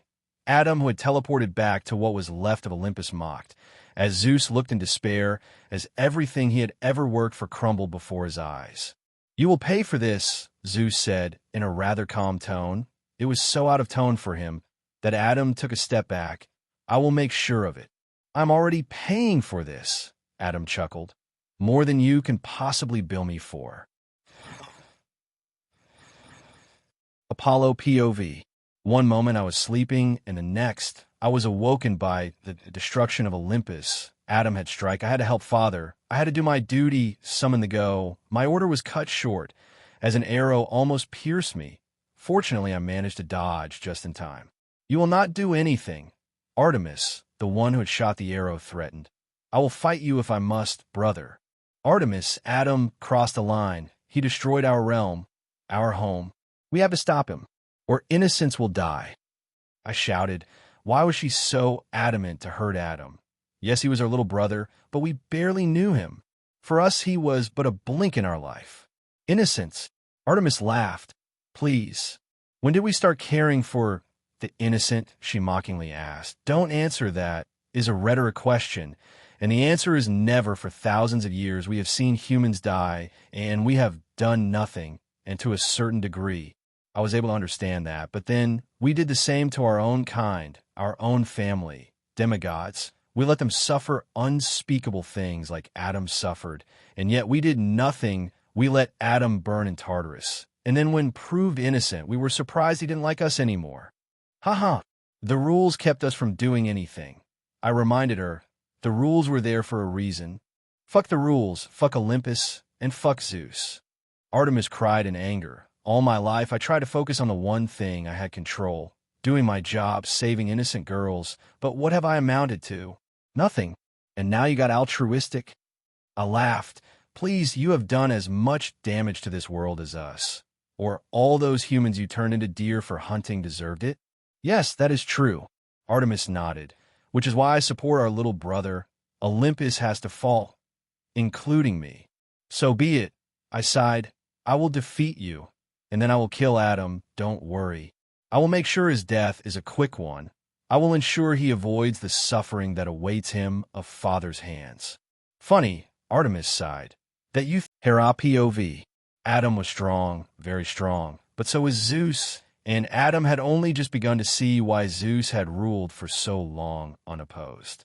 The main characteristic of Zeus, what made him unstoppable, was that he had an invincible body, stacked with unlimited power, unique to his being. That he withstood Adam's powerful attacks had made it clear. Through the smoke, it could be perceived that Zeus was still alive and that his power was not waning. On the contrary, he had just begun to show his true power. Adam must have known exactly that. How could he not? And if so, why was he attacking like a madman if he knew Zeus was holding back? In the end, it didn't matter. Adam was about to see why Zeus was unstoppable, powerful or not. Adam was dead. Zeus was unmatched, after all. Come on, Zeus. Show me why you've been the king of Olympus for all this time, shouted Adam, gently wiping his mouth of the blood that Zeus' last attack had drawn from him. Insolent insect, Zeus snarled, raising his power even higher, which made Adam smile. I don't have all day, so hurry up, Adam quipped, and Zeus clenched his fists in anger, every word that came out of Adam, enraging him. And as his rage increased, so did his strength. With a strong flash from Zeus, the sky shook violently for the humans. The end of the world had come in the form of a natural catastrophe. For the gods, the combat between these two colossuses had just begun. As his power increased, Zeus looked at Adam and, shouting louder than ever, he showed his determination to defeat him and prove he reigned supreme. I am the king of all, and you will die before me. At this terrifying display of power, an electric aura appeared around Zeus, even greater than before, his power reaching the skies, surpassing Adam by far. But still, Adam didn't seem to be agitated. In fact, he seemed to be happy. Did he want to die? I wondered. Come on, show me your full power. I know you're holding back. Zeus bellowed, clenching his fists in excitement. As much as Zeus hated Adam, Zeus loved the challenge that combat brought him, and Adam was a challenge. Make me, Adam grinned, baiting Zeus with a wave of his hand. In anger, Zeus lunged at Adam at great speed, and Adam, who was flying above Zeus, was surprised by the sudden increase in speed acquired by Zeus, and not having time to react, could not dodge the blow, and Zeus gave him a hook that distorted his vision for 2 seconds, in which Zeus continued to hit him rampantly to who had dared to insult him, the king of Olympus. Zeus attacked with both fists and feet, as well as elbows, knees, and even used his head to strike again and again at Adam, who for once found himself at a massive disadvantage. Several emotions ran through Adam, but fear was not one of them, which made me doubt that Adam was showing his full power. What else was the young god hiding? I didn't know, but I had a feeling he would soon show it. Zeus continued his assault, until he finally stopped his succession of blows that would have killed most of gods, ending with powerful lightning that blasted Adam, illuminating the entire sky. Dragged by the force, Adam fell at such a speed that there was no sound around him, generating an earthquake on his landing that was felt by everyone. A cloud of dust rose up from the huge hole created by the event. Zeus smiled, looking at the dust cloud which grew in size, mimicking an atomic explosion but 1,000 times larger. "This will be easy," the thunder god declared confidently. "This is the Zeus we have all feared for centuries," I said, more to myself, at a loss for words as the king of the heavens continued to laugh non-stop. The ground of the earth shook again, and where the hole had formed due to Adam's impact, Adam leapt into the air, surrounded by a dark, almost evil aura, and with great speed, he flew until he came face to face with Zeus, who had finally stopped laughing, looking at the young god with surprise, probably wondering how had Adam withstood his assault with almost no lasting damage. "Okay, you've earned me fighting for real," Adam said with a grin, raising his power even higher. His aura took on a more violent aspect, covering himself with an evil shadow that terrified me to no end.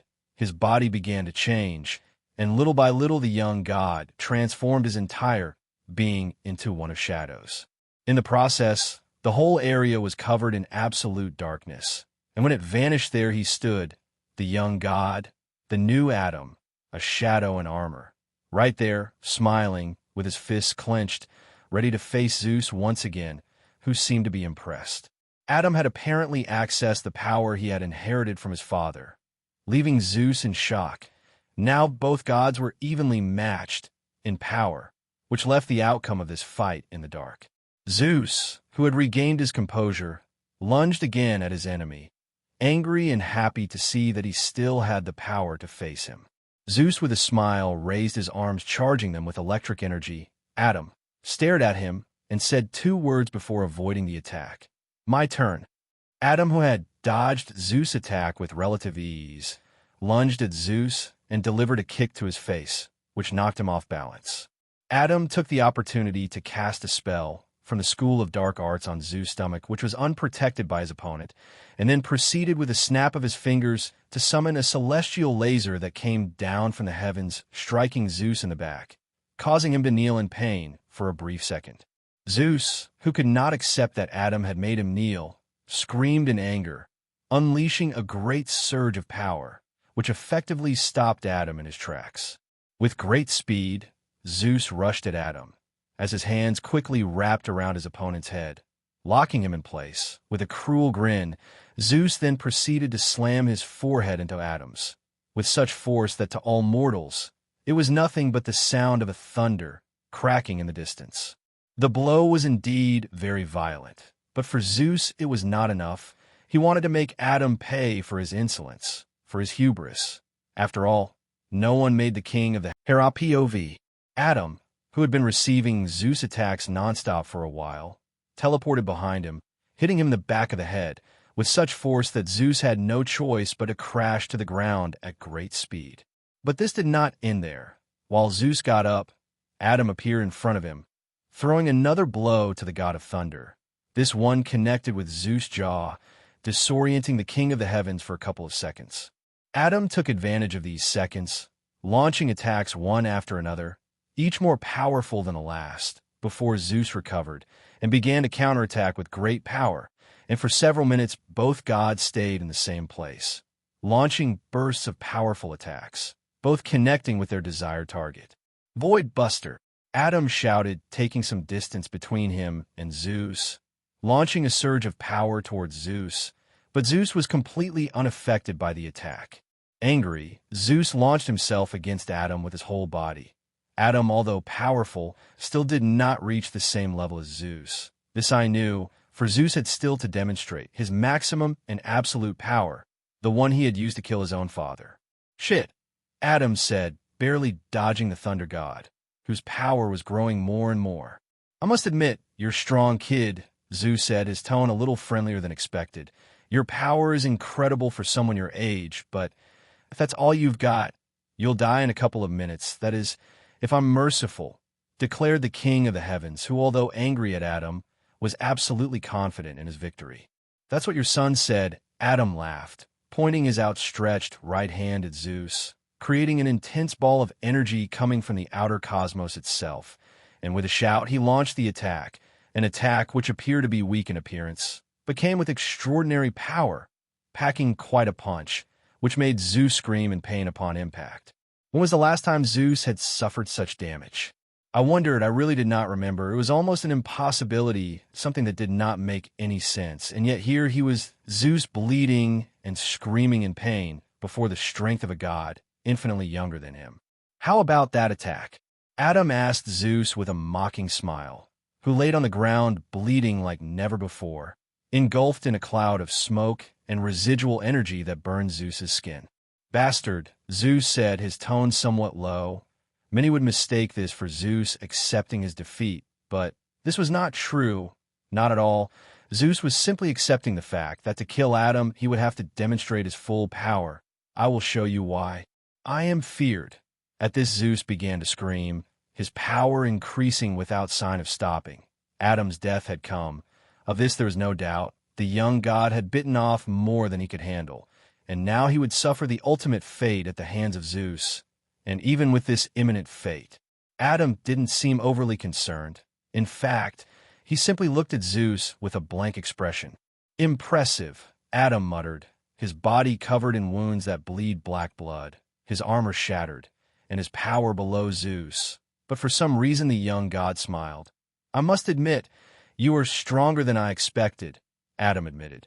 But, unfortunately for you, I have been gifted with a power beyond your level, by my hated father. Outer god or not, you are no match for me, Zeus declared, his power increasing relentlessly. Adam smiled, since I resolved an internal conflict with myself. I understood the nature of my power and the reason for my existence in this world. That is why I can now access the form my father originally intended for me. As he said this, Adam spread his arms, releasing a great amount of power, and as his aura increased immeasurably fast, his body changed more and more, morphing him into a monster, his mouth closing as if someone was sewing it shut, one stitch at a time, his arms lengthening and breaking, forming multiple tentacles made mostly of shadows, his eyes becoming almost animalistic, and his power reaching highs I thought impossible. Now I understood. Before this, Adam was incomplete. Now, the young god had accepted his origins and had completed his transformation into an outer god. Adam, now fully transformed, had increased his power 20-fold. I couldn't believe it. He was even stronger than Zeus by a lot. His power eclipsed the thunder god. This was unbelievable, but even then, Zeus refused to believe this, glared at Adam, who is now showing his enormously phenomenal strength. I won't be defeated by a child, Zeus roared, teleporting high into the skies, charging his greatest attack ever. But even then, I didn't see an outcome where he would overpower Adam on his outer form. Adam, who now looked more like a monster than the young god who I was thought was an easy prey, moving his tentacles around the area, pointing at Zeus. He created two huge balls of outer energy that coalesced into a single giant ball of energy. He then proceeded to increase the power in the attack, and with a beastly growl, Adam shot the attack with such speed, Zeus had no time to react. Zeus, seeing the attack a few inches from him, stopped short in surprise. And for the first time since his birth, Zeus felt true terror, the fear of fighting someone much powerful than him. He could feel Adam's colossal energy coming at him full speed, and while his brain was able to see and process this, his body was coming short. There was no way to escape. The distance was too small, and the attack was traveling too quickly. In short, Zeus was facing death. As the attack clashed with Zeus, he screamed in pain, as the giant mass of dark outer energy, now holding him prisoner, pushed him out of the earth with great speed and power, making him travel deep into space with no stop. The attack eventually started to consume the old god along its path, turning his body into dust, ensuring his death was one of no return. and as the attack pushed Zeus farther and farther away from the earth, consuming his essence little by little, I could hear Zeus screaming, filling the cosmos with his agony. Zeus cried, and soon after, his entire presence was erased from the face of the cosmos. The king of heavens was no more. Adam had won. I'm impossible. I muttered, fear creeping on my spine. This power, I hadn't felt such power. Ever, I had to run. If Zeus did no chance, I wouldn't either. Taking the decision to run to live another day, I turned around with the intention to escape, only to see Adam on his outer form staring at me, paralyzing me with fear. I had won, killing Zeus and Hera, destroying once and for all the threat they represented, but at what cost? Using my power had accelerated the awakening of what I wanted to evade. I didn't know when, but I knew that soon I would no longer be in control. At most I had a month, and that was if I was lucky. You won. Odin, who had teleported to what was left of Olympus a couple of minutes ago, said, catching my attention. Yes, I said, looking in awe at the destruction my fight with Zeus had left. According to Odin, millions of humans had died because of the natural catastrophe we had generated during the fight. Hestia is quite upset, Odin added, looking at Hera's half-eaten corpse. I can imagine. After all, I hadn't told her any of this. Hades and the other gods of the underworld are going to resurrect much of the population that was destroyed. I'll help them, then we'll make all mankind forget what happened. Odin said with a small smile. It's not the first time we do this, and maybe it won't be the last time. Okay, I chuckled. I'll go see Hestia. I owe her an explanation. Sounds like a good idea. Odin agreed with a nod. You should tell her about that too, the old god added, and it didn't take any further details to know what he meant. That I will. I owe her that much. Asgard. With nothing else to do, I teleported to Asgard, where Hestia was waiting for me with her arms folded and a firm look on her face. She was not happy at all with what I had done, going to fight Zeus without telling her. Adam, I'm really upset, Hestia declared, her cheeks red. First you almost died, then you almost died. Again, and now, you do something crazy again? I understand your concern, but I had to do it, I replied, looking into her eyes, try to get the words to tell her that. My days were numbered. You have an army, friends, people who would die for you. Why did you go to fight alone? Why did you have to do everything alone? You are not alone, Hestia declared through her tears hurting me more than Zeus and any of his attacks. Why? Why do you insist on doing everything alone? I softly moved my hand to her face, gently wiping away her tears. She didn't deserve to cry. Not for me. Not for anyone. Pride? Stubbornness? Stupidity? I really don't know, but this time, I did it because I didn't know if I would have another chance to eliminate Zeus and the threat he represented. What do you mean? Hestia muttered, grabbing my hand, pressing it softly to her face. Adam, is there something you haven't told me? Yes, it's something recent. Lying to her would only save her from pain momentarily. I think I'm going to die soon. What? Hestia asked, her eyes pleading for this to be a lie. The part of me that I inherited from my father is stronger than I am, and when that part awakens, it will consume me, and then it will consume this world.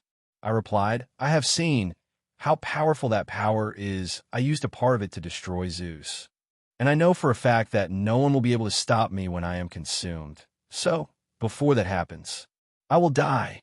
I know, Hestia cried in tears. I refuse to let you die. Hestia, I love you, and there is nothing more I desire than to be free with you. Free to enjoy this world, but I will not risk you. My father is very powerful, and it is best to prevent him from achieving his goal. I embraced her, kissing her head gently. You are the new Greek king. You must. Hestia said, trying to come up with a solution. No, being king was never my goal. I'm not exactly worthy of that title. You, on the other hand, deserve to rule. You who has never strayed from the path of goodness. Hestia was the only goddess worthy of such a title. Zeus should never have ruled.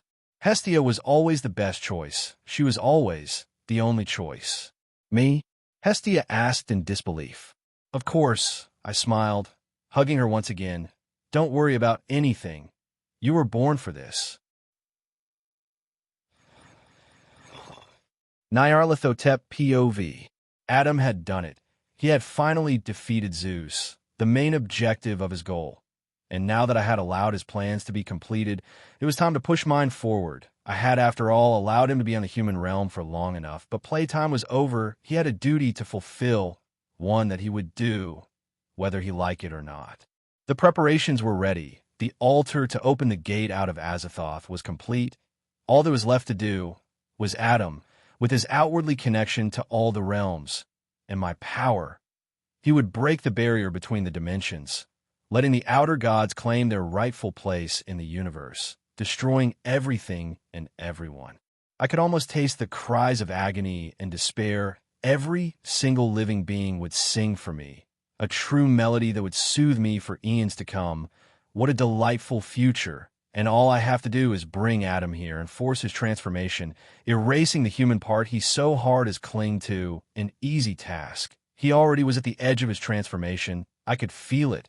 And if his form against Zeus was anything to go by, all that was keeping him in place was pure and sheer will. And if there is something fragile in a human mind, will they always break like bones under my jaws, fragile little thing that always amounts to nothing. Soon you will see the outer in you. I won't even have to kill Hestia. You will do it yourself. And what a sight that would be. Adam killing his own soulmate. Truly a sight to behold. Days have passed since I killed Zeus and Hera, and a lot of things have changed. For one, after crowning Hestia with the help of Demeter, Hades, and Persephone, we made sure no one would aim their fangs at her. So, in hopes to keep all the greedy gods in line, we made some alliances public with the help of Odin and son Wukong. The triad of pantheons was born. 3 pantheons from different cultures that would help each other in times of need.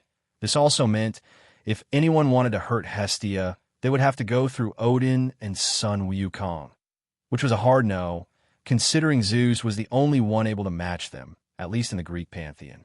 As for the other changes, well, during the transmission of power, I discovered who had been plotting against me by kidnapping Penny Beth, one of the minor gods in the realm of love, and Aphrodite. Needless to say, I killed them both mercilessly, and now Hebe was the goddess of love, at least until Hestia found a better replacement.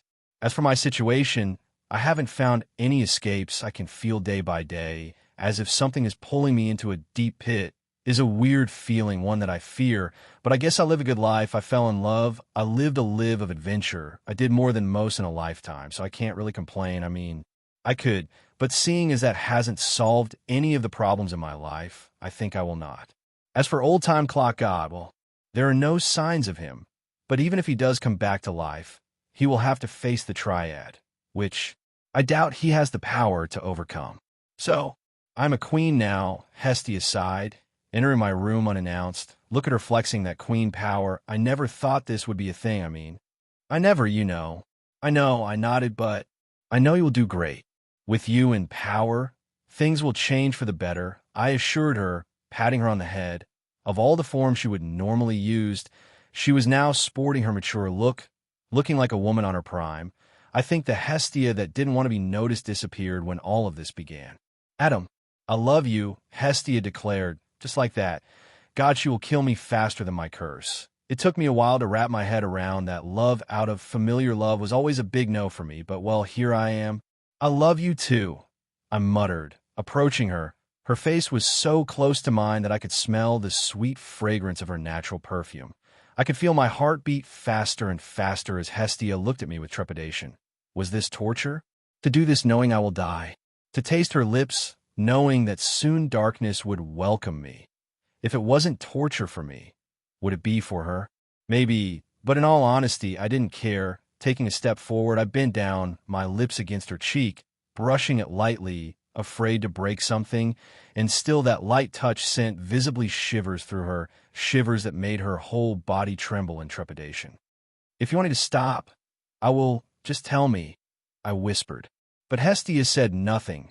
She stood there looking at me, her eyes locked into mine as I brushed my mouth against hers. I don't want a fork. Tired of waiting, Hestia had reached up and pulled me down to her, crashing her lips into mine, and the rest of my words were lost. The rest of my world was lost. For what? It felt like hours. I kissed her gently, carefully, her warmth overwhelming my senses, until we broke from our sweet embrace. So, that's how it feels to kiss the man you love, Hestia smiled, blushing under my gaze. Finally, Honey, who was apparently hiding in my closet, jumped out. Odin owes me $2 million. I will ignore that, Hestia chuckled. I love you, Adam. Now and always. Me, this feeling, this creeping feeling of despair. Leave the room and teleport to Asgard now, I said with a tone that left no room for arguments. Hestia and Honey exchanged a look of worry, before nodding and doing as I told them to do. Kissing, that's all you managed to get after so long. I must say, I am rather disappointed, like humans say. Your game is weak. There was no doubt my father, Narithoteep, had come earlier than I expected, but here he was. Why are you here? As you can see, I am in control still. I glared at the monster in human guise. With such hate, I could taste it. If only I was stronger than him. Alas, I was not. Yes, I can see that, unfortunately. But for how long? How long do you think you can keep your humanity intact? Narithoteep chuckled, his arms turning into tentacles that wrapped around me faster than I could see. A week, a month? Or maybe a day? Which one of those options inconveniences you the most? I snarled, struggling it against his bindings. Of all my children, you are indeed the most fun. Narithoteep clicked his mouth, humming. I suppose you can still fight me. Or you can see your sweet little Hestia die. At this, Hestia appeared in front of me, bound to a shadow that kept her in place. So, what will you do? Struggle against your destiny?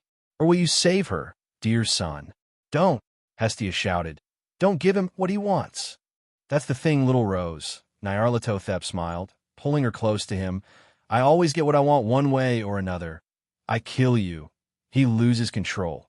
He saves you. He loses control, see? Win-win scenario for me. I will do what you want, but not here. I don't want to hurt her. I had no idea how I would escape from this, but one way or another, I would stop him. Fair enough. Narithoteep smiled, releasing Hestia from her bindings. Au revoir. And with that, he pulled me into a portal, leaving a broken Hestia behind, calling my name.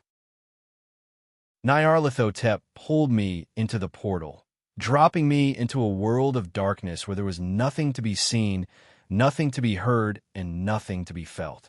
But even then, I couldn't help but sense something was off, that something didn't fit the scenario. Now, allow me to explain the rules of the game, that while I know you are familiar to them, I as a good host will remind you of them. Narithoteep chuckled, his voice seemingly coming from every direction in the realm. You want out of this place, you need to destroy it.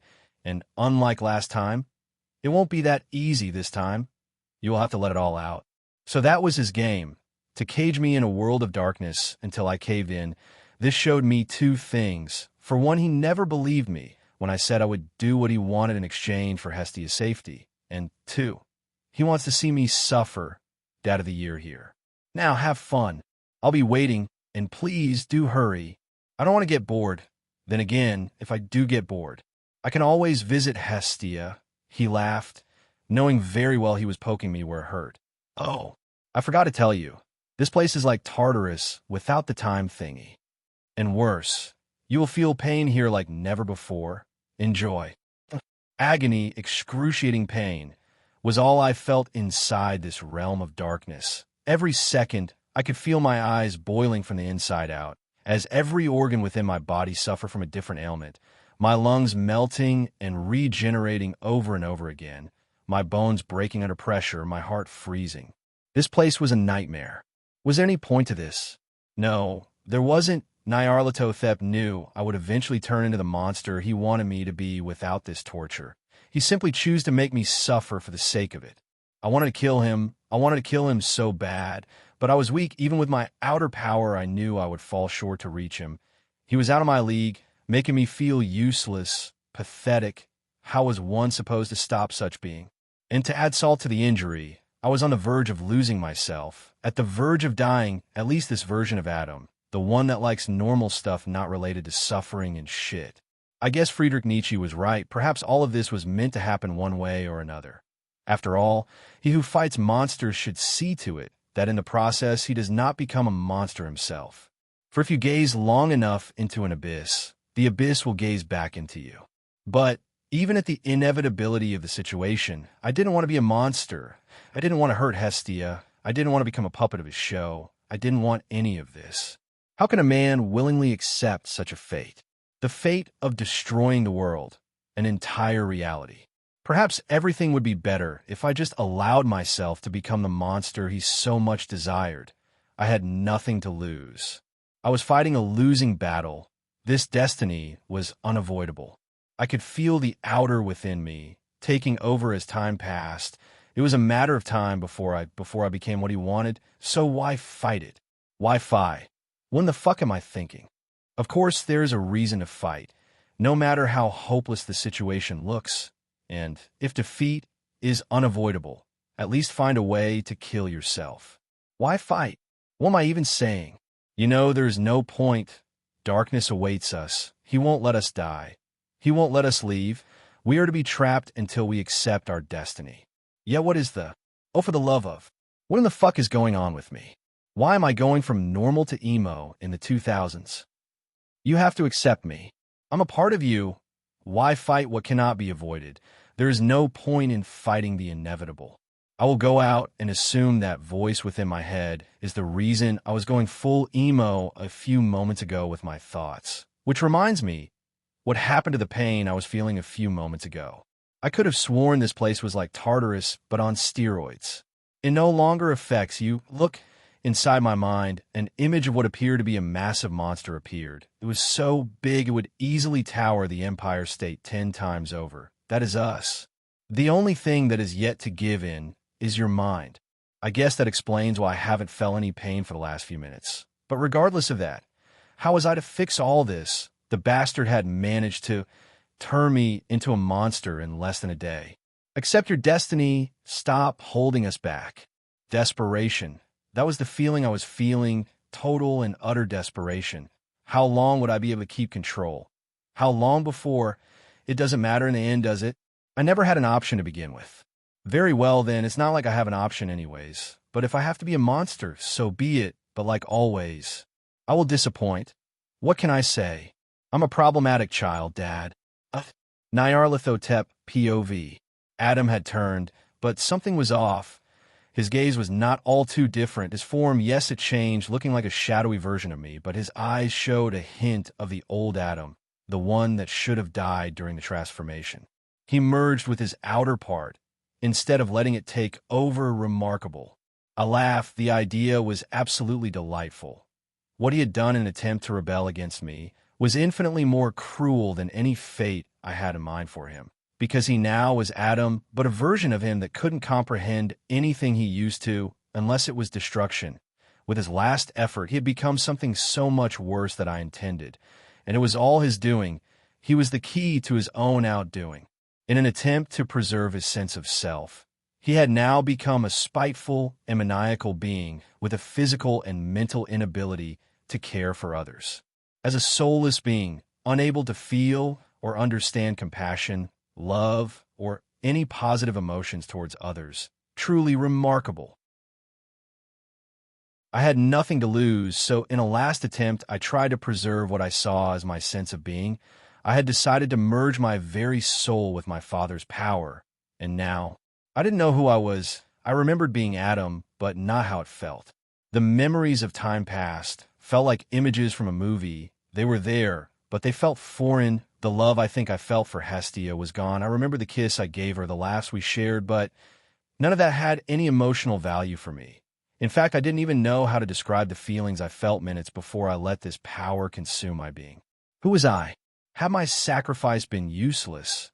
Was I still Adam, or was I just someone new with his memories? There was really no way to know for sure the answer to that, but one thing was clear. Adam, the one everyone knew, was dead. You impress me, son, Nyarlathotep said, his tone blissful and full of intrigue. Now, how about we get started? I looked at him and thought about my options. Did I still want to rebel against his will? Was that a desire exclusive to the Adam of the past? Or was it something innate to my being? And more importantly, did I have the power to refuse? No, I didn't, even with this power that felt infinite. Next to him, I was a puppy. What is it that you desire? Many things from you. Be ready for when I need you, Narithoteep whispered in my ears. I know you still desire freedom. So, do as I ask, and then you'll be free to do as you wish, son. So he knew that even though I was a monster, I wished to be out of his control. I'll be waiting for your call. With that said and done, my father disappeared, leaving me in the world of darkness, which I destroyed with ease. Pathetic, really. I laughed. So much effort to end up doing what he wanted. And now, I don't even care. Lies, I did care. It burned me to the core that I had to obey him. It was no longer for Hestia, for the earth, or for anyone for that matter. The reason that made me want to kill him was because he had me chained like a dog. But what choice did I have, other than obedience? What could an ant do before a planet? Nothing. What am I supposed to do? I wondered, looking around. Narithoteep had not given me any more orders. I guess I will go to Earth. This would serve as a test, to see if I was still the same Adam, or if I was a different being. With nothing else to do, I used my power to open a portal to Earth, and immediately noticed that my memories of the planet and how it was were different. Intriguing, I said, stepping through the portal, changing my form to a more human one. Adam, a familiar voice said. Odin, long time no see. Turning to look at the old god, who I noticed was holding his spear and was ready to fight. Odin, I said, staring at him. With him, I remembered feeling a sense of friendship and doubt, or at least I remembered it that way. But now, his presence is indifferent to me. I felt nothing for him. Maybe a little hate. Yes, hate for all the lies he had told me, for not telling me that this was the destiny that awaited me. Hate that if I understand, I'd hate Odin die. Without thinking, I launched an attack with enough force to eliminate the old god, who was saved by the interference of his son Thor at the last moment. Adam, this is not you, shouted Thor, who was holding his hammer. I'm not. I looked at him curiously. How do you know that? Maybe this was always me, and the Adam you knew was a lie. I really can't tell you. But what I do know is that this is me now, moving at great speed. I appeared in front of Thor, surprising him, and you are in my way. With ease, I ripped off the hand that held his hammer, making the Nordic thunder god scream in pain. Damn! Odin shouted, casting a spell of 2,000,000 magic circles, intending to seal me. I'm sorry, Adam.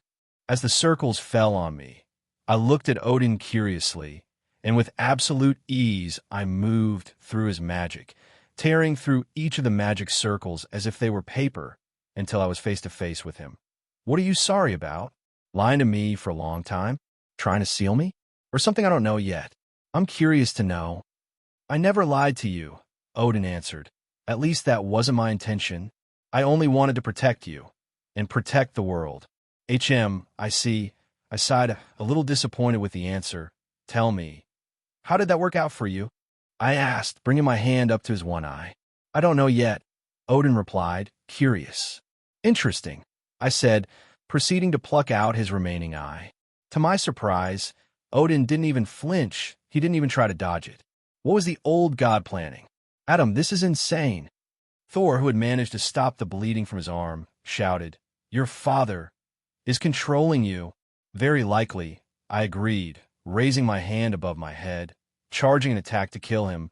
He was becoming rather annoying, but who cares? That voice, Hestia. So this was Odin's plan. What a disappointment, Adam.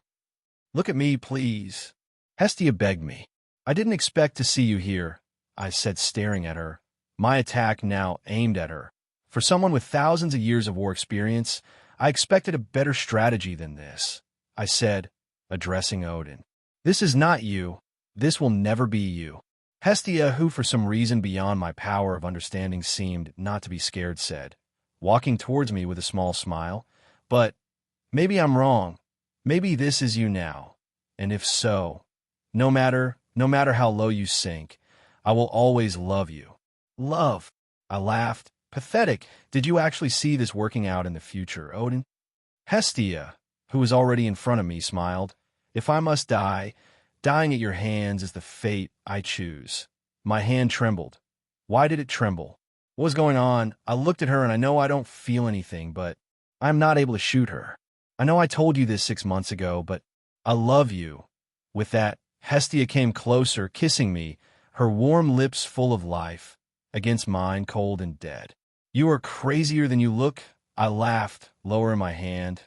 "I didn't feel anything, but I can't kill you either. Something is stopping me. Maybe it's love. Maybe not, I really don't know. What I do know is that I promised you something, and I will see what I can do to fulfill that promise." Saying that, I opened a portal to where my father was leaving the earth behind. As I passed through the doorway, my father, who seemed to be waiting for me, looked at me and began to applaud. The show, it was the best, although it would have been better if you'd killed them. "There's no rush, is there?" I replied. "Besides, the reason I went there was not to kill them. It was to see if I had any feelings for them." And Narithoteep smiled. "Nothing." Narithoteep explained his plan to me after I entered his private world, the plan to dominate the multiverse. I was a channel between worlds. Apparently, he was the one who had brought me from the first world to this one as a god to fulfill a task, to allow him access to the multiverse, more than he already had, since for the moment he could only send avatars out of the realm of Azithoth. My task was to channel Azithoth's power to open a door between worlds, a door which he could use. For this very purpose, he had created a shrine above the blind idiot god, in which I would channel his power, creating the gate to allow forth the end of the world. When would this be done? Tomorrow, during the meeting of the outer gods, where my hated father would be celebrated for creating a door for the horrors of this dimension to use. So for the moment, I just had to wait and think how to fulfill the promise I said I would keep, how to save Hestia from all this. Which led me to the next question, why I wanted to save her. I didn't love her, at least not anymore, but still, something inside me urged me to try, which didn't make sense. Nobody does something for someone for nothing. If you don't feel anything for someone, you don't do anything. Wasn't that so? Maybe I was thinking too much about it. Maybe I simply wanted to save her as a sign that I had control of something in my life, that I was not totally my father's prisoner, the slave of his will. Aren't you happy? Soon all life will end. Can you imagine? The suffering I will grant. Those words echoed in my head. All of this was a game for him, a game of torture and pleasure. That was his gimmick, mine. I think I know what mine is freedom. Even now, as a shell of what I used to be, I crave freedom, and he's in the way of my freedom. Hestia POV. Adam had changed. His very soul was swallowed by the endless abyss of despair. But I had hoped he would come back to the way he was. I seen him go through worse and come back stronger. That's why I believe in him. But even if he didn't, I can't bring myself to hate him or even forget him. "Well, that hurt," Thor commented, as one of the healers reattached his arm. "He ripped it off like it was made out of paper," he complained. "Well, he ripped my only eye, and you don't see me complaining." Odin chuckled. "It was to be expected, his power. He is leagues above us now." That he was, even among the turmoil of his soul, I could feel his massive power overwhelming me. It was like a tsunami eating away the world without mercy. It made Zeus feel like a demigod. "Was it worth it?" Frigg growled, slapping Odin. "Was all of this worth this? You could have killed him before he became this. But you thought you could change fate."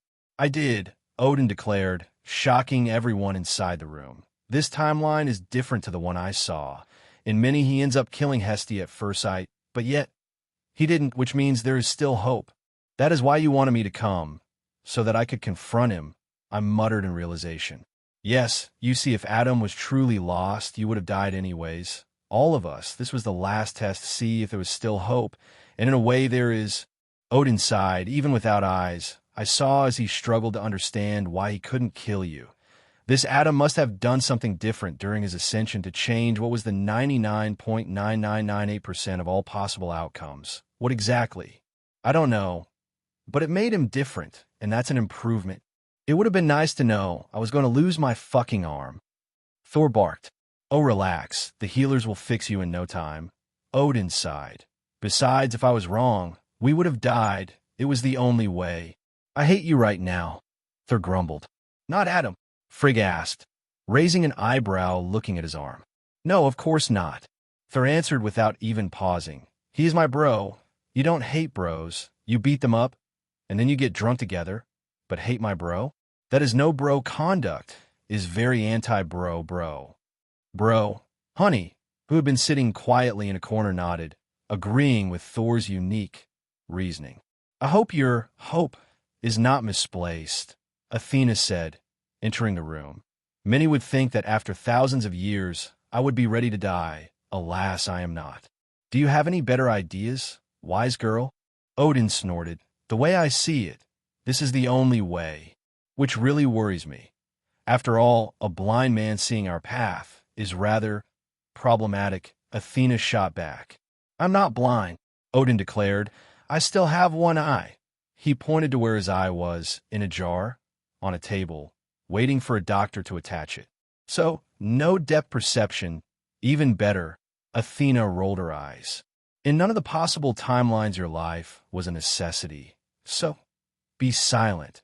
Odin glared at her, or rather where he thought she was. Honey, she is there, Frigg whispered, moving his head to where she was. Can we not fight right now? I asked them, I know this situation is stressful for us all, but fighting for petty things will solve nothing. Talk for you, I was having fun, Thor chuckled, and I glared at him with a glare that said, You will not eat my food ever again if you keep this up. At this he lowered his head and smiled, Sorry, ma'am. The day had come, and I still had many questions about myself. And what would I do? Did I want to end the universe? Did I want to save Hestia? Did I want to fight against my father knowing that I would not win? I guess I'll know before I get to the temple. I muttered to myself as I walked toward the temple on top of Azithoth, absorbing every detail around me. Unlike the rest of this dark universe, the path to the altar was strangely cozy, almost perfect with my bare feet. As it was part of the ritual, I felt the floor of the tunnel, and I felt that it had a perfectly smooth texture, almost as if it had been polished. Walking forward, I kept taking in every detail of the long tunnel, as maybe it would give me some answers or clues on how to fight my father, but the deeper I went, the less mistakes I could feel. The place had no imperfections or clues. Letting out a long sigh, I continued walking until I reached the source of light at the end of the long tunnel leading to the shrine, literally. And after walking for hours, I was disappointed to see that the great altar for the ceremony was nothing more than a gushing fountain of bubbling water. My disappointment was short-lived, however, for as soon as I laid eyes on the fountain again, I felt an unimaginable power come out of it, a power which left me, my father, and everyone in the shadows. Taking a deep breath, I remembered Narithoteep's instructions to enter the center of the altar and wait for the other gods with nothing else to do. I immersed myself in the iridescent water, which vibrated with cosmic power, connected directly to Azithoth. As my feet entered the water, I felt the power of the sleeping god fluctuate through me freely like a river at dawn. How strange. I murmured, looking at the water, feeling how I connected with Azithoth, feeling how the god slept peacefully, ignorant of what he had created in his long sleep. Seconds after I entered the water, a podium rose from the ground. The podium had runes written on it in the ancient language, runes which I could not read, but for some reason I felt I knew what they said. After what seemed like hours of waiting at the fountain, thinking what to do about the gate, about the world, about myself, about the entire cosmos, the shrine of Azithoth began to light up little by little with the entrance of the gods who had begun to arrive to the temple, including my father. Is this our door? Asked one of the strange gods, gesturing to me with a finger. Yes, replied my father with a smile. Oh, the one who will end the cosmos and give birth to a new era. How intriguing, Yog-Sothoth stated, a god that for some reason I could recognize. Even though I had never seen him before, the decision has not yet been made, but the outcome is the same regardless of his choice. Shut your mouth, my father bellowed with a hint of anger. Intriguing. There will be no violence in this place, Narithoteep commanded a strange monster, which for some reason I knew his name, the darkness. You know what we risk if we start something here. I know, growled my father, his burning eyes revealing the contempt he felt for the creature. So let's start. I sighed. Channel the power of Azithoth by touching the runic podium, Narithoteep commanded. Then break the veil between worlds. Focus on that. Shatter the veil, keeping us inside this plane of existence. Inside Azithoth's mind. Putting my hands where I had been instructed, I looked at Nyarlathotep and asked, "What if I don't want to do this?" "We both know you don't have an option." Nyarlathotep smiled confidently. "I can always make another gate. What's another millennia of work?" I looked at him, while wondering, why had I even asked that? What was pushing me to do this? "The way I see it, I do have an option," I answered without even thinking. Was this out of pure hate to him? Or was it because I actually wanted to save Hestia? Or was it because I saw this act of rebellion as a way to fight for my freedom? Interesting, Nyarlathotep laughed, clapping his hands, getting a few odd stares for the present gods. "You know, when you merge with my power, I expected my power to eat away your emotions, to make you someone worthy of being my son. But in the end, it seems your emotions turned into a cancer, eating away my influence on you." Was that what was happening? Was the old Adam eating his way out of the prison I represented? Was my time in this reality limited since the moment of my birth? I can't really tell. I know that I hate you. I know that I hate all of this, but beyond that, I don't know. I looked at the runes around the fountain and back at my father. "Is this because of that whore?" Nyarlathotep sighed. "If her life means that much to you, then you can have her or keep your pet. That is the best offer I can give you." His tone was odd and needy. Was that desperation? Was Nyarlathotep desperate? But why? It made no sense. He had the power to crush me with a thought. He had the time to create a new gate, the power to have a new, more powerful and more obedient son. And yet his tone and demeanor felt desperate. "No," I answered, once again without thinking. At this point, it was safe to assume I was operating on autopilot. "Then you will die," Nyarlathotep growled. "Get out of the fountain and face your doom." This was new. Seeing him lose his cool, seeing him like this was unexpected. I looked at my father, and his eyes, while glowing with unyielding hate and anger, they showed fear. Why was he afraid? Why would Curious, I look at the other gods, and each and every single one of them seemed agitated, afraid, and angry. All of them except for Yog-Sothoth, who simply observed me with mild interest. "No," I said once again. "Get the hell out of there, or I'll." I looked at him and with a smile said, "Or you'll what?" "Leave the fountain," Nyarlathotep growled in a very low tone. "If you do, I will show you mercy." "You know, it's funny. You seem very adamant to me leaving this place. I wonder why. Is it maybe because you can't hurt me here?" There is no other explanation as to why gods whose powers towered above mine to be so against killing me for my hubris, so afraid to strike me down, which brought up the following question. Why were they so afraid of me? What reason could they have? "You are afraid of what can happen if I use the shrine for something else, right?" I muttered in realization. There was no other explanation. Why else would such an unstoppable force be afraid of me? "It is," Yog-Sothoth answered, much to the anger of the other gods present. "If you wake our creator, we will all cease to exist." Nyarlathotep is terrified of that outcome. "I was too prideful," Nyarlathotep admitted. "I never thought you would rebel against me. Nobody had done that ever before. But this changes nothing." "How so?" I asked him with curiosity. "If you wake him up, you will cease to exist like all of us. Or did you forget? You are also part of the great dream." Nyarlathotep smiled. "So go ahead, do your worst." He was good, very good, at hiding his desperation. I could see right through his attempt to dissuade me, but also I could feel the truth behind his statement. Looking at him for a brief moment, I smiled. "I am ready. Life has been nothing but a pain. You, Zeus, the war, my family. I hate you all." "No, not all. I don't hate Hestia. I want to be with her.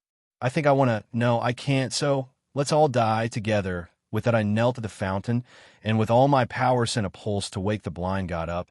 It was time to end this nightmare forever. "You told me my son would be the one to end the cosmos as we knew it." Nyarlathotep screamed at Yog, who simply smiled. "I did. And he did. He destroyed reality as we know it. What a wonderful way to go." Yog-Sothoth muttered, closing his eyes. Second after my pulse was received by the ancient being, I felt pain like never before, and this seemed to be something everyone was feeling, for even Narithoteep was screaming in pain. First I felt my outer power being consumed, leaving nothing but Adam. Thank God I get to die as the original me. I muttered, letting the agony wash over me. A chuckle escaped my lips as I started to sing with a broken voice as I looked at the gods disintegrating in front of me. I've loved, I've laughed and cried and pranked. I've had my fill of many things, my share of losing and winning, and now, as tears subside, I find it all so amusing. I continued my song, a last prank to close my curtain as blood came up with some of the words. To think I did all that, and may I say, not in a shy way. Oh no, not me. I was a prankster to the heart, and an emo for a while, but I did it my way. A tear ran down my face while I continued with difficulty, each passing second making the agony worse. But fuck it. It was my last moments as me. My last prank to go out like I started. Yes, there were times, I'm sure you knew, when I bit off more than I could chew.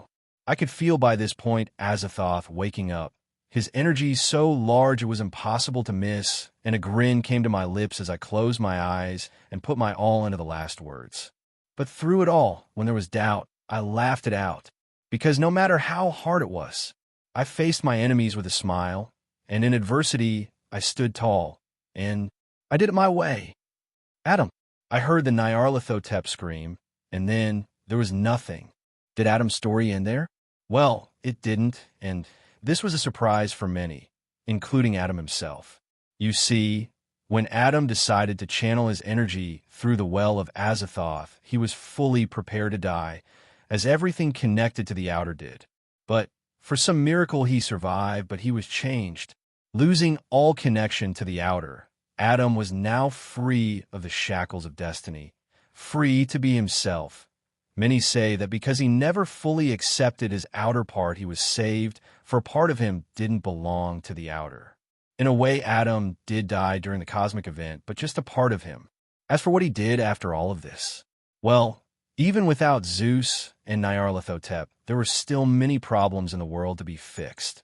Little chains that would keep him awake at night.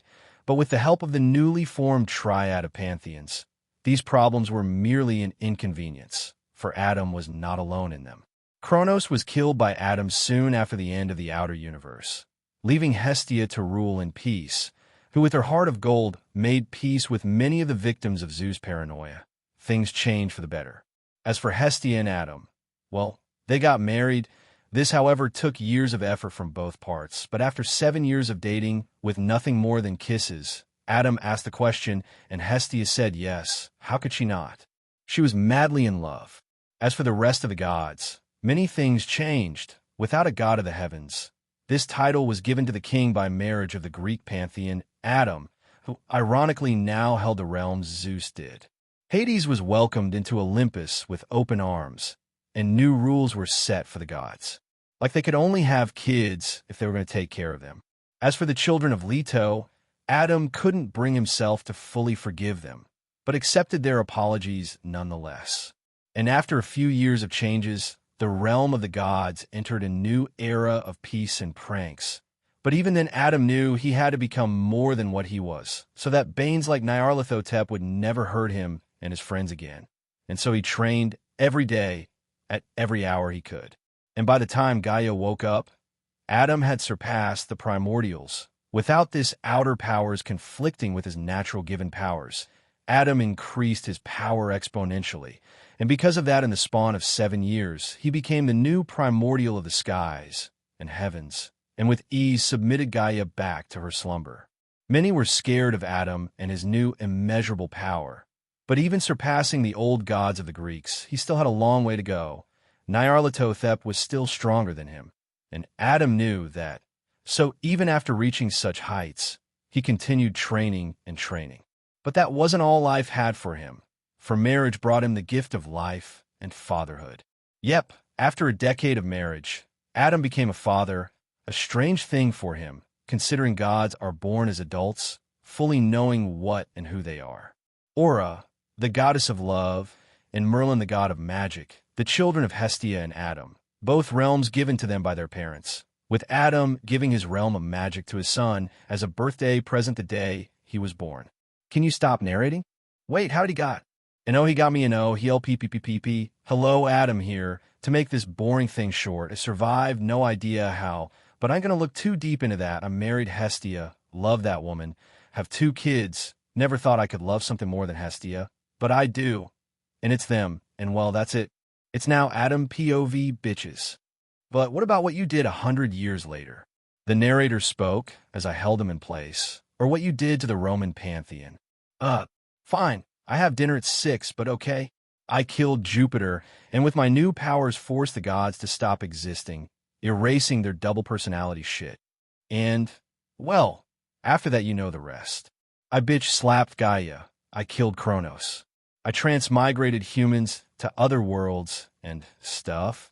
I answered, opening a portal ready to leave this boring-ass conversation. Transmigrated people, the narrator exclaimed, Doug. Well, after I reached a cosmic level of power, I got bored and sent people from around the cosmos to other places. At first, I made some mistakes, like turning a guy into a Kryptonian cockroach. But after 500 failed attempts, I managed to perfect the craft, like with what was his name? Ronner Mormont. I sent him to God with a few powers. I chuckled, and Akira to Avatar. I had a few problems with him. First time creating a human body, and some random guy to Resident Evil. Isn't that cruel? The narrator questioned. Not really. I didn't force them to go. I offered all of them a choice, and they all accepted. Only Ronards remembers me, though. Maybe I should stop erasing their memories of how they get to where they are. I hummed. Oh, I see. The narrator nodded. Well, I have to go. Cosmic powers or not, you don't miss a family dinner with Hestia. You just don't. With it, I teleported back to my home dimension, leaving the 4th dimensional narrator with more questions than answers. Hello, everyone. As we wrap up this video, I want to share a quick note. I have a Patreon account. If you'd like to support me and enjoy on-demand audiobooks, you can become a Patreon member. Alternatively, you can check out my Google Drive link, which has 500-plus novel audiobooks available through my Ko-fi or Patreon shop. I appreciate your support.